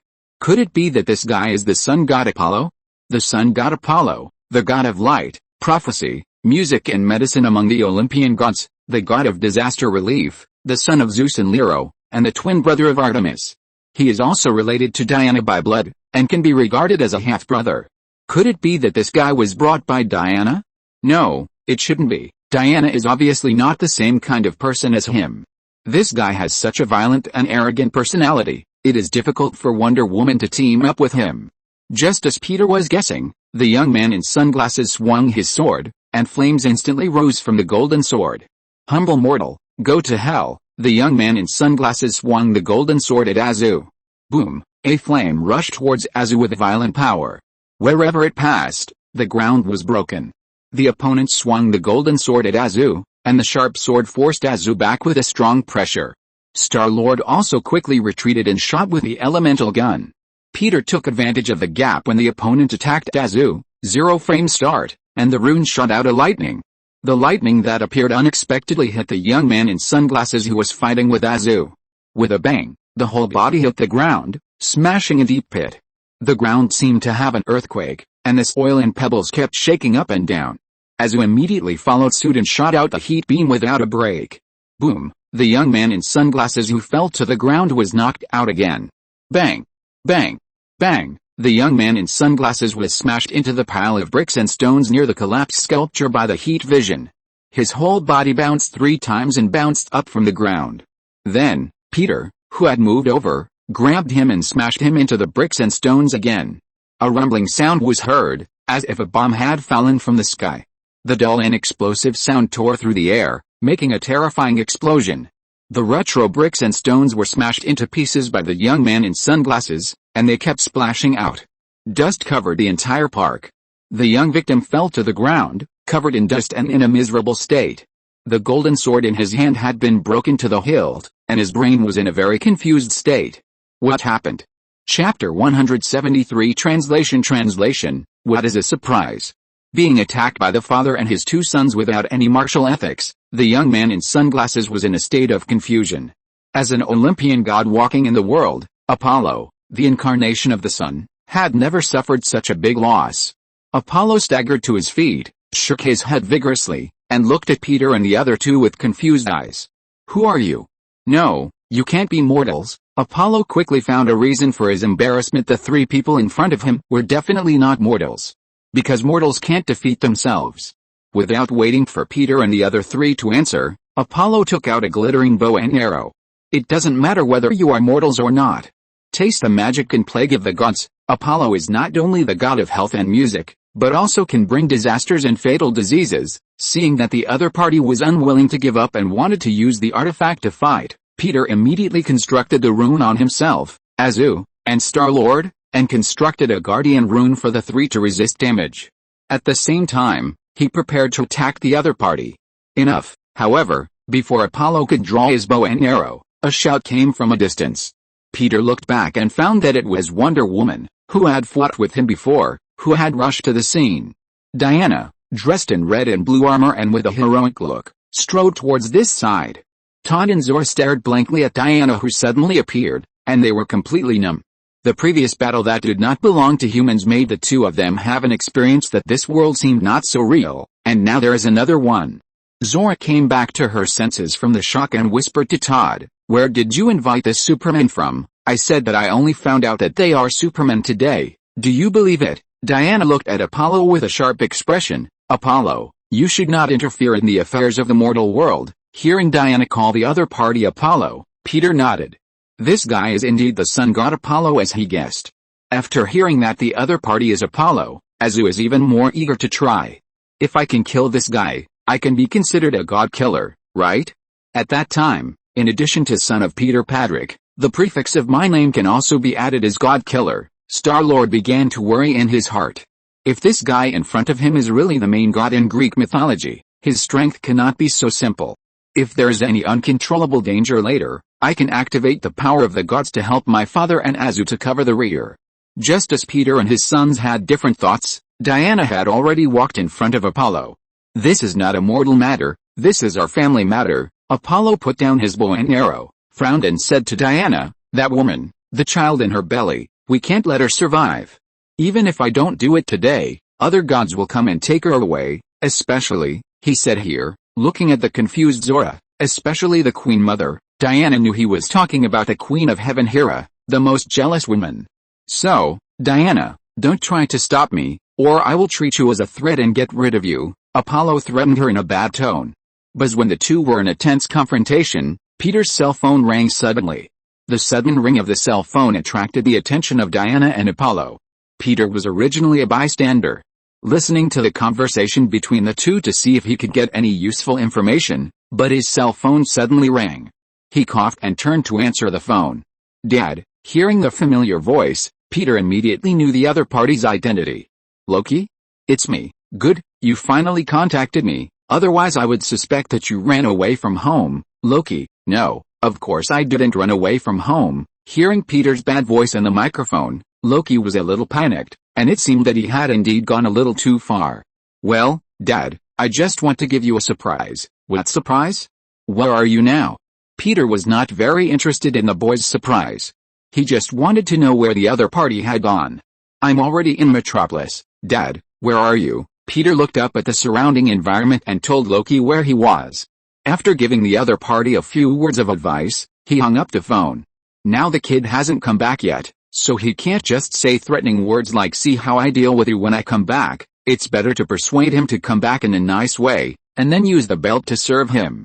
After the call, Peter turned around, coughed, and said to Diana and Apollo, "Sorry, I've delayed some time." "You continue, Apollo." Diana had a faint black line on her head. If she hadn't considered that the enemy in front of her was mainly Apollo, she would have chopped at Peter directly to avenge herself for being humiliated by him last night. Taking a deep breath, Diana tried to calm herself down. She clenched the sword in her hand and glared at Apollo. "As long as I'm here, I won't allow you to hurt that woman. She and the child are innocent." "Innocent? This is really the funniest joke. The child in her belly is the last bloodline of Zeus. Now Zeus is missing. Everyone is fighting for that position, whether she likes it or not. She has fallen into the vortex. So, Diana, face this sad reality. No one is innocent." "Wait." Without waiting for Apollo to finish, Diana asked him in shock, "You said Zeus is missing. You don't know yet?" Apollo looked at her with some surprise. "It seems that you don't know what happened. So you rashly try to be a good person and get involved in this. Diana calmed herself down. When did Zeus disappear? You have too many questions, Diana. Apollo held a bow and arrow and looked at her coldly. Now our communication time is over. Do you still want to stop me? In any case, I must protect her safety, whether it is her or the child in her belly. Wonder Woman took a step back and slowly raised her sword. Peter, a bystander, saw that the two were about to fight, and quickly pulled Star-Lord and Azu one in each hand and took a step back to avoid blood splashing on his side. At the same time, his eyes looked at Zora, who was stunned not far away. This woman was pregnant with Zeus's child? And now Zeus is missing. Doesn't this mean that if I get this child and train him in the future, I can support him to be a puppet lord of Olympus? In this way, I have Asgard in Northern Europe and Mount Olympus in Greek mythology? Stroking his chin, Peter fell into deep thought. But holding this idea of supporting puppets, doesn't it make me look very ambitious? Shaking his head, Peter quickly threw this idea out of his mind. Why do you think so maliciously? This is clearly an act of helping others. Peter raised his head and looked forward. At this time, the two brothers and sisters of the gods had already taken action. Diana, holding the sword of Vulcan, has a significantly enhanced combat effectiveness than last night. Facing Apollo, who possessed divine power and divine weapons, she could also suppress him from the front. Ho! Diana roared and jumped, and chopped at Apollo's forehead with great force and lightning speed. Seeing this, Apollo hurriedly dodged the attack, and then he stretched the bowstring while retreating, shooting an arrow that shook the air and shone with brilliance.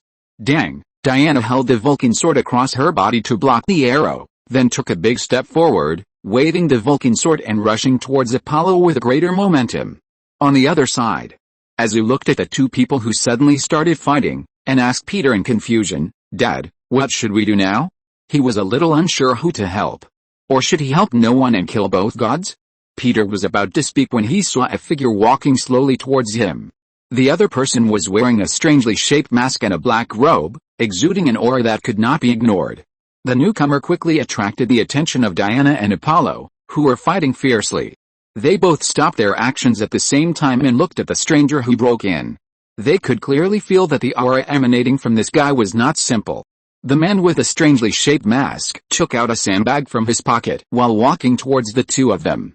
As the sand in the sandbag flew out, the environment in front of them suddenly changed. The originally bright and sunny environment suddenly changed, and dark and gloomy black clouds covered the sky. As he walked slowly, the sense of oppression became stronger and stronger. Apollo, who was shocked by the scene in front of him, suddenly felt sleepy. Although he was able to barely resist this sleepiness by using his divine power, he could no longer resist the sleepiness after the masked man took out a sparkling ruby. He fell to the ground with a bang and fell asleep. Looking at Apollo lying on the ground in surprise, Diana also felt a wave of sleepiness coming. Although she tried to control her mind, she couldn't resist this primitive impulse and staggered to the ground. After pulling the two gods into sleep, the masked man turned around, faced Peter, and slowly took off his mask. Peter looked at the face of the young man Loki under the mask and was slightly stunned. Loki, it's me, Dad. Loki smiled slightly. I'm back. Peter looked at the other party's dress and asked him doubtfully, where did you get these things? Is this still his son? Two Olympian gods were knocked down by him like this. That? Dad, this is the surprise I said for you. Chapter 174 Happy birthday, Dad, blessings in advance. Azu and Star-Lord stared at the strange Loki in front of them. How did this guy do it? Just by shaking the sand, he knocked down two powerful gods? On the other side, Todd and Zora were completely numb after hearing the mysterious man who had broken and called Peter Dad. They thought that the two sons around Peter were already perverted enough, but they didn't expect that there was another one who was even more perverted. That was a god. He was knocked down in an instant. Surprise, Peter asked Loki in astonishment. Translate for me, Loki, what is a surprise? He looked at the familiar helmet on Loki's head, the sand that could make people fall asleep, and the ruby in his hand that was shining and emitting a powerful but unbearable aura. Aren't these the three magic tools of the Sandman that he mentioned to Loki before? He remembered that the helmet of the god of sleep was made by the Sandman billions of years ago using the spine and skull of an unknown god. This magic tool did not have much magical power, but was more like a medal representing a sense of ritual and symbolism. When visiting other gods or going to the battlefield, the Sandman will wear a helmet to deter others. Sandbags can quickly make people fall asleep, and can also create dreams in the real world. It is said that the Sandman can also use sandbags to travel himself and others to different spaces. As for the ruby, it is the most mysterious thing. It is said that it stores most of the power of the Sandman, and can allow the Sandman or any master who uses it to turn dreams into reality, or even reorganize reality. The surprise is that this is the surprise, the thing in my hand, looking at Loki holding an existence similar to the Sandman's 3 magical artifacts. Peter asked tentatively, "You didn't rob the Sandman's 3 artifacts, how do you know?" Loki said in surprise, "But I didn't rob the god of sleep, I stole it from someone else. The Sandman's loss of the artifact has nothing to do with me." Peter stared blankly at Loki, who looked like it was none of his business. If he believed Loki's words, his brain might really be broken. "Dad, I'm sorry I sneaked out, but isn't your birthday coming soon? I thought, maybe this can be your birthday gift in advance." Loki handed Peter the helmet, ruby and sandbag with a smile on his face. "Although it may be a little early to say this, but happy birthday, Dad." Peter was originally thinking about how to deal with this kid when he returned. After all, he had quietly tricked the god of dreams and robbed the other party's 3 artifacts. Not to mention what to do if the god of sleep came to ask for punishment one day. Just the 2 gods lying on the ground now gave him a headache. But now, Peter didn't expect that Loki would give this to him as a birthday gift. This kid translated well. With a warm current flowing through his heart, he had long forgotten about the belt and took the 3 artifacts. His own birthday? He didn't even remember when it was. Was it the original owner's birthday, or the day he came to this world? He had hardly celebrated his birthday before. When Azu asked about it, he often used "I don't remember" to prevaricate. Unexpectedly, Loki knew it. Maybe this kid used some tricks to check his identity information. He took a deep breath and said to Loki, "Although you have sufficient reasons to do this, Loki, you went out without permission and did such a dangerous thing. Compared with the gift you gave, Dad hopes that you can be safe." As he said that, he cast his eyes on Azu and Star-Lord next to him. "And you too." Azu looked at Peter, who had an expression that looked like he would pull out his belt at any time, but was made to change his attitude 180 degrees by Loki in just a few words. He was a little depressed. He was a high school student, but he was not as good at using tricks as Loki, a kid. He was very depressed and looked at Star-Lord next to him, and found that he also had a dejected expression. Fortunately, Star-Lord was the same as him, and everyone was the same in front of Loki. This made him feel better. Star-Lord next to him slowly lowered his head and glanced at the elemental gun in his hand. "If it is Dad's birthday in a few days, what gift should I give? At least it can't be worse than Loki's." Peter, who didn't know what his 3 sons were thinking, put away his 3-piece suit of sleep magic and walked towards Zora and Todd, who were standing there in a daze. "Boss." Seeing Peter coming, Todd greeted him nervously. Facing a boss with 3 perverted sons, he was afraid that he would be killed by accident. After all, he knew a lot of his boss's secrets today. Zora swallowed her saliva and said to Peter, "Sir, I am actually a good person. Although I occasionally do some inappropriate things, I promise that I will never hurt anyone. I have no interest in whether you are a good person or a bad person." Peter looked at her slightly bulging belly and said, "Now the people of Mount Olympus are chasing you, what are you going to do?" Zora hesitated and said, "I don't know, I never thought I would go through this. Maybe I should try to abort the child." Peter looked at her in surprise. This woman really dares to think and do. "I have a house near Smallwood Farm. If you can adapt to rural life, you can live there for a while." Peter made his own suggestion. In the house next door, the newly moved-in Mike Connor, the guy who trapped his niece in the dream world with drugs and tried to seize the property, has been sent to prison by him. Now it is vacant, so it can be bought and rented to the woman who is pregnant with Zeus's successor. Zora was slightly stunned for a moment, not expecting Peter to help her. She has seen how powerful he is. If she lives near his house, her safety will definitely be guaranteed. She thanked Peter gratefully. Thank you for your help, Mr. Patrick." "You're welcome." Peter looked at Todd, who was stunned next to him. "After all, this guy helped me manage the bar." Todd didn't expect that he had such an important position in Peter's heart, and quickly expressed his loyalty to Peter. "Thank you, boss. I will work harder to run the bar in the future." After arranging Zora's affairs, Peter looked at the 2 gods lying on the ground, asked Azu to help lift Apollo up, and he himself picked up Diana, who was in a coma. Night. Smallwood Farm. Diana suddenly woke up from her sleep. The unfamiliar environment she saw, she covered her aching forehead and looked around. She found herself lying on the sofa, and a strange person who looked like a high school student was observing her curiously. "Are you awake?" Clark saw the woman that the Godfather brought back from outside wake up, and wanted to call the Godfather upstairs. "Wait." Without waiting for Clark to speak, Diana grabbed his hand. Unexpectedly, the next moment, a strong rebound force came from her wrist, and Diana, who was shocked, looked at Clark in shock. "What the hell is this? How come everyone here is not an ordinary person? Could it be that Peter Patrick, this guy, all his descendants are Hercules? What's wrong?" Clark asked the other party in confusion. "Nothing. Where's this place?" "This is Smallwood. You are at the farm now," Peter replied to her while slowly coming down from upstairs. "But don't worry, Miss Diana, we are not enemies." Diana rubbed her forehead, stood up and asked him, "After I fell into coma, you dragged me here. This has nothing to do with friendship. If I were an enemy, you wouldn't be in this state." "Miss Diana," Peter walked to her and said to her, "we are all people who don't get along with those Olympian gods. Okay, I agree with this, but who is the guy who put me into deep sleep before? He must have a close relationship with you, otherwise you should have been tricked." Diana asked Peter about Loki's identity. "He is my youngest child." Wait, before Peter finished speaking, Diana interrupted him and asked in shock, "Is your son a sleep demon?" She had also heard the legend of the sleep demon, but she didn't expect Peter's son to be a sleep demon. Could it be that the guy in front of her was actually God? She felt that Peter was full of mysteries. "No, he's not.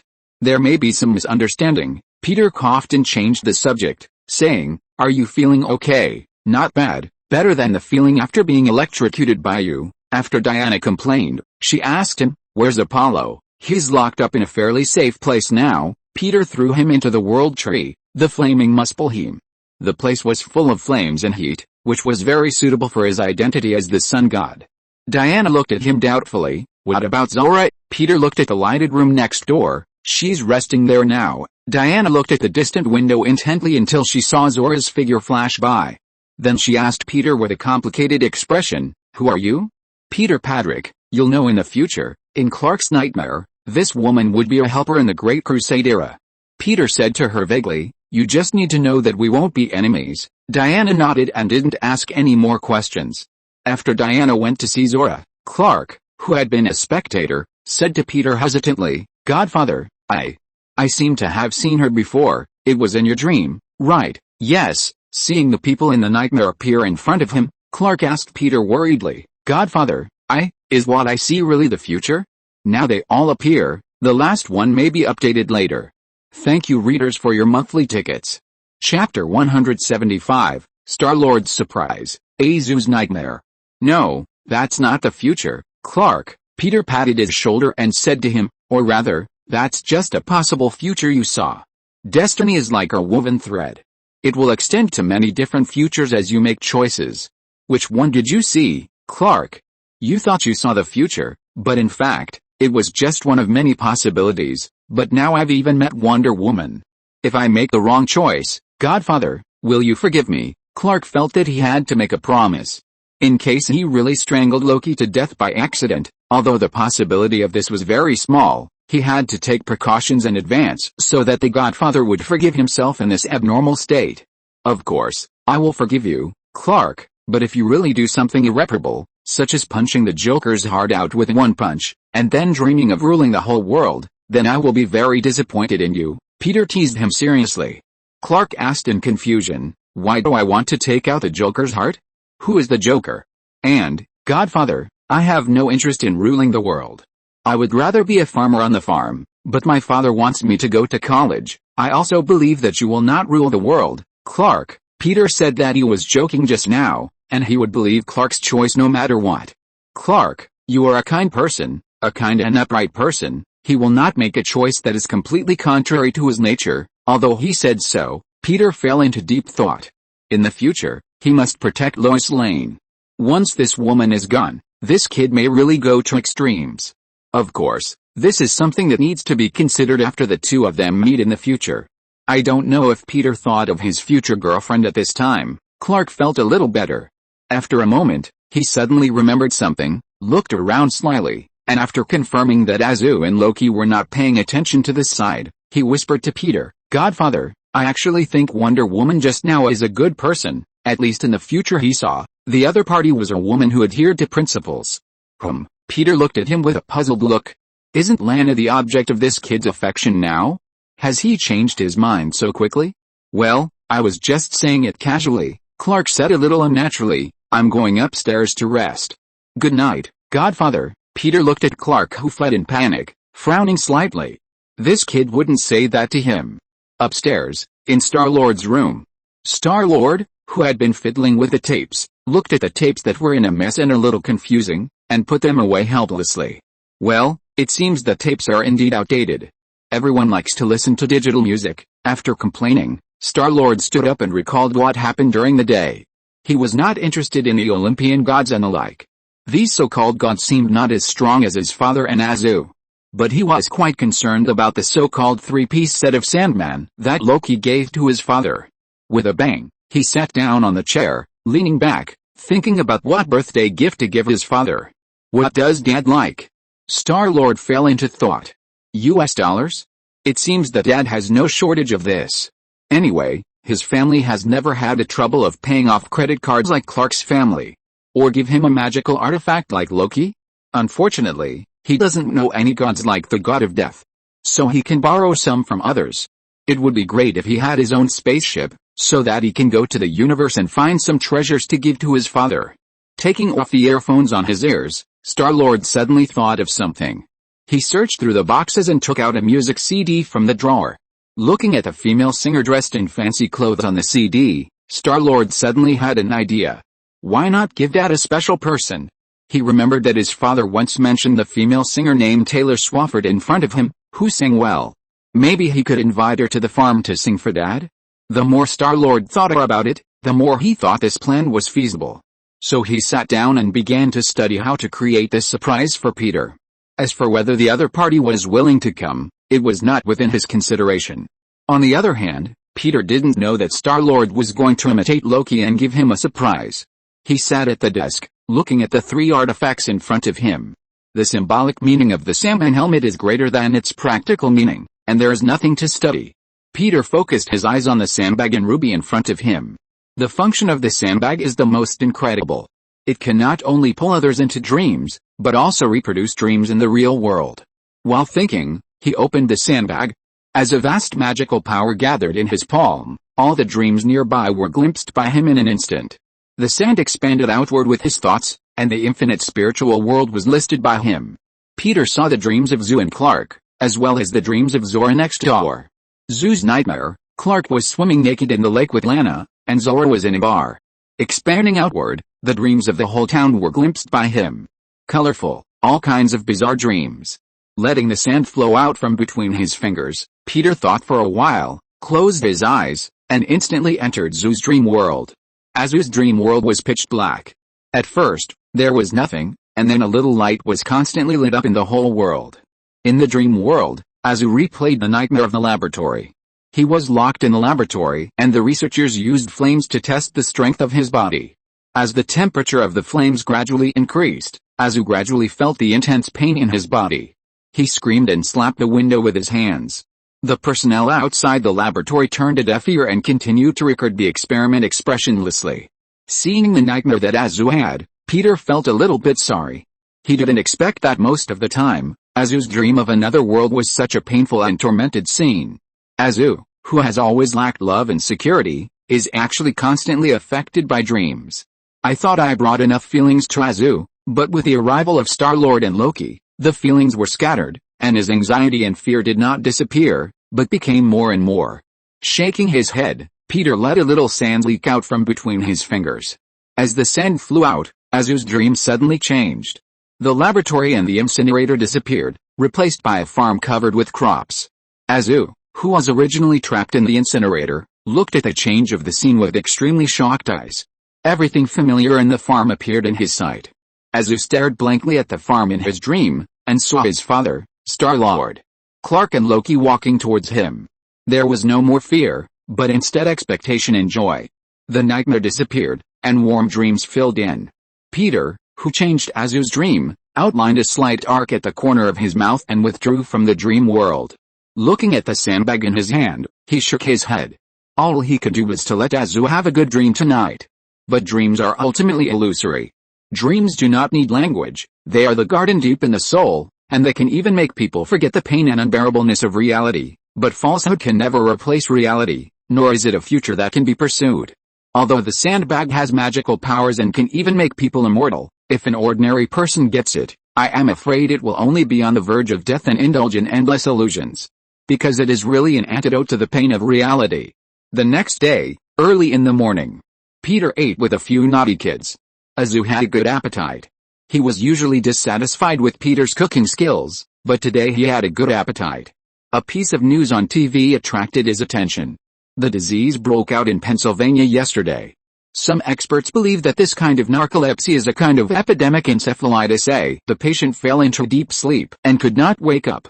The Centers for Disease Control and Prevention also believes that this is an infectious disease.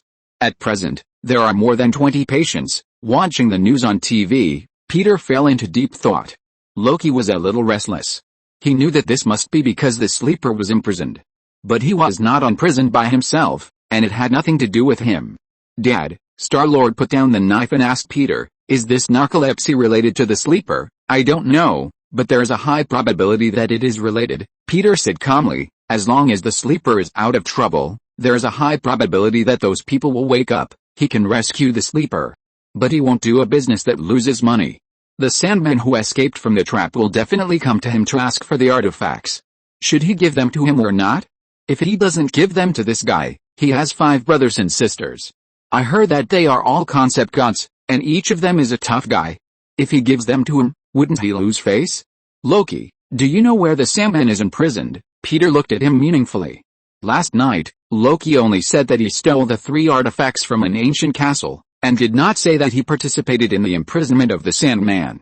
That was done by the wizard Ronan. What does it have to do with me, Loki? No, I don't know, Dad, Loki said guiltily. He felt that his father seemed to be able to see through his thoughts. I think Azu suddenly spoke. Before the Sandman comes, Dad, we can help him keep it well. Peter nodded and asked him, what if he comes? Then he may be fake, Azu said in a matter-of-fact tone. Star-Lord. It seems that I am too naive. Azu also has a great interest in the 3 artifacts. I heard Peter say before that the Sandman's sandbag can even allow people to travel through space. If there really is another world, maybe I can use this prop to go to another parallel world where I am. There are a lot of good things I want to get there. Thank you for your votes. I recommend a seedling for book friends. Those who are interested can take a look. American comics, work overtime. And then start fighting Superman finances like this. Lex Luthor only needs to deal with Superman, and as Lex's finance, I have a lot of things to consider. For example, how much money it costs to develop Luthor's armor, the funds consumed in training Superboy, the daily losses and expenses of the Legion of Doom, the stock market that spreads rumors about Stark Industries, and how to kill the Wayne Group's money tree with boiling water. End of this chapter. Thank you very much for reaching the end. Don't forget to like. Looking for more exclusive content and immediate access? Subscribe to our Patreon. Remember, every like, subscription, or donation encourages us to continue. Thanks to everyone, see you in the next video.